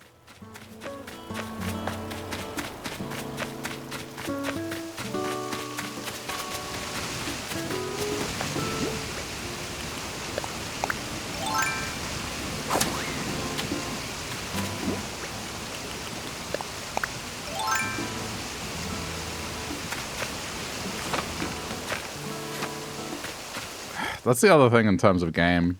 I mean, I would imagine the next... It's not going to be like a Dragon game, but, you know, the game from that company, it's going to be at the end of the year. It's going to happen. They're going to be like, yeah, releases in November, or something like that. And then there's just going to be one more thing I need to play.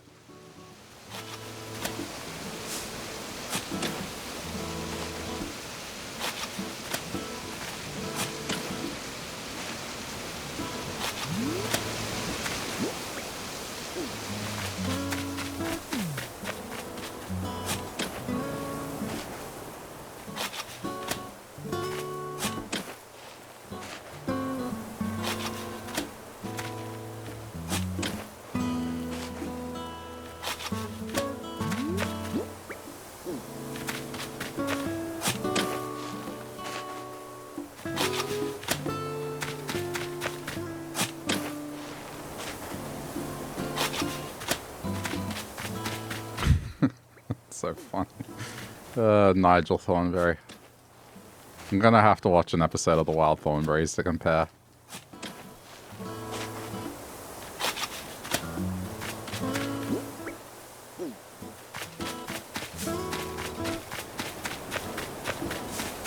Of all the Nicktoons, I feel like that's one of the ones that didn't click with me. It was okay, and I watched it because it was on, and there wasn't other stuff on at that time. But I think definitely of the Nicktoons of that era, that was one of the ones that didn't click with me. That and Rocket Power, but I guess because I was never into skateboarding or any of that stuff.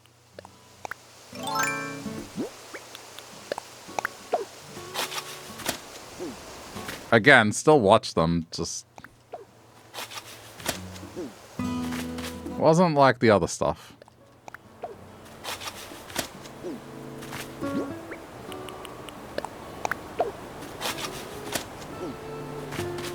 There are some shows that I did miss out on. Like, I didn't see much SpongeBob other than the early stuff.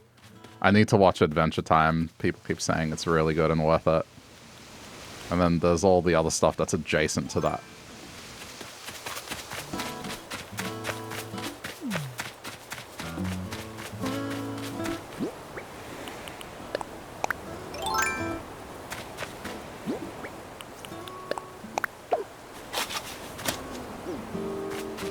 Adventure Time is so good. I've seen a couple episodes. And I liked it.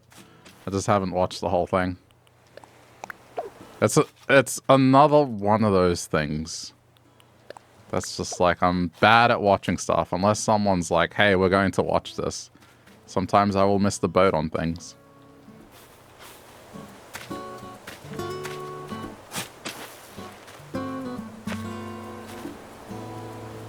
I said what?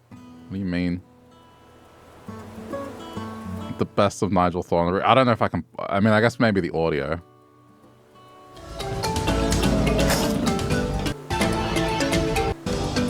Alarm you, dearest. But I'm afraid I've lost the sight in my eye. No, that's not him. No, no, no, no, no. That's definitely not the same.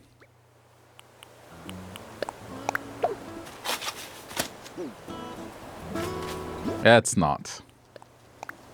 He holds certain things in, but that's a British accent, clearly.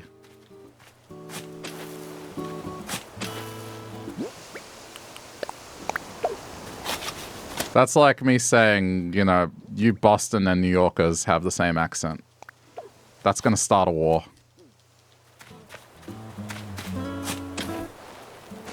That was British? Yeah, Nigel's British.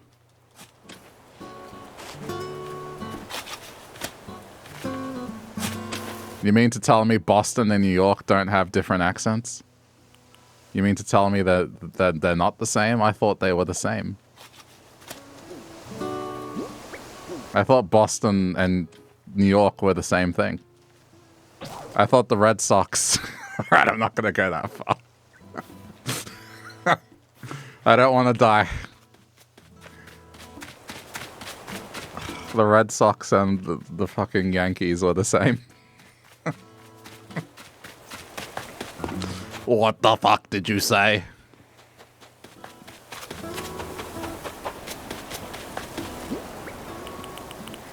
I'm kidding.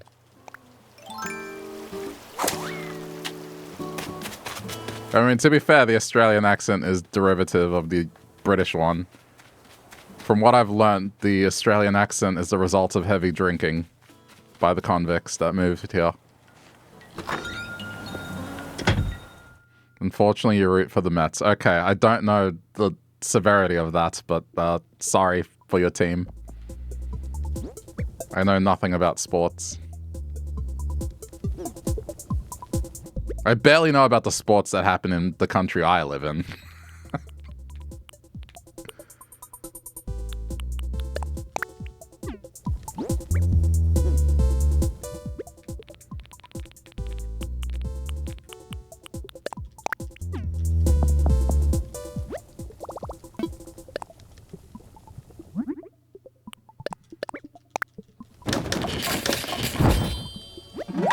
I mean, I think Nigel is probably one of the most British names you can have.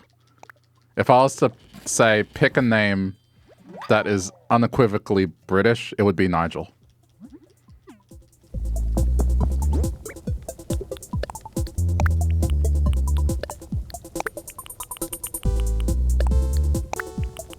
I feel like that's a name hands down. That's a British man.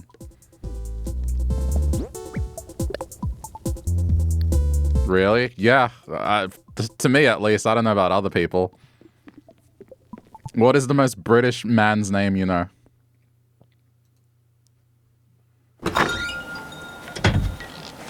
For me, Nigel.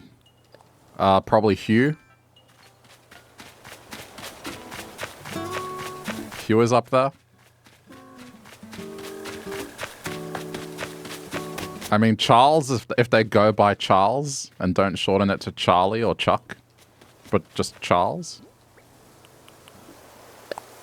Archie? Really? Archie? I associate Archie as like Archie from the comics, and I associate that as American.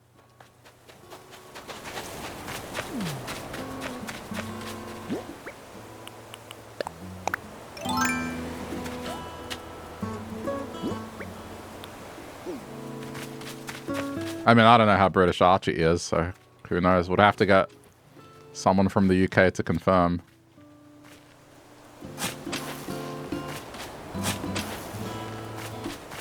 So wait, when you hear Archie comics, do you think that Archie is British?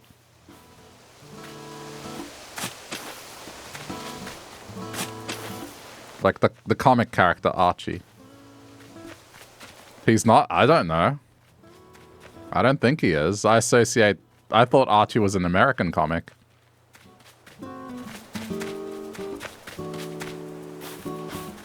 You didn't read them. No, I mean, you don't. I didn't read them either.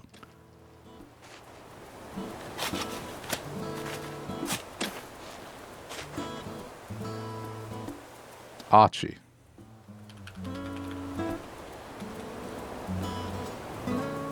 Yeah, Archie is an American comic book.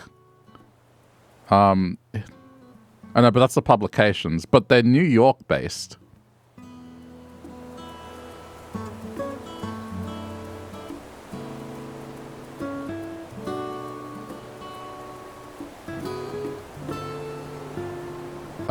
He lives in Riverdale. What's Riverdale based off?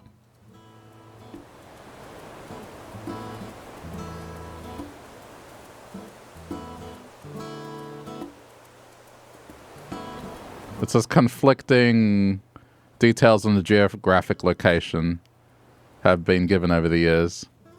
But the consensus is New York, I guess. All right. Yeah, so they're American. Archie is American. That's the reason I associate Archie as an American name, because of the comic.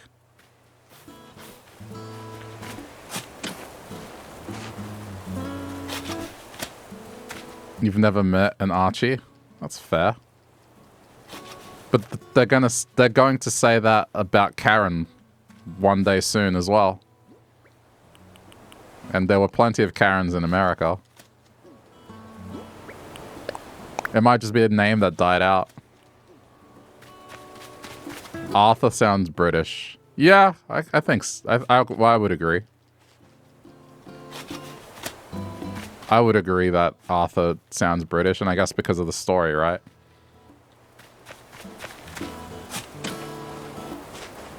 King Arthur. But to me, Nigel is... What comes to mind? Nigel.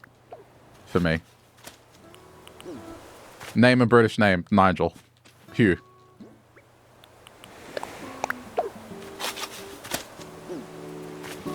Charles if they go by Charles.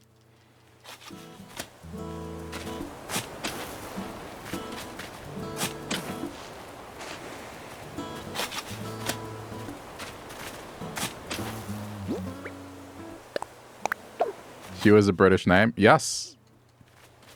I'll give you an example. Hugh Laurie. Probably one of the most famous Hughes. I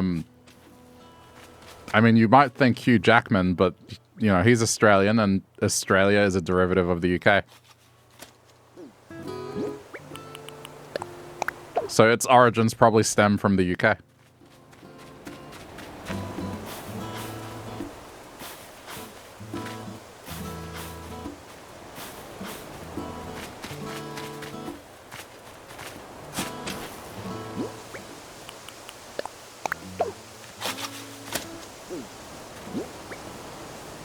mean, we could probably find an answer to this.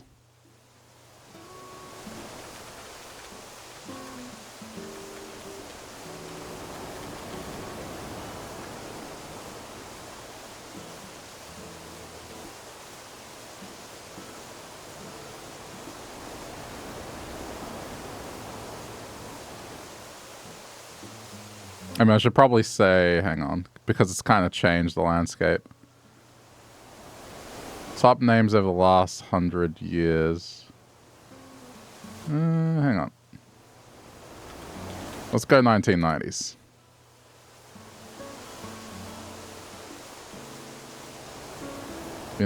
Thank you. Okay. Number one was apparently Michael in the UK in the 90s. Then Christopher, Matthew, Joshua, Jacob, Nicholas, Andrew, Daniel, Tyler, Joseph, Brandon, David, James, Ryan, John, Zachary, Justin. All right. I mean, the name goes down. It's interesting. Well, anyway. There you go. I mean, fairly common. I was just thinking about millennials. But I guess this is my own personal association, right? Yeah, those are common boy names. They're not specific to the UK. I just think, in terms of what reminds me of a British-sounding name, I mean, Hugh and Nigel are the two, for me.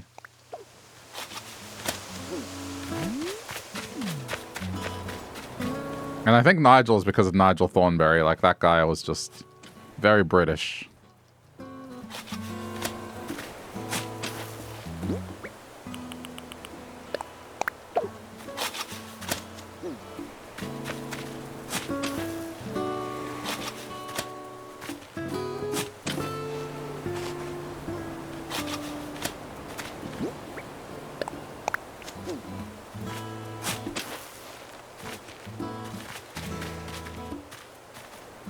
I messed up. I needed a gap between each.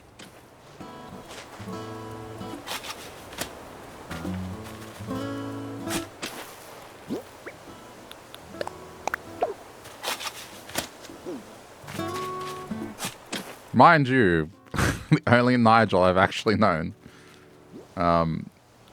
Yeah, wasn't British, so. But then again, he was Indian, and India was part of the British Empire, so maybe. Okay, never mind. It might check out.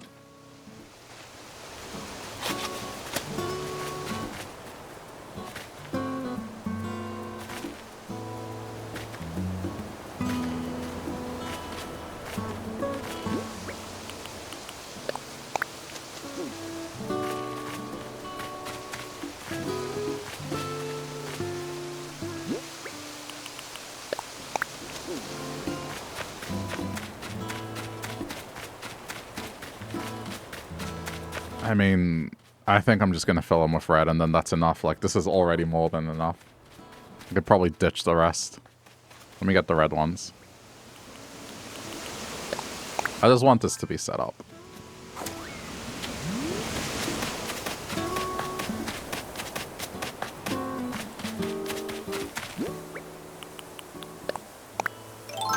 It's okay. To make up for the fact that I spent 2 hours selling turnips, I'll spend 2 hours moving trees and flowers. You're welcome.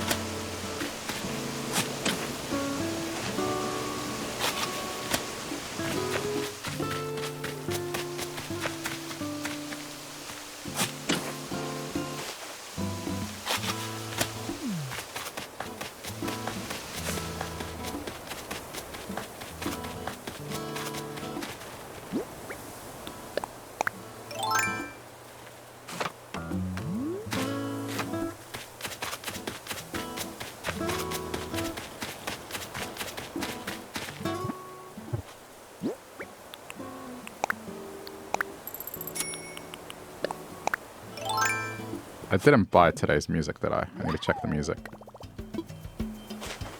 Okay. And berry and hull.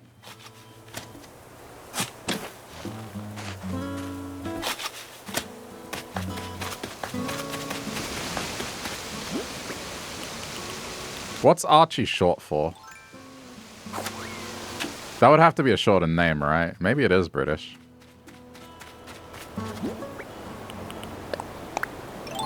Archibald? Okay, yeah. Maybe it is British.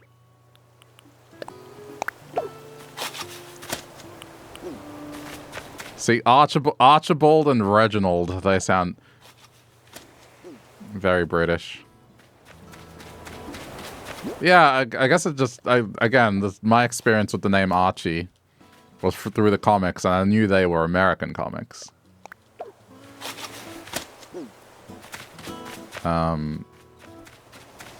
But then I thought about it. I was like, wait, what is Archie? That's got to be like a shorter name. What is it short for? I mean, Reginald is a very British sounding name. I just picture like having a butler named Reginald. Reginald?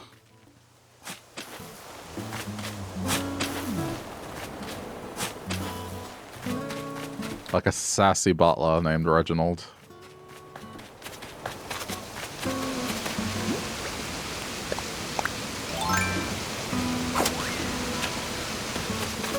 Kind of like Niles from The Nanny. Man, I loved Niles. Just, I would describe Niles as just drive-by, like, takedowns.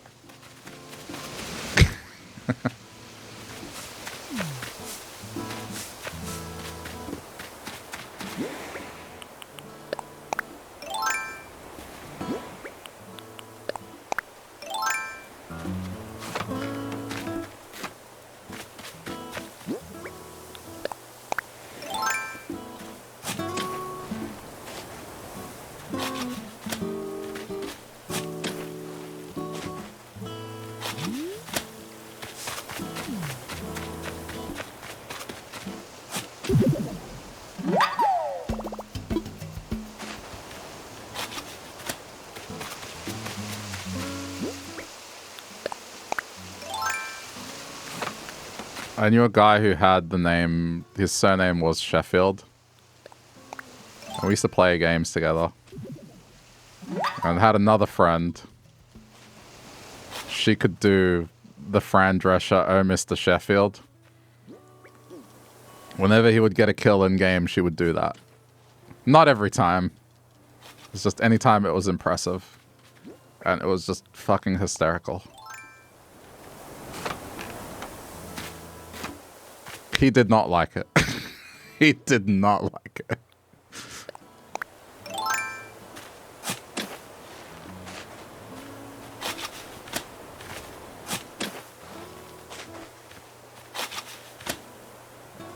Oh, right. I got this one. This one I want to duplicate.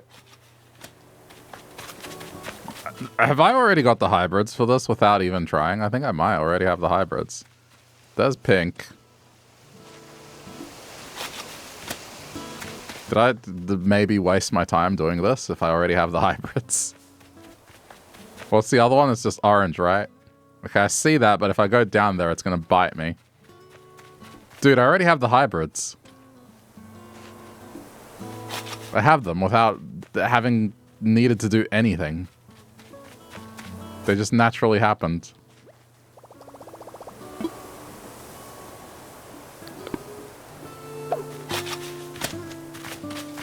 Yeah, I mean, that's good. Well, it's just for this one type, but still. This is why I think the hybrids for this island are going to be easy. I don't think I'm going to spend nearly the same amount of time just messing around with flowers here. I don't think any of these are difficult to get. Black or pink. Red we can just buy. Am I going to get blue roses? No, there's no need to. It's Red Island. I mean, if I need them for crafting, I'll just steal them from Red. I don't want to do that a second time. For roses, I just need the black ones. And pink. I'm not convinced I'll use... This is the decision I still have to make. It's either red, orange, black, or red, pink, black. I was originally going to do red, orange, black, but then someone pointed out, well, the villages, you're not taking orange villages. And then I thought, huh. Yeah, maybe it should be red, pink, and black.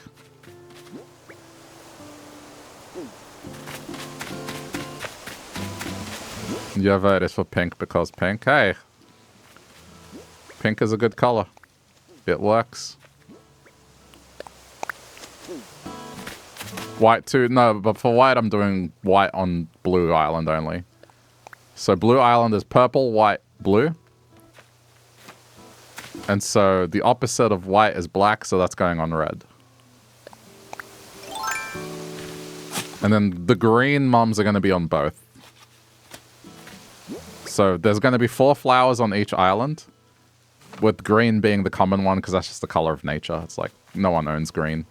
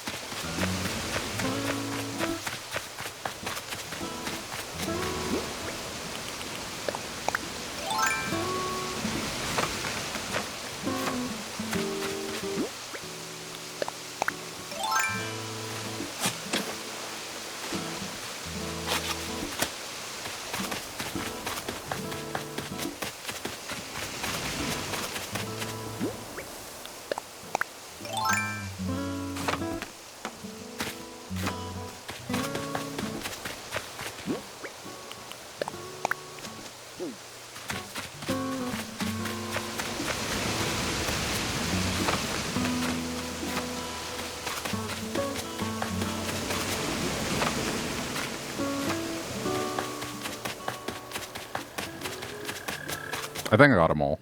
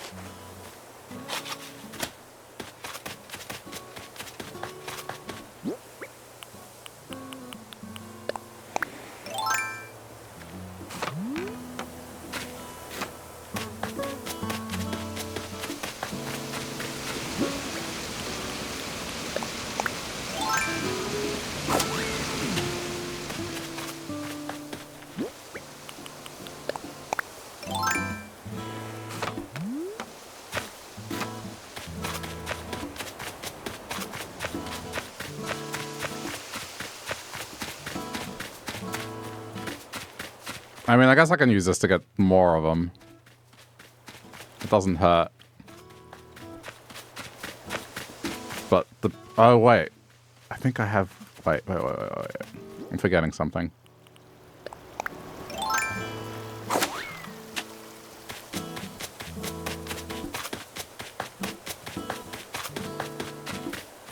Yep. I have a whole pile of these.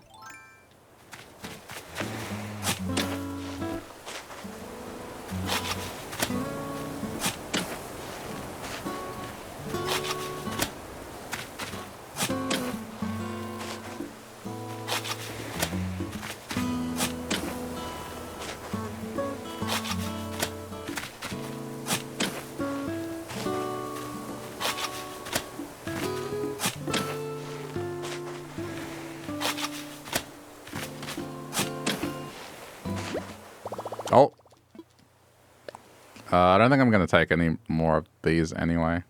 Wait, hold on. There we go.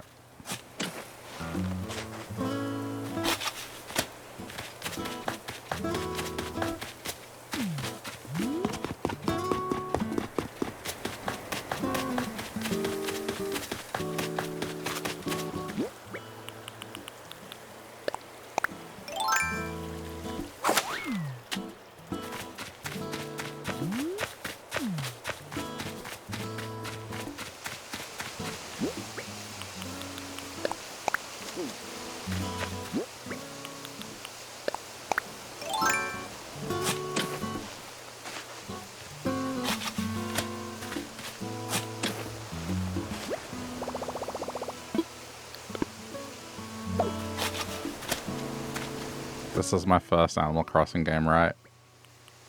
I mean, the first one I've played, but I've played others since. It's not the first playthrough. I guess it depends what the question is. First experience back in 2020, yes.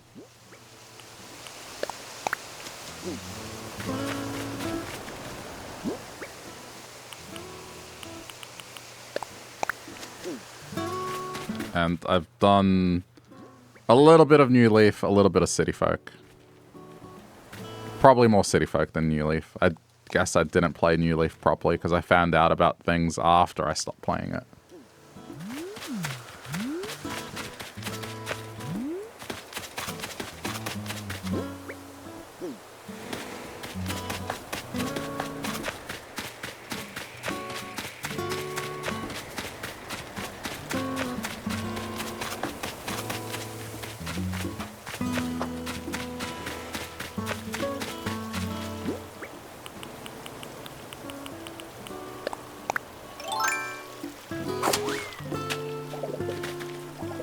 What are you thinking? Was I?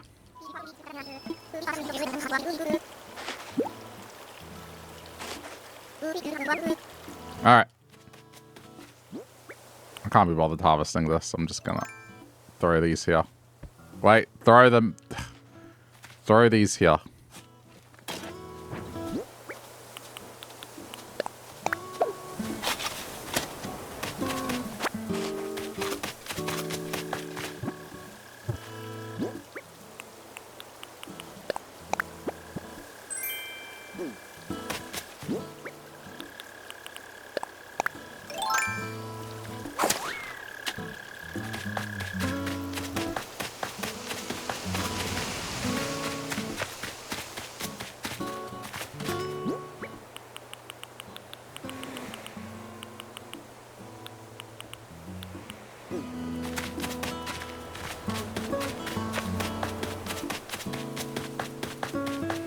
Okay, I think I'm done. I'm just gonna quickly check this side.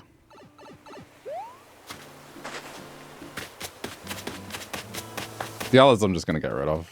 I mean, keep the red ones because we're gonna use red primarily as decorating, but the rest can go.